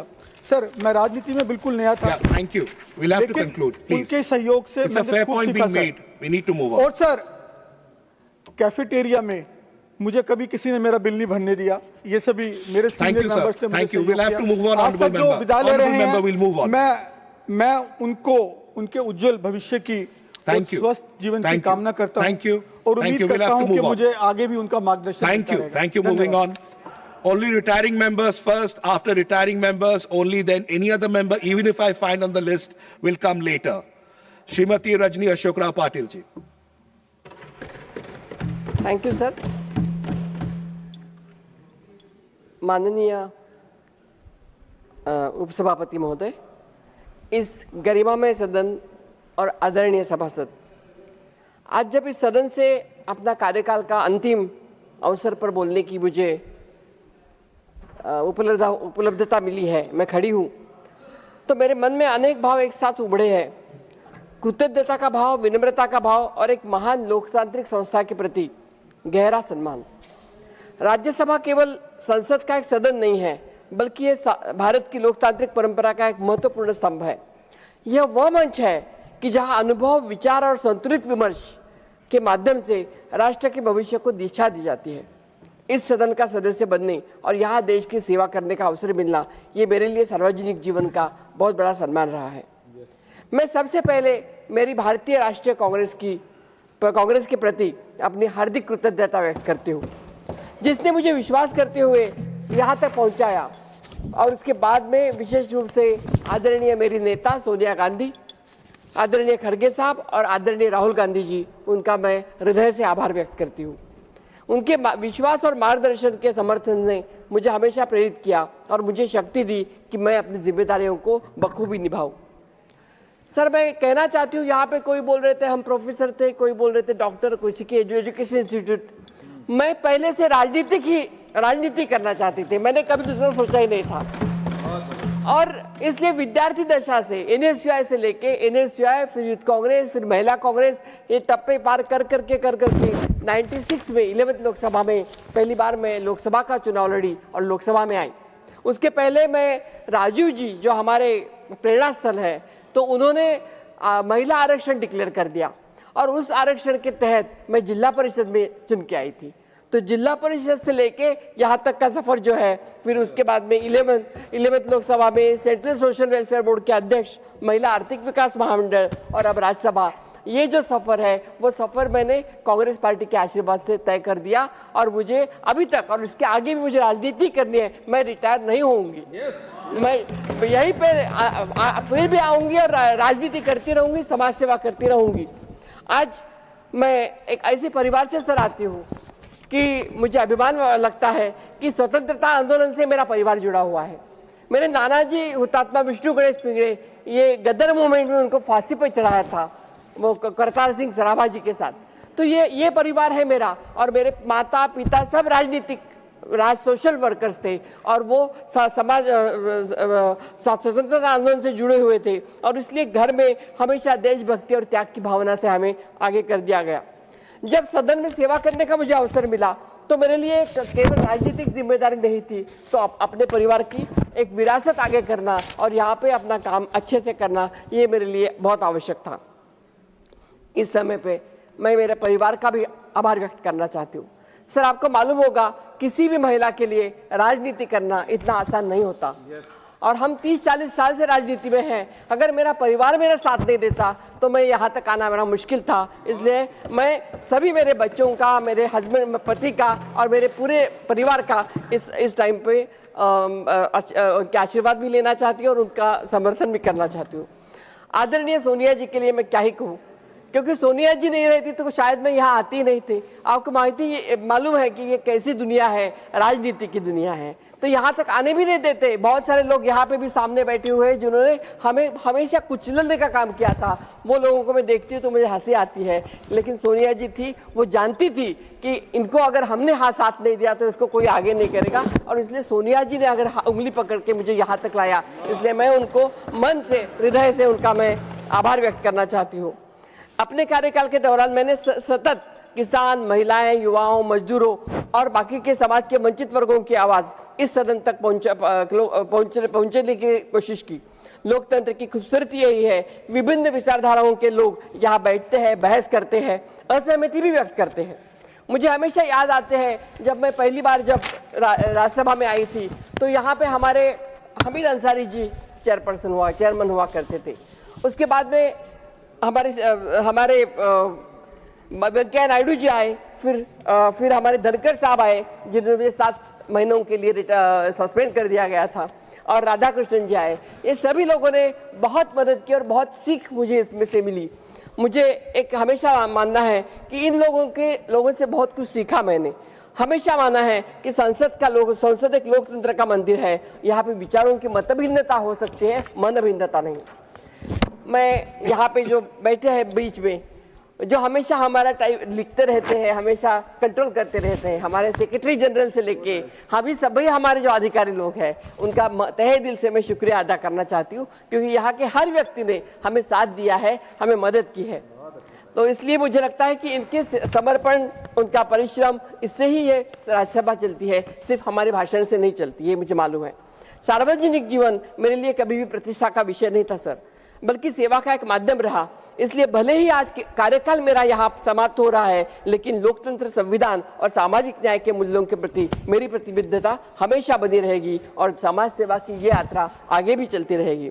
आज मैं सदन को देखती हूँ तो मुझे बीते बीते बताए गए बहुत क्षण आने के याद आते हैं। पहले हम पुराने बिल्डिंग में थे, फिर यहाँ आ गए और फिर बहस, संवाद और हमें जब सब महत्वपूर्ण विषय पर चर्चा करने का जब मौका मिलता था और सुनने की जो हमें मिलती थी, हमें क्या बोलते हैं उसको, बहुत बड़ी उपलब्धि मिलती थी।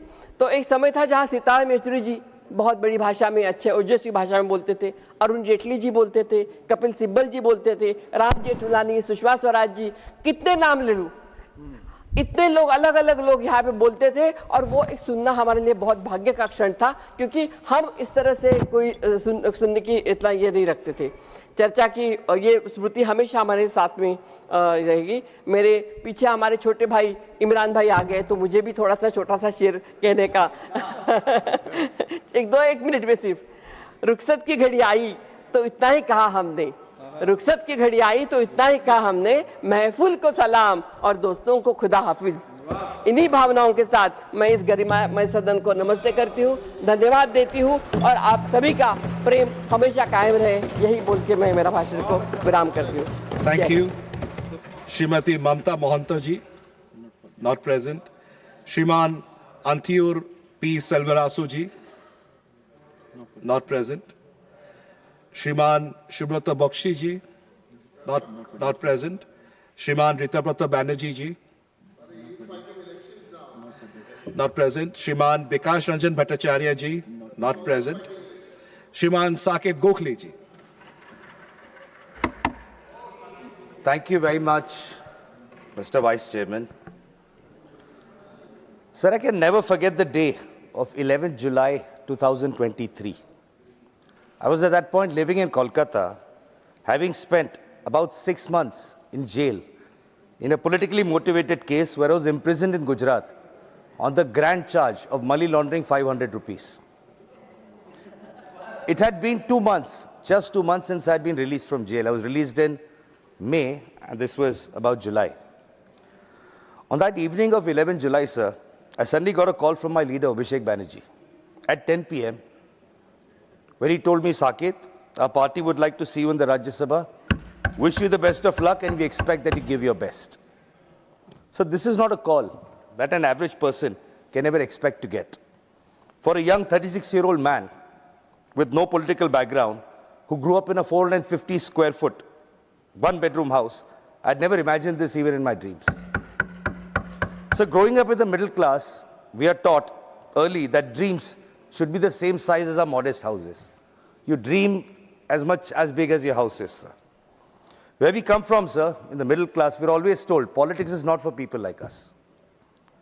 So which is why I want to start by expressing the deepest gratitude to my leaders Mamata Banerjee and Abhishek Banerjee, who showed me that there is indeed a place in politics for young people, no matter where you come from, as long as you're prepared to give your 100% in the service of the nation and our people. I'm extremely proud today to say that I belong to a party where the only criteria that matters are your merit and performance and not your family background. So I was extremely fortunate to take my oath in the old Parliament building. In every moment I spent there, I could feel the spirits of our nation's founders reminding me of the immense responsibility that I'd been entrusted with. I've spent numerous moments sitting quietly in the central hall and being in awe of the values and struggles that our great nation and its constitution have been founded upon.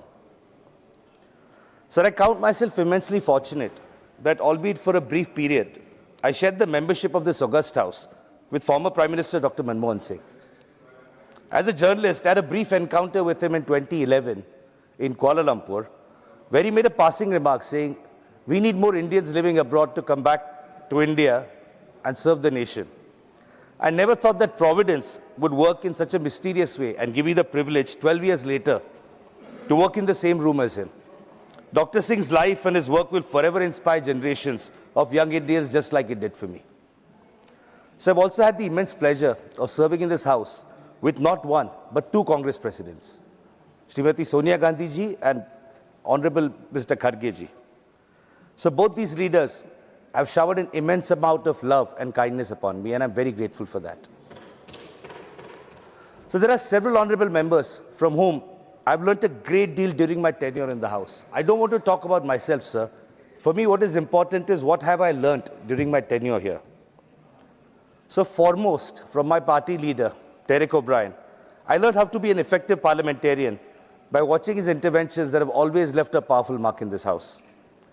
He has been my mentor, who has taught me almost everything that I know today. I know about politics as well as about life because of his contribution in my life. One lifetime will not be enough to thank him, sir. So from my colleagues in the DMK, I learned the importance of cherishing my language and my heritage, sir. I've been fortunate enough to serve on a JPC also with Honorable Member Mr. P. Wilson, and I've drawn upon his immense legal wisdom. So when I first entered this house, I was a raw young man with very little knowledge of how to conduct myself in Parliament. I will forever be grateful to Srimati Jaya Bachchan ji, who very gently scolded me once and told me to focus on my strengths and make positive contributions. Today, sir, I only hope that I managed to make her proud. Sir, I share a very unique bond with two senior members of this house, sir, Mr. Sanjay Singh and Mr. Sanjay Raut, because we have all had the honor of spending time in jail for fighting for what we believe in. Sanjay Singh and Sanjay Raut are probably two of the bravest men that I met in my life. From these two honorable colleagues, sir, I learned how to get rid of fear, to dust myself after a setback, and to keep fighting with all my might. So from my colleagues in the CPM, John Brittas, I learned how humor can be a powerful tool when combined with passion. Every day, I'm amazed at his ability to disarm his opponents with his wit and his banter. So I'll forever be grateful to this house for giving me a colleague, a friend, and a confidante like Priyanka Chaturvedi, who has been one of my biggest sources of support and encouragement. As we both retire from this house at the same time, I'm very lucky that this house has given me a friend for life. Sir, I've been very privileged to sit in this house and observe the interventions of some of India's greatest legal luminaries, like Mr. Kapil Sibal, Mr. Abhishek Manu Singhvi, Mr. Vivek Tankha, and several others. So someday when the history of our present times is written, the names of these honorable jurists will be written in golden words for everything they've done in our country today to protect fundamental rights. So I've been lucky to firsthand experience a masterclass in economics in this house every time our former finance minister, P. Chidambaram, has made an intervention. A 30-minute speech by Mr. Chidambaram teaches us a lot more about economics than any textbook can. Sir, I want to thank the Honorable Leader of the House, Shri J.P. Nadda, for all the kindness he has shown me as a young first-time MP during my tenure. His politeness and grace is something that every parliamentarian should imbibe. So despite our political and ideological differences, I've been privileged to have some deeply meaningful interactions with my colleagues from the Treasury benches, sir. It's a very sad reality of the times today that if I mention their names, they will get into trouble with their leadership, so I'm not going to do that. All I wish to say, sir, therefore, is that I'm grateful for all the positive interactions I've had with my colleagues from the BJP and other parties at the Treasury benches. They know who they are, and I've been very fortunate to spend time with them. So most of all, sir, I'm very, very, very grateful to have served with the finest MPs, who are my fellow colleagues from the second largest opposition party, the All India Trinamool Congress. So we are a party that epitomizes teamwork, and each and every colleague of mine has taught me some very valuable lessons that have shaped me not only as an MP, but as a person. My colleagues in Trinamool have always supported me and have had my back. We're famous, sir, in this house. No matter how many Trinamool MPs are there, when one is speaking, everybody will sit together. That is the power of Team Trinamool, sir.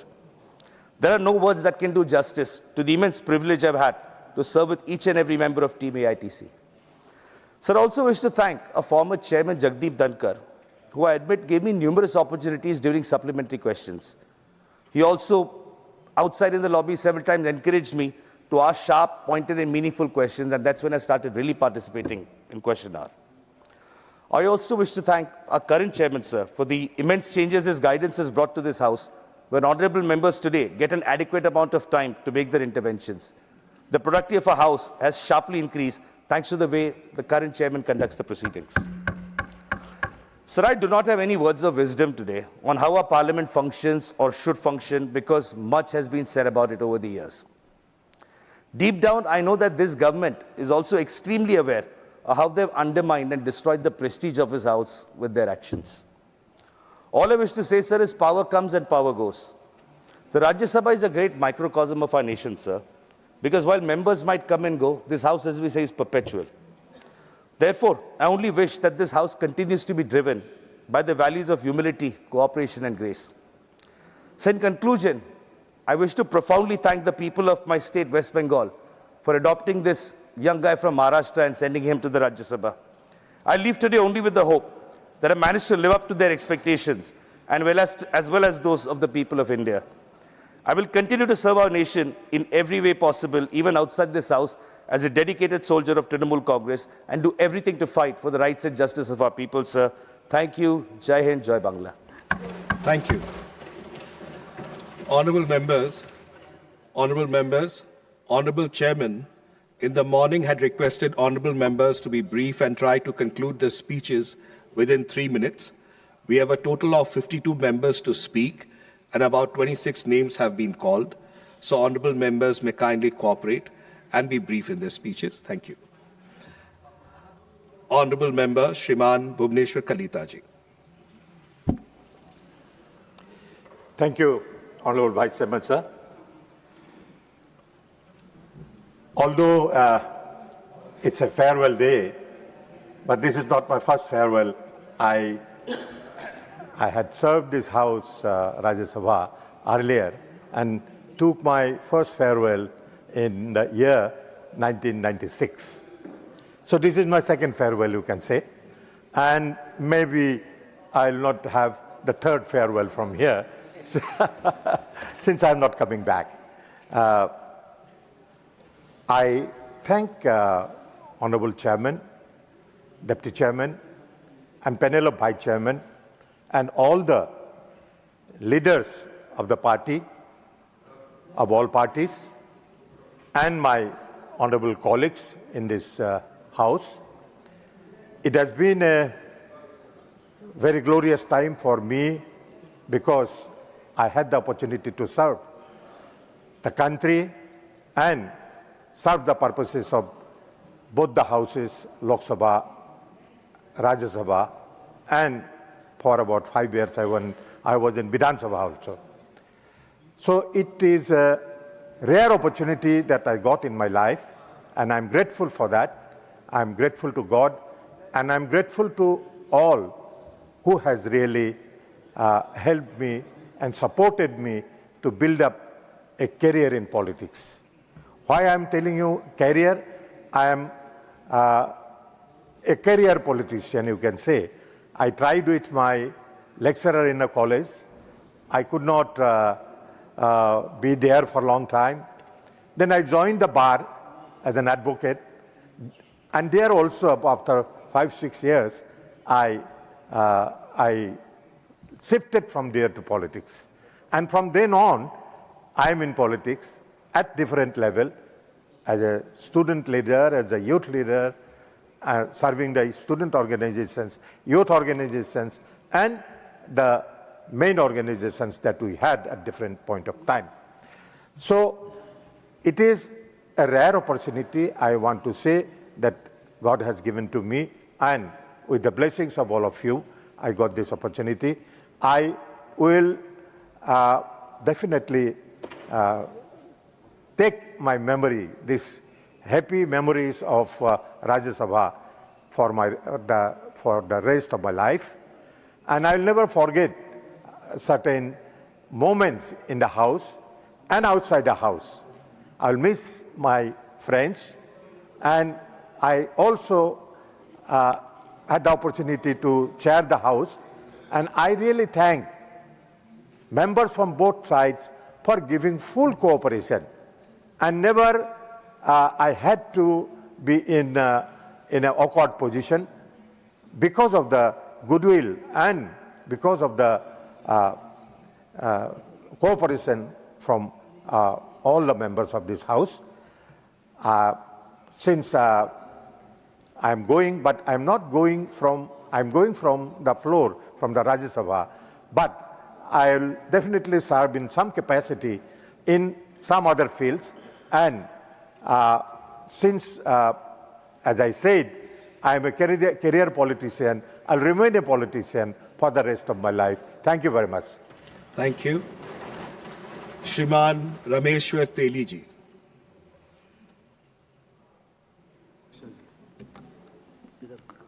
धन्यवाद उपसभापति महोदय।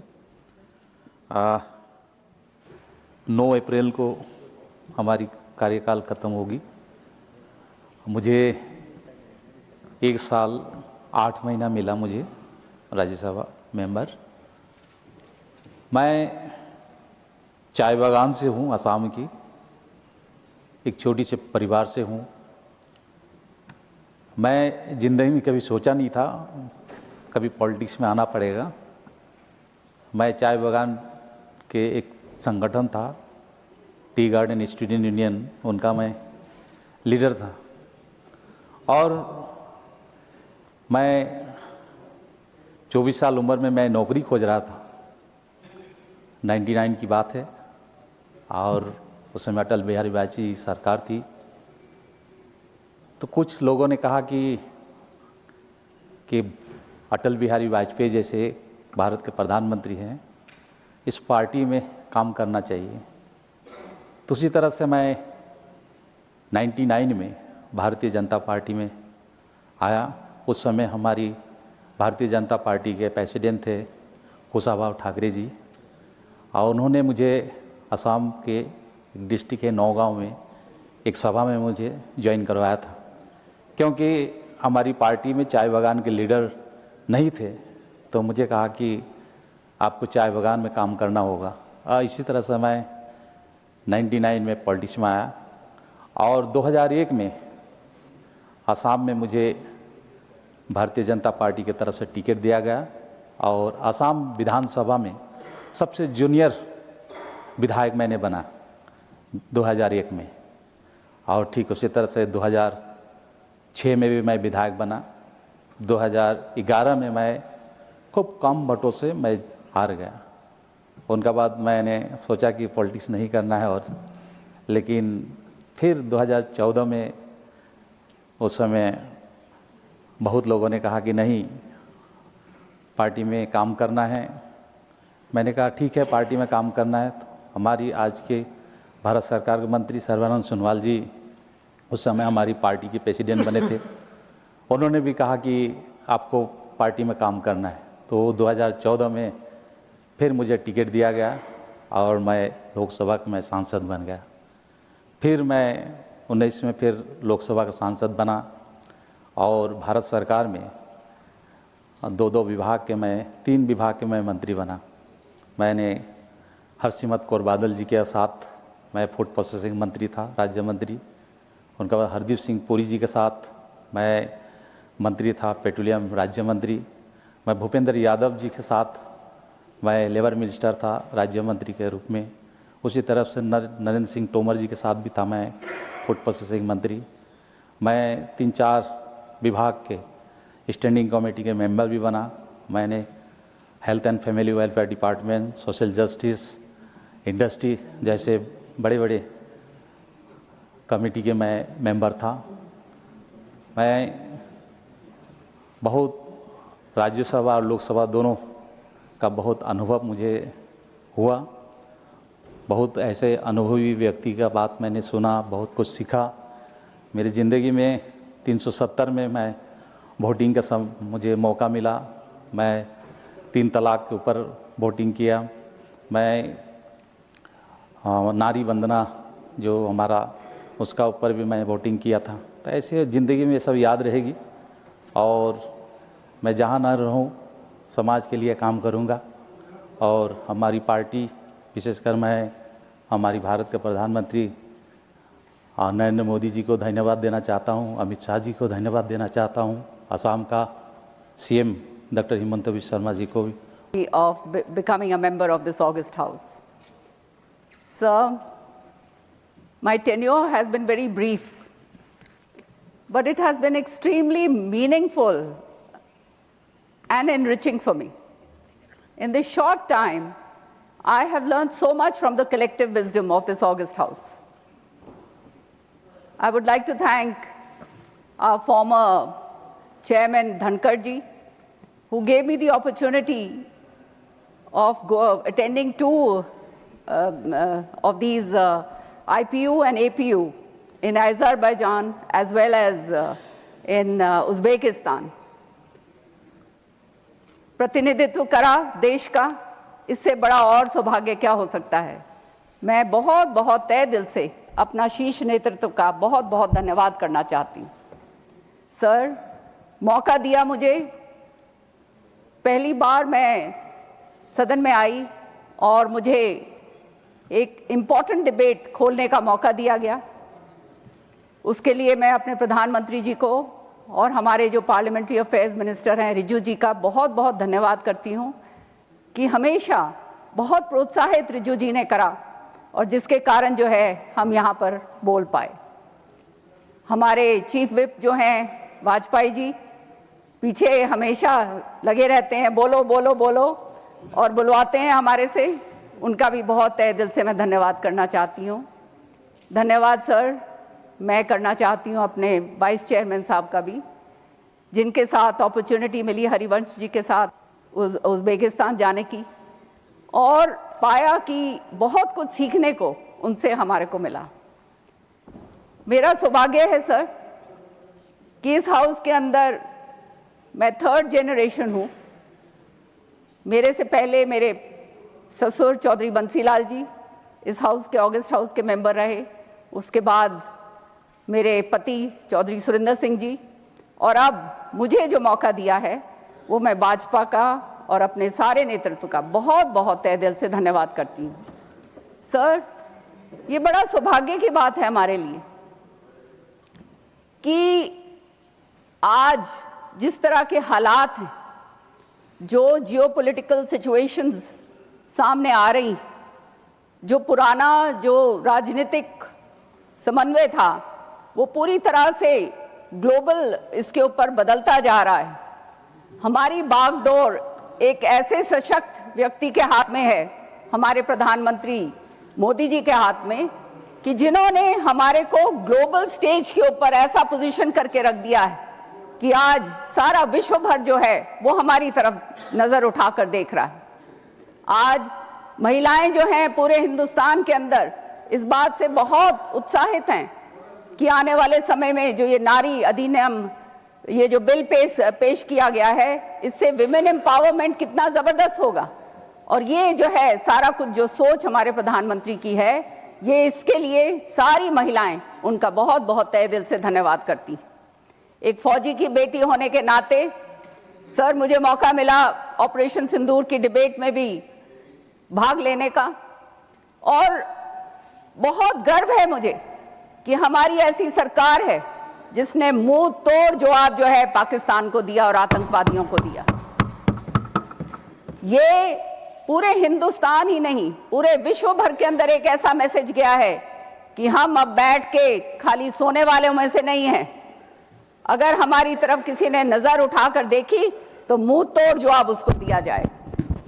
Sir, इसी तरह से चाहे women empowerment हो, चाहे और भी बहुत सारे जो बिल्स आए, उसके अंदर भाग लेने का मुझे मौका मिला। मैं बहुत बहुत तहे दिल से दोबारा से सबका धन्यवाद करती हूँ। और सर, हमारे जो लीडर ऑफ द हाउस हैं नड्डा जी, उनका भी मैं धन्यवाद करूंगी।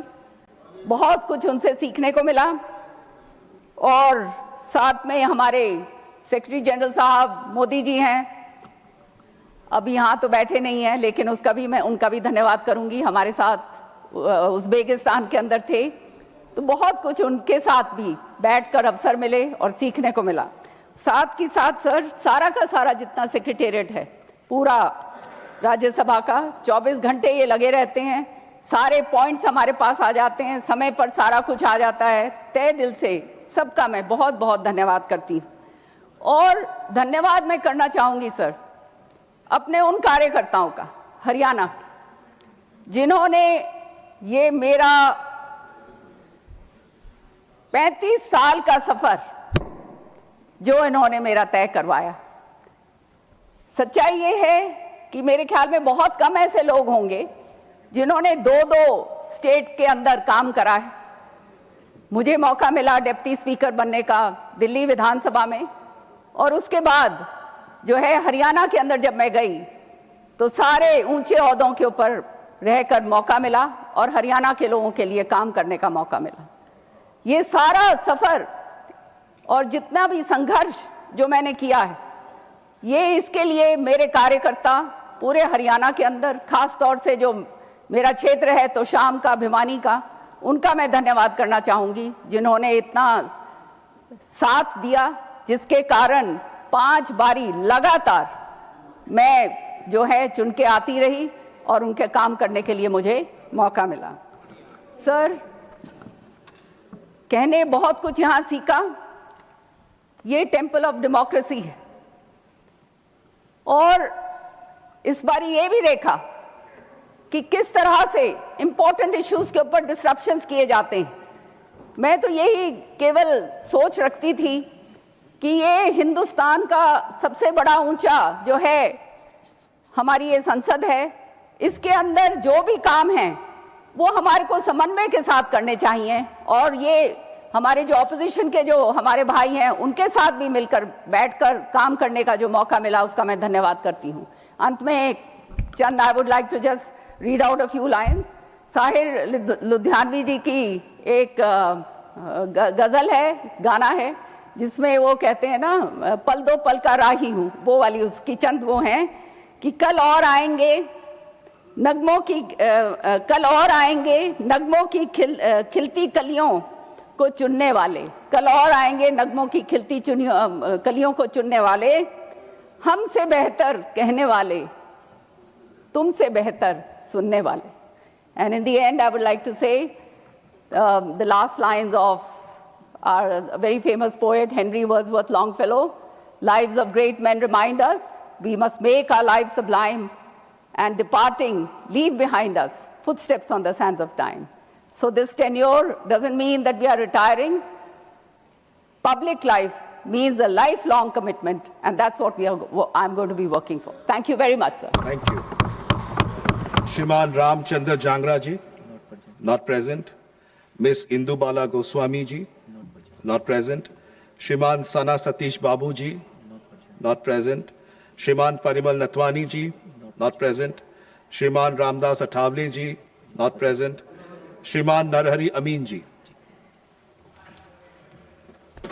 माननीय अध्यक्ष महोदय जी, 21/6/2020 कोरोनाना कपरा समय दरमियान राज्यसभा सदस्य तरीके सभागृह में आवानी मने तक मळी।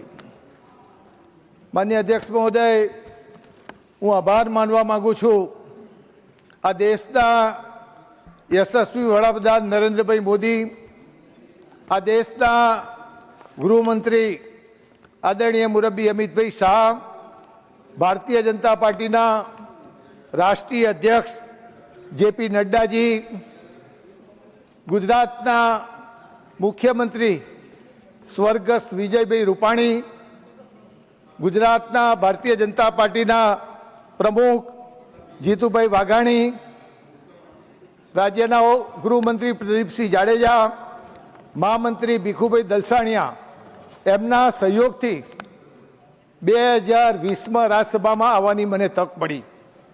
राज्यसभा सभ्य तरीके छेल्ला 6 वर्षथी रेलवे मंत्रालय में स्टेन्डिंग कमिटी सभ्य तरीके काम करवानी तक मळी। यशस्वी वडाप्रधान नरेंद्रभाई मोदी वडाप्रधान बन्या बाद समग्र देशना रेलवे विभाग में जे क्रांतिकारी निर्णयों कर्या, रेलवे स्टेशनों अपग्रेडेशन थी मांडीने समग्र रेल विभाग ने लोक उपयोगी थई सके ए नो साक्षी बनवानी मने तक मळी। એ ઉપરાંત કેમિકલ્સ ફર્ટિલાઇઝર મંત્રાલયના કન્સલ્ટેટિવ કમિટીના સભ્ય તરીકે કામ કરવાની તક મળી, નાણાં વિભાગના કન્સલ્ટેટિવ કમિટીના સભ્ય તરીકે કામ કરવાની તક મળી,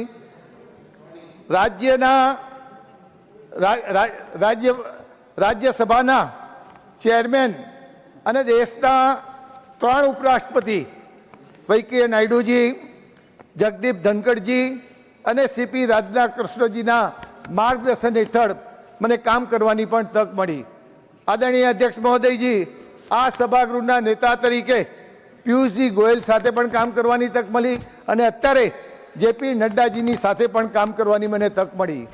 માન્ય અધ્યક્ષ મહોદય, મારા રાજ્યસભાના ટર્મ દરમિયાન વકફ બિલ હોય, મહિલા આરક્ષણ બિલ હોય, વીબી રામજી ગ્રામીણ રોજગાર ગેરંટી એક્ટ બિલ હોય, લેબર બિલ હોય, ત્રિભુવનદાસ સહકારી યુનિવર્સિટી બિલ હોય, આવા જુદા જુદા અનેક બિલોમાં એક સભ્ય તરીકે પાર્ટિસિપેટ્સ કરવાની, ભાગ લેવાની પણ મને તક મળી છે. આ 6 વર્ષ દરમિયાન દેશના વડાપ્રધાન નરેન્દ્રભાઈ મોદીની સરકાર દ્વારા મહાત્મા ગાંધીજીની 150મી જન્મજયંતિની ઉજવણી હોય, વંદે માતરમની 150મા વર્ષની ઉજવણી હોય, બિરસા મુંડાની 150 વર્ષની જન્મજયંતિની ઉજવણી હોય, સરદાર વલ્લભભાઈ પટેલની જન્મજયંતિની ઉજવણી હોય અને સુભાષચંદ્ર બોઝ જેવા રાષ્ટ્રીય નેતાની ઉજવણીમાં પણ ભાગીદાર થવાની તક આ સરકારમાં, આ રાજ્યસભાના સભ્ય તરીકે મને મળેલી છે.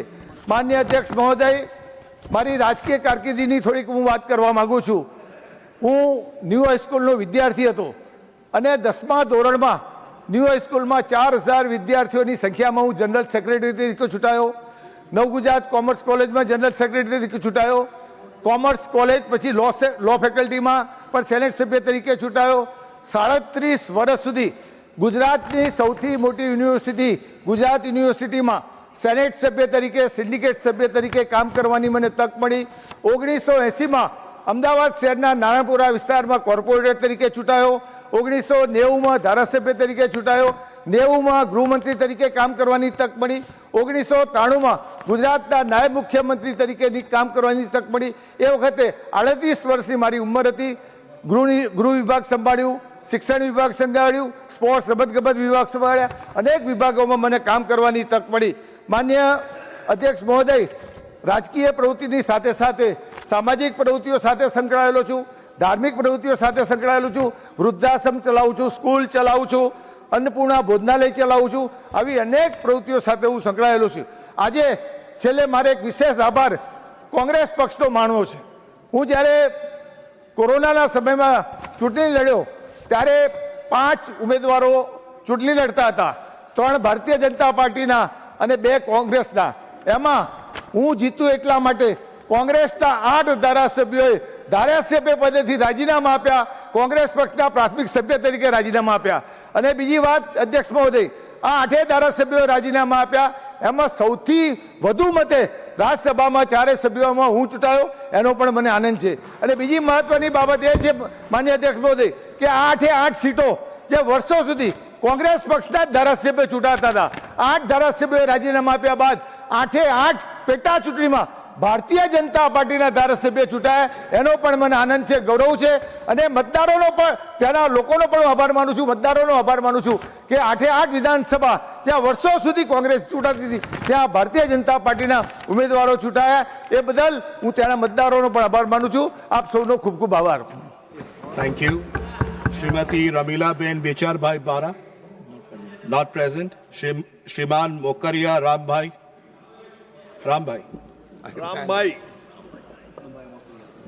साहब वंदन प्रणाम. आपने वो एलची लविंग का जिक्र किया, आपका आभार.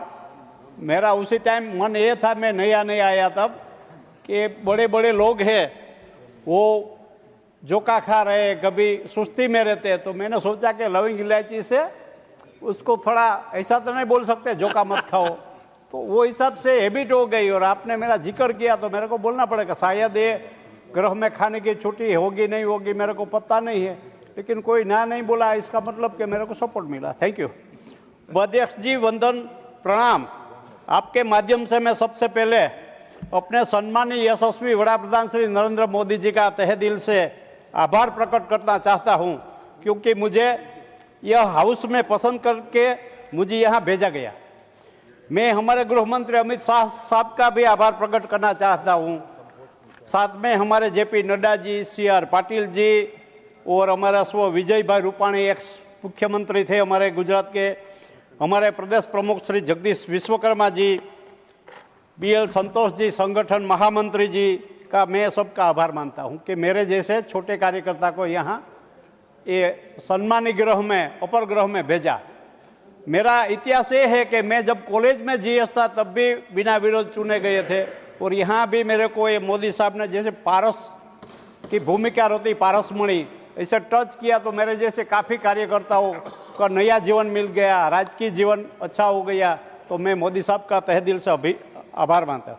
मैं सर अखिल भारतीय विद्यार्थी परिषद में 1976 के समय में मैं जुड़ा, आज तक मेरे को 50 साल है जाहिर जीवन में हो गया। विद्यार्थी, VHP, RSS संघ सभी में, बजरंग दल में काफ़ी समय में काम किया, और मेरे को ये राज्यसभा का मेंबर होने का परिवार क्षेत्र है जो मेरा, उसका भी मैं आभार मानता हूँ कि काफ़ी टाइम मेरे को काम करने का मौका मिला।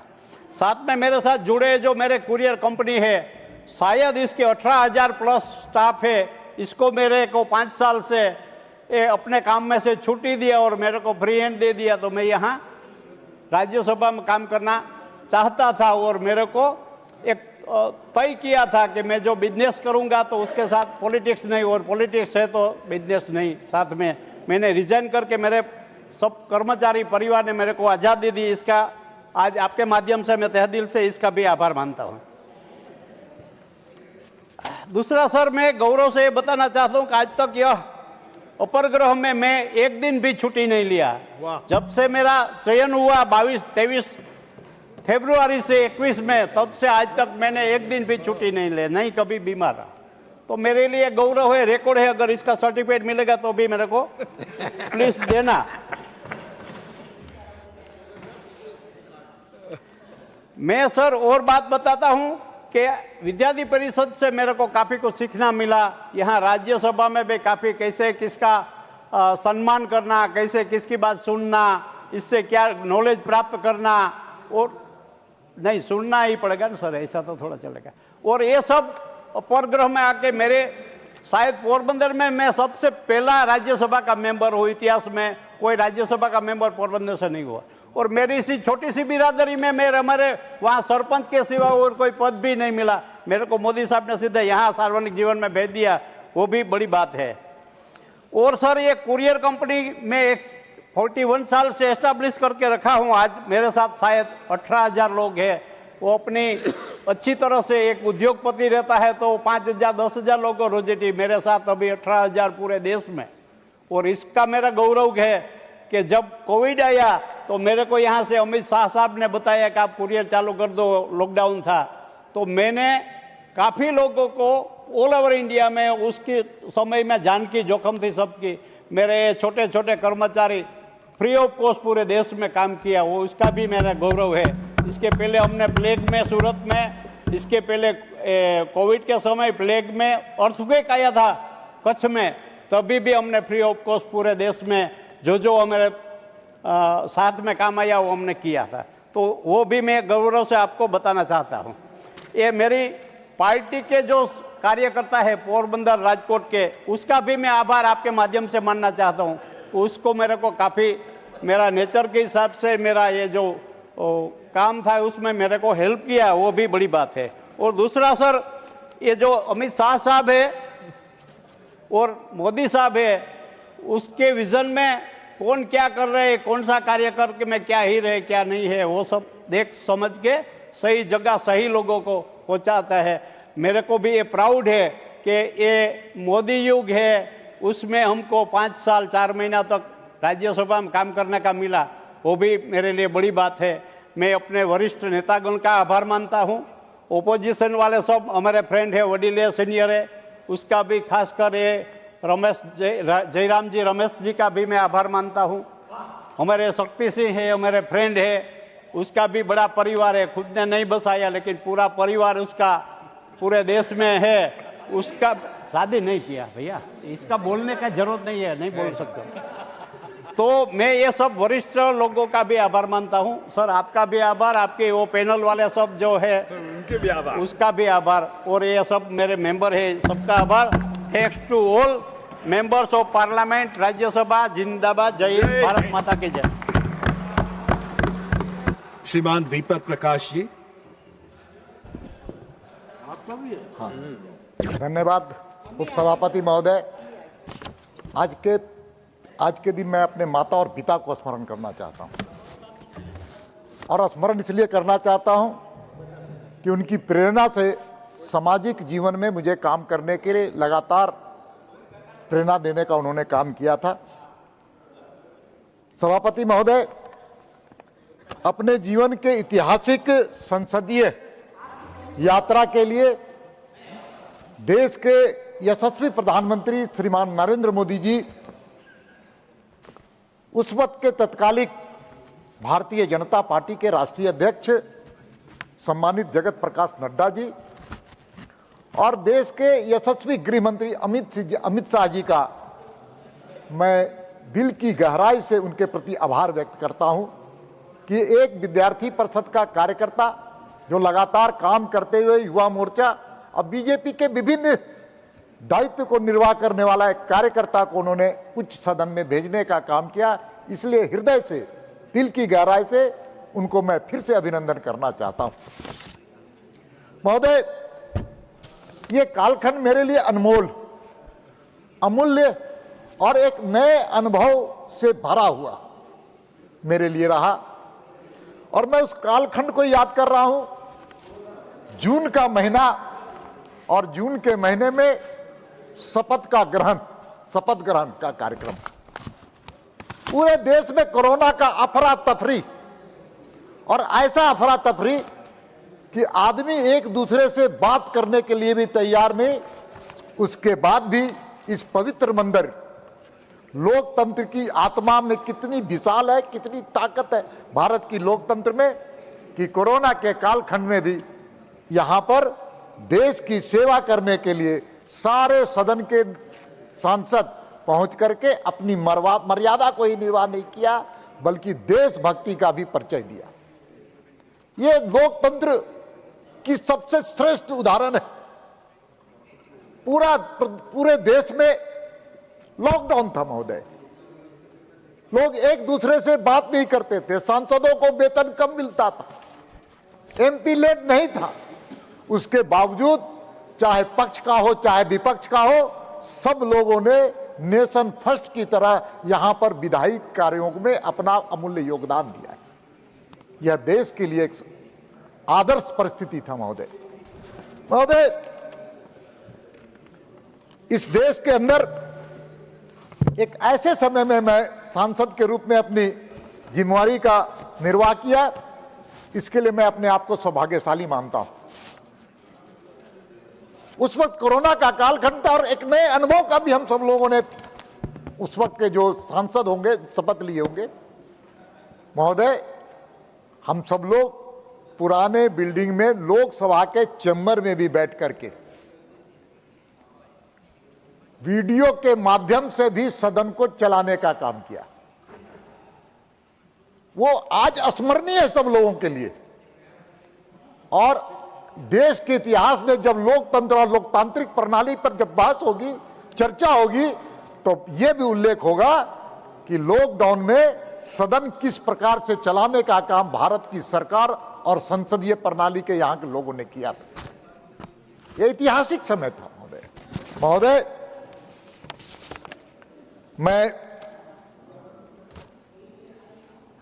इस बात का मुझे बहुत ही फक्र है, गर्व है कि मैं ऐसे कई विधायी कार्य में अपना योगदान देने का भी काम किया, और विचारों को, विमर्श को और संवादों को सुन करके एक नया अनुभव और एक नया उत्साह बनाने का भी काम मुझे हुआ महोदय। ऐसे कई महत्वपूर्ण बिल जिसका साक्ष्य बना, जो मेरे लिए जीवन की अमूल्य पूंजी है, अनमोल पूंजी है महोदय। कोविड के समय में कोविड-19 आपदा प्रबंधन में पूरा सदन देश की चिंता करते हुए पक्ष विपक्ष सब मिलकर के कोविड में कैसे निजात पाया जाए, हम सब लोगों ने मिलकर के काम किया, यह देश के लिए सबसे अच्छा उदाहरण है महोदय। देश के अंदर कैसे ऐसे श्रम संहिताएं थे, श्रम के लेबर लॉज थे सर, उसको भारत की सरकार ने किस प्रकार से श्रमिकों के हित के लिए एक साथ मिलाकर के एक काम किया, उसका भी हम सब लोगों, उसके भी राष्ट्रीय शिक्षा नीति में हम सब लोग जानते हैं सर किस प्रकार से राष्ट्रीय शिक्षा नीति इस देश के लिए आवश्यक था। उस वक्त भी राष्ट्रीय शिक्षा नीति हो, ट्रिपल तलाक हो, भारतीय न्याय संहिता, नारी शक्ति वंदन अधिनियम और सच में नागरिकता संशोधन अधिनियम जो इस देश की आवाज थी, देश की 140 करोड़ जनता की आत्मा की आवाज थी, उसको भी हम सब लोगों ने यहां से पास किया, इसका भी हम सब लोगों को फक्र है। टेलीकॉम बिल, जम्मू कश्मीर पुनर्गठन का जो अधिनियम आया था, चर्चा का विषय हुआ, पक्ष विपक्ष जो भी विवाद हो, लेकिन ध्वनि मत से पास हुआ और देश की एकात्मा को एक नई ताकत मिलाने का काम हमारे प्रधानमंत्री नरेंद्र मोदी जी ने किया, उसका भी साक्ष्य बनने का मुझे फक्र है सर। राम जी बिल हो, और हम कह सकते हैं सर कि इस सदन के माध्यम से, 1 मिनट का, बस आधा मिनट का समय लेंगे, इस सदन के माध्यम से देश के आर्थिक सुधार, सामाजिक न्याय, महिला सशक्तिकरण, डिजिटल सशक्तिकरण और विशेष करके 1500 ऐसे कानून थे जो अंग्रेज और अंग्रेजियत की बदबू आती थी, जो युगानुकूल नहीं था, न्याय सम्मत नहीं था, सामाजिक न्याय के खिलाफ था, उसको बदलने का काम देश के यशस्वी गृह मंत्री ने किया, उसका भी साक्ष्य बना। इस बात का मुझे गौरव है सर। इस अनुभव को मैं एक नई प्रेरणा लेकर, एक नई ऊर्जा लेकर के समाज के विभिन्न वर्गों में जाकर के साझा करूंगा, सहयोग करूंगा, और इसी के साथ मैं अपनी वाणी को विराम देते हुए, परिवर्तन शाश्वत है, धन्यवाद, परिवर्तन शाश्वत नियम है और यह सच है, जो आएगा वो जाएगा, कोई 1 सत्र के लिए आएगा, कोई 2 सत्र के लिए आएगा, कोई 3 सत्र के लिए आएगा, लेकिन एक नए अनुभव को लेकर के समाज के बीच में काम करने का, उसको नई प्रेरणा लेकर के यहां से जाएगा। मैं जयराम रमेश जी के प्रति बड़ी आभार व्यक्त करता हूं। Thank you. नहीं, इसलिए मैं कह रहा हूं, कंक्लूड करें। कर्म के प्रति अगर कोई आदर यहां पर उन्होंने जो दिखाया है, सुबह का समय, प्रातः काल का समय से लेकर के अंतिम समय तक, कंक्लूड करें। अगर जयराम रमेश जी को हम सब लोग आदर्श मानते हैं, थैंक यू। कि कर्म के प्रति अगर कोई व्यक्तित्व अगर दिखता है तो वो जयराम रमेश जी, ऐसे हमारे सभी विपक्ष के हो और हमारे सभी भारतीय जनता पार्टी के, एनडीए गठबंधन के सभी सांसदों के प्रति मैं स्नेह व्यक्त करते हुए अपनी वाणी को विराम देता हूं। शुक्रिया, थैंक यू। श्री रामचंद्र जांगरा जी। धन्यवाद मान्यवर। आज के इस विदाई की चर्चा में भाग लेने का आपने अवसर प्रदान किया। मैं सबसे पहले धन्यवाद करता हूं मेरे देश के यशस्वी प्रधानमंत्री नरेंद्र भाई मोदी जी का, माननीय गृह मंत्री अमित भाई शाह का, उस समय के मेरे प्रदेश के मुख्यमंत्री मनोहर लाल जी का, और पार्टी के शीर्ष नेतृत्व का, जिन्होंने मुझे इस महान सदन में अपनी उपस्थिति दर्ज कराने का अवसर दिया। मान्यवर, इन 6 सालों में एक अभूतपूर्व ऐसा अनुभव हुआ है, बहुत कुछ सीखने में हम कामयाब हुए हैं, बहुत कुछ सीखने को हमें मिला है। और मान्यवर, भारतीय सभ्यता में जैसे कहते हैं कि शब्द एक ब्रह्म है, एक बार 2 शब्द बोल दिया गया, उसकी शक्ति कभी समाप्त नहीं होती है, लेकिन शब्द में कितनी शक्ति है इसका वास्तविक अनुभव हमें इस सदन से हुआ है। और मेरा सौभाग्य है कि मुझे दोनों सदनों में, हमारा जो प्राचीन ऐतिहासिक संविधान सदन जो आज है उसमें भी और यहाँ पर भी दोनों जगह बोलने का मौका मिला है। मान्यवर, मैं अपने सभी माननीय साथियों से एक बात कहना चाहता हूँ, और एक अनुभव साझा करना चाहता हूं। मैं सदन के अंदर गायत्री महामंत्र के ऊपर चर्चा कर रहा था, उसकी महिमा का व्याख्यान कर रहा था। तब मुझे पता चला कि इस सदन की कितनी बड़ी ताकत है। ऑल वर्ल्ड गायत्री परिवार, उन्होंने मेरे भाषण को अपने पेज के ऊपर डाल दिया। बाबा रामदेव जी, पतंजलि परिवार ने मेरे भाषण को अपने पेज के ऊपर डाल दिया। आर्य समाज ने मेरे भाषण को अपने पेज के ऊपर डाल दिया और मैं दुनिया के करोड़ों लोगों तक पहुंच गया। ये सदन की ताकत थी, ये मेरी ताकत नहीं थी, ये सदन की ताकत थी। और मुझे उसका एक बहुत बड़ा इनाम मिला। आर्य समाज का न्यूयॉर्क में सम्मेलन था, मुझे वहां पर आमंत्रित किया गया। मैं न्यूयॉर्क में आर्य समाज के सम्मेलन में शामिल होने के लिए गया। विश्व हिंदी परिषद का वियतनाम में सम्मेलन था, वहां भी मुझे निमंत्रित किया। वहां पर भी मैं वियतनाम में भी उसमें सम्मेलन में भाग लेने के लिए गया। मेरा सौभाग्य रहा, माननीय अमित भाई शाह, उनकी विशेष कृपा रही, जो हिंदी राजभाषा समिति के चेयरमैन होते हैं, गृह मंत्री जी। जैसे ही मैं राजभाषा समिति के अंदर मेरा चुनाव हुआ, मुझे फर्स्ट कमेटी का, प्रथम उप समिति का संयोजक बना दिया गया। मान्यवर, 21 मंत्रालयों में प्रथम उप समिति हिंदी के अनुपालन की जांच करती है पूरे देश के अंदर। और मेरा सौभाग्य रहा कि इस समिति के कार्यक्रम के संबंध में पूरे देश में बहुत कुछ जानने का मौका मिला। पूरे देश की एक एक प्रांत की अपनी सभ्यता, उनकी संस्कृति, उनका पहनावा, उनकी बोलचाल, हर चीज से वाकिफ होने का मौका मिला। ये मैं अपना सौभाग्य मानता हूं। मान्यवर, एक और बात मैं कहना चाहता हूं, इस महान सदन के माध्यम से हम जीवन में कितने लोगों का उपकार कर सकते हैं, और गरीब आदमी कभी किसी उपकार को रखता नहीं है। ये मेरा निजी अनुभव एक छोटा सा मैं साझा कर रहा हूं। एक ऐसा समाज है भारत देश के अंदर जो आज भी बहुत ही पिछड़ी अवस्था में है, घुमंतु अवस्था में है। उसकी कभी किसी ने आवाज नहीं उठाई थी। मैंने गाड़ियां लोहारों के सदन के अंदर आवाज उठाई, और मान्यवर 100 गाड़ियां लोहार मेरे फ्लैट के ऊपर मेरा धन्यवाद करने के लिए आए। मैंने उनमें से 5 आदमियों को सिलेक्ट करके उनको सदन दिखाया, और वो इतने अभिभूत थे कि हमें सदन तक जाने का मौका कब मिल सकता था, कब देखने का मौका मिल सकता था। और मान्यवर, गरीब आदमी किसी का कभी रखता नहीं है।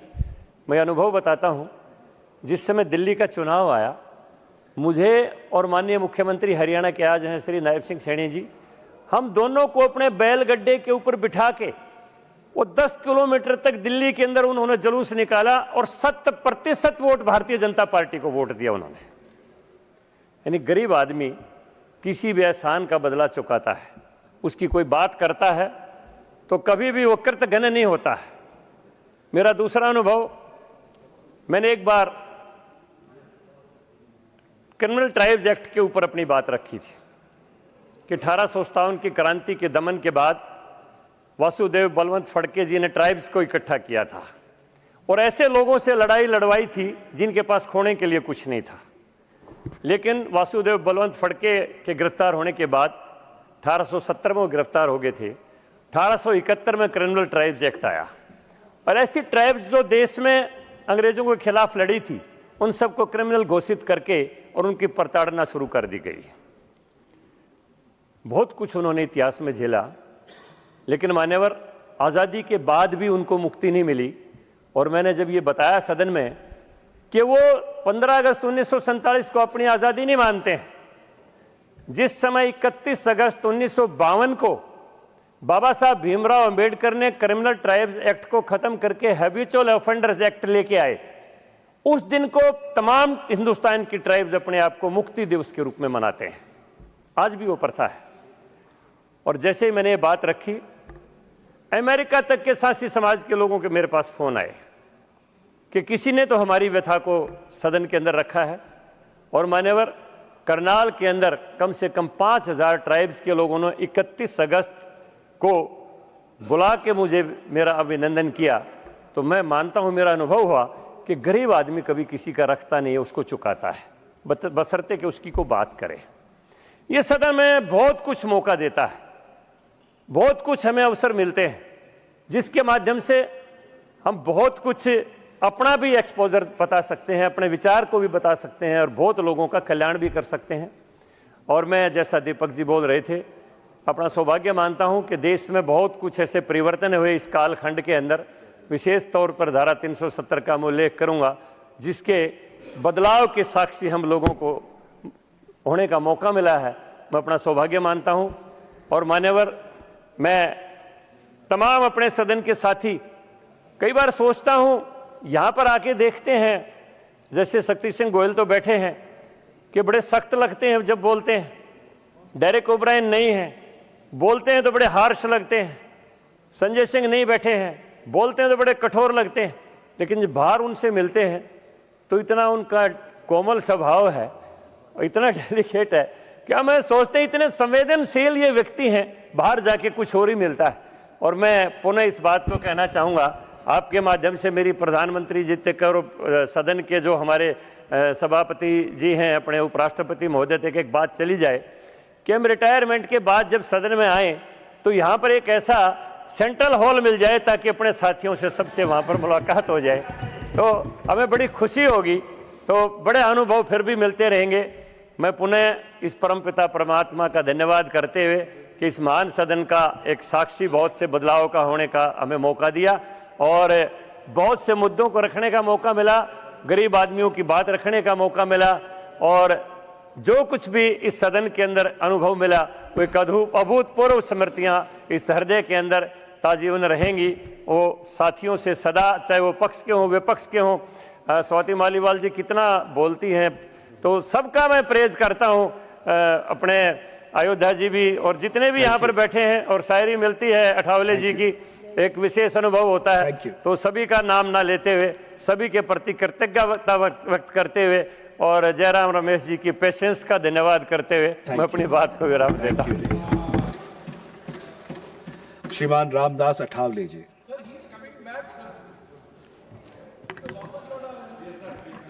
अध्यक्ष महोदय, आज का दिन हमारे लिए बहुत बड़ा गर्व का दिन है। आप बोल चुके हैं, आप बोल चुके हैं।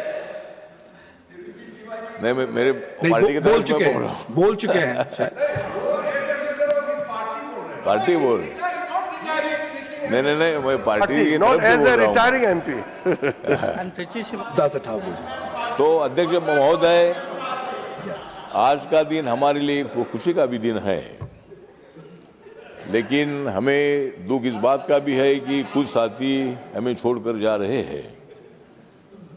तो जो मेंबर हो रहे रिटायर, वो आज भी नहीं है टायर। मैं तो हूं शायर,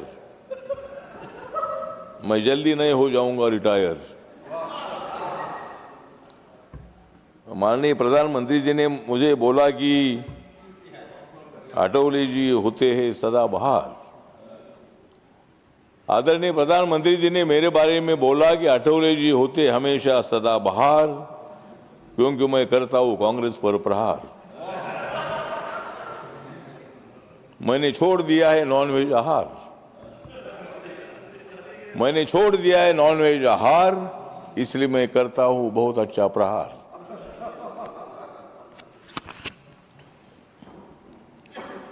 मैंने तो बोला था मैं वापस आऊंगा, मैंने तो बोला था मैं वापस आऊंगा और नरेंद्र मोदी जी के विकास का गीत गाऊंगा।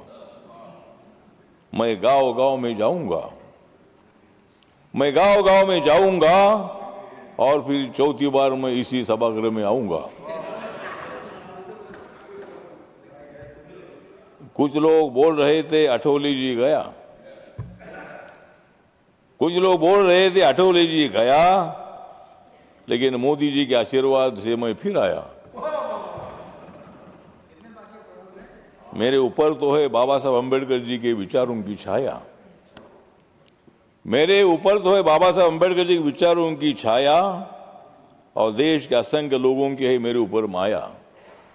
तो ये सभागृह जो है, सभागृह उच्च सभागृह है, और जो बाबा साहब अम्बेडकर जी ने संविधान लिखा है, संविधान के मुताबिक ये सभागृह चलता है। उधर से बहुत बार हंगामा भी होता है, लेकिन हंगामा थोड़ा थोड़ा होना चाहिए, लेकिन ज़्यादा नहीं होना चाहिए। ज़्यादा हंगामा होगा तो फिर काम में बिगड़ जाता है। या चर्चा होनी चाहिए। अनेक लोगों ने, मतलब हमारे खरगे साहब तो हमारे अच्छे मित्र है, वो बाबा साहब अम्बेडकर जी को मानते हैं, उनको यहाँ अपोजिशन लीडर तो बनाया है, लेकिन कर्नाटक में जब मौका आया था तब उनको मुख्यमंत्री नहीं बनाया। उनको मुख्यमंत्री नहीं बनाया। खरगे साहब बोल रहे थे कि भाई मैं ज़्यादा मोदी साहब की कविता सुनाता हूँ। मोदी साहब की कविता इसलिए सुनाता हूँ कि मोदी साहब जी बहुत ही नेक आदमी है, बहुत ही स्ट्रांग आदमी है। वो देश के विकास के लिए काम करते हैं। आप लोगों ने भी काम किया है, लेकिन थोड़ा थोड़ा काम किया है, बाकी ज़्यादा काम हम लोग कर रहे हैं। आपने भी काम को कुछ नहीं किया, ऐसा नहीं है। कांग्रेस पार्टी ने काम किया है, लेकिन आज कांग्रेस के दिन खत्म हो चुके हैं। आज दिन हमारे आ गए हैं, इंडिया के दिन आ गए हैं। तो ठीक बात है, मैं कोई राजनीति नहीं बोलता हूँ, लेकिन जो मेंबर, हमारे अनेक मेंबर ने यहाँ बहुत अच्छी अच्छी बातें रखी है। उन्होंने अपने क्षेत्र की, अपने राज्य की समस्या अपने सामने रखी है। और आज कुछ लोग रिटायर होकर जा रहे हैं, कुछ लोग यहाँ रिटायर दोबारा आ रहे हैं। जिस पार्टी के राज्य में ताकत है, उनके एमएलए वो लोग इधर आ रहे हैं, जिनके एमएलए नहीं वो जा रहे हैं। तो इसी तरह मतलब अच्छी बात है कि मुझे मौका मिला है। मुझे तीसरी बार राज्यसभा में आने का मौका मिला है। मैं 3 बार लोकसभा में भी था। हमारे के किरण रिजिजू जी हमारे साथ हमेशा रहे हैं। जयशंकर साहब तो अधिकारी थे, लेकिन आज उनको मंत्री बनने का मौका मिला है। और मुझे भी आपके टाइम पर मुझे मंत्री नहीं बनाया। आपके टाइम पर मुझे मंत्री नहीं बनाया, इसीलिए मैं इधर आ गया। तो इसीलिए ठीक बात है। तो इसलिए आज मेरी जो रिपब्लिकन पार्टी ऑफ इंडिया है, रिपब्लिकन पार्टी ऑफ इंडिया की तरफ से जिन मेंबरों ने यहाँ देश की बात यहाँ बताई है, समस्या बताई, गरीब है, झुग्गी झोपड़ी के लोग है, व्यापारी है, डेवलपमेंट के विषय है, अनेक विषयों पर उन्होंने अपनी भूमिका रखी है। इसलिए मैं उनका धन्यवाद करता हूँ। और जो यहाँ दोबारा रिटर्न आए हैं वो हमारे साथ रहेंगे। खरगे साहब हमारे साथ रहेंगे, मैं भी यहाँ रहूँगा। अनेक लोग यहाँ रिटर्न आ गए हैं, तो वो हम सब लोग मिलकर हम देश की बात करते हैं। देश को आगे बढ़ाने के लिए हम सब लोग मिलकर आगे चलेंगे।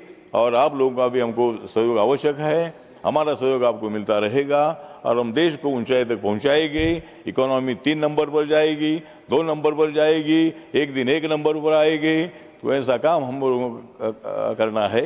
यही बात मैं करते हुए सभी मेंबर का मैं धन्यवाद करता हूं।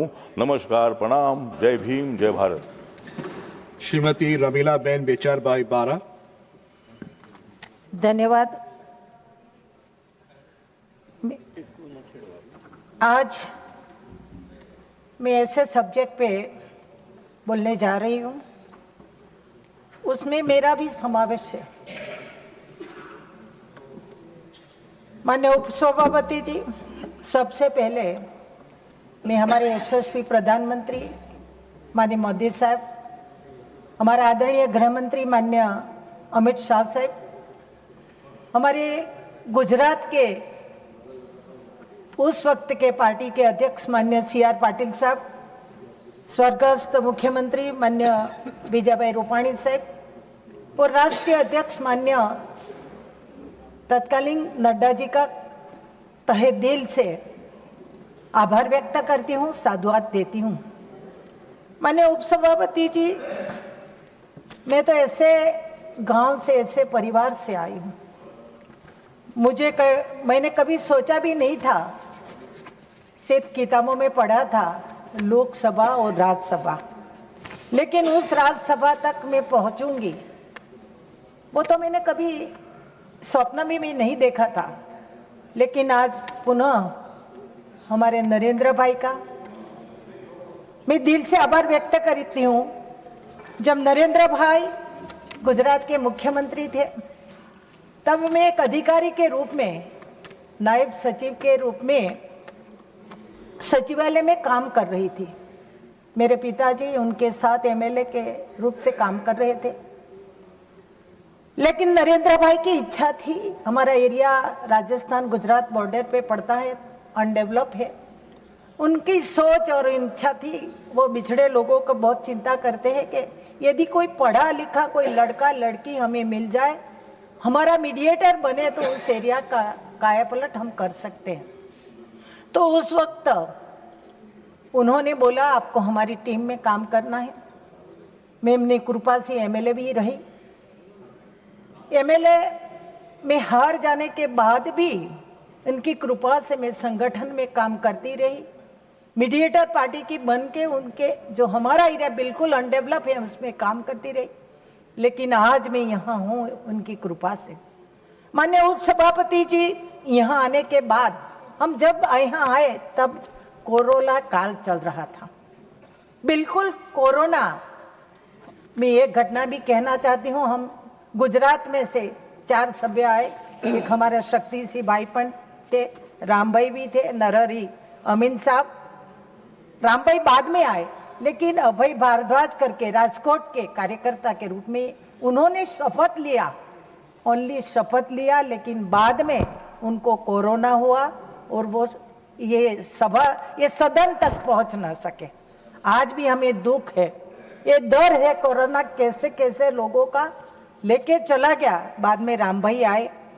लेकिन मैं ये कहना चाहती हूँ कि इस कार्यकाल में हम ओल्ड सदन में बैठे, यहाँ आए और मुझे जो ड्यूटी मिली, मैं आज गौरव से कह सकती हूँ कि मुझे बहुत कुछ सीखने मिला।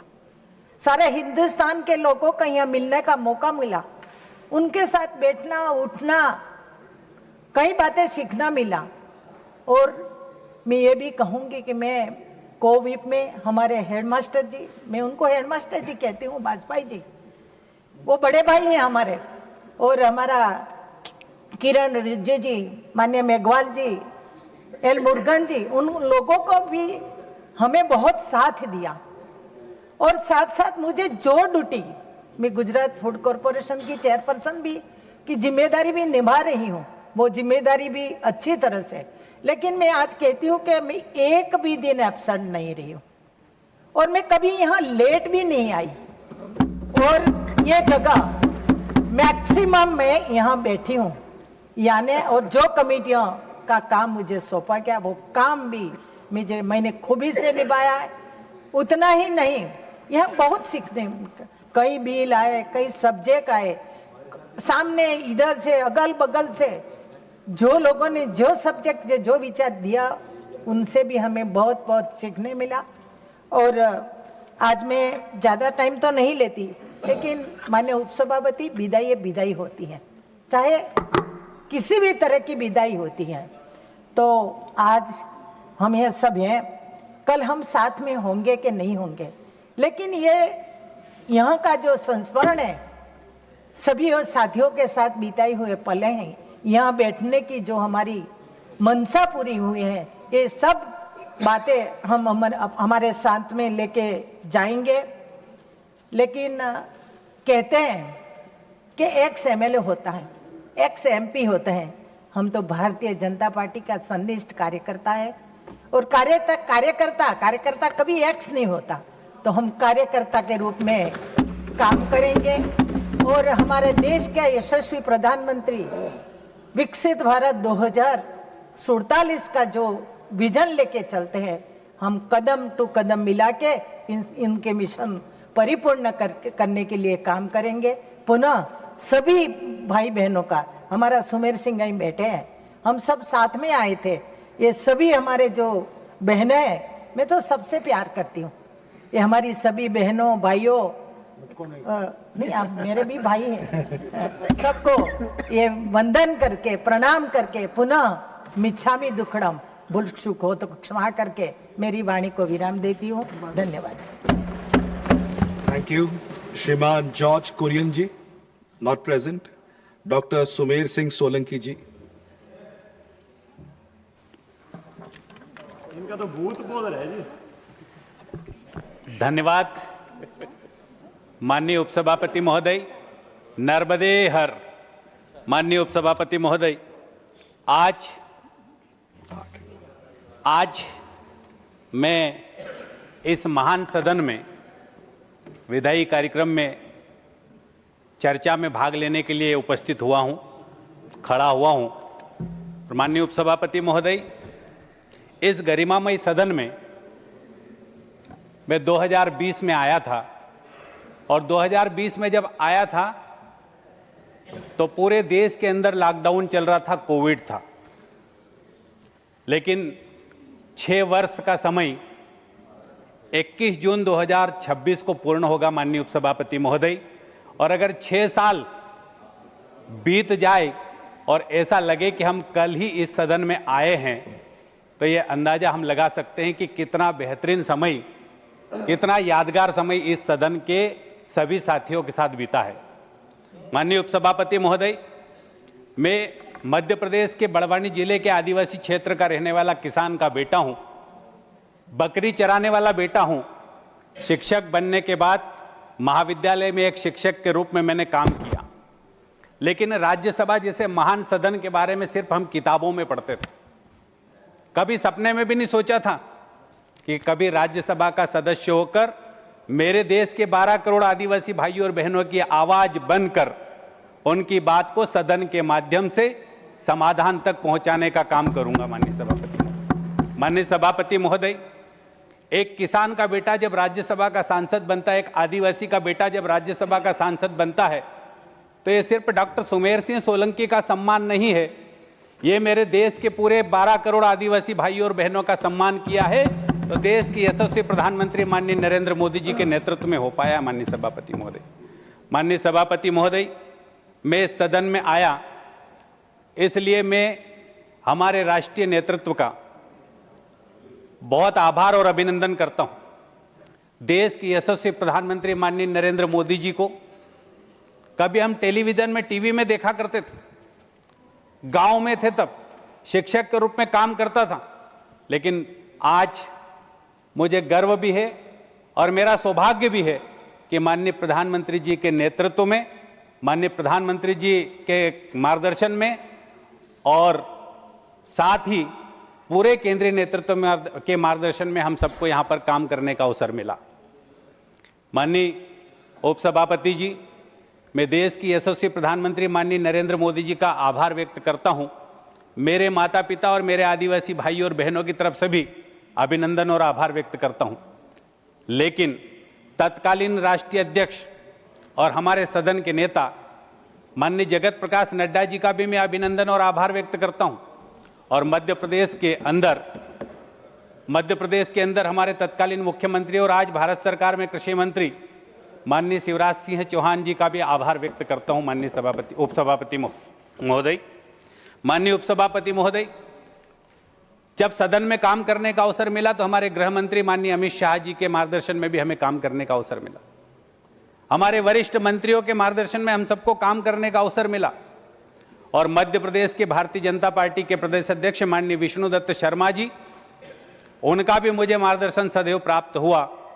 मैं मध्य प्रदेश के वर्तमान मुख्यमंत्री माननीय डॉक्टर मोहन यादव जी का और वर्तमान के प्रदेश अध्यक्ष माननीय हेमंत खंडेलवाल जी का भी आभार व्यक्त करता हूं कि भारतीय जनता पार्टी में ही संभव हो सकता है। माननीय उपसभापति महोदय, अखबारों के फ्रंट पेज पर छपता है कि राजा के साथ में बकरी चराने वाले किसान का बेटा भी राज्यसभा के उच्च सदन में पहुंचा है।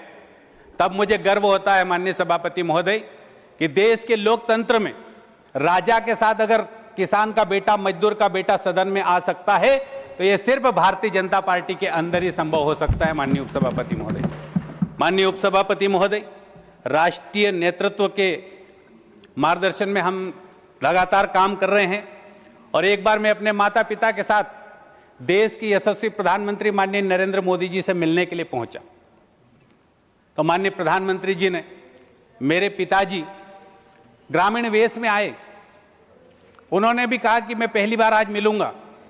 अपनी गांव की भाषा में मुझे बोला कि बेटा आज मैं पहली बार मैं प्रधानमंत्री जी से मिलूंगा।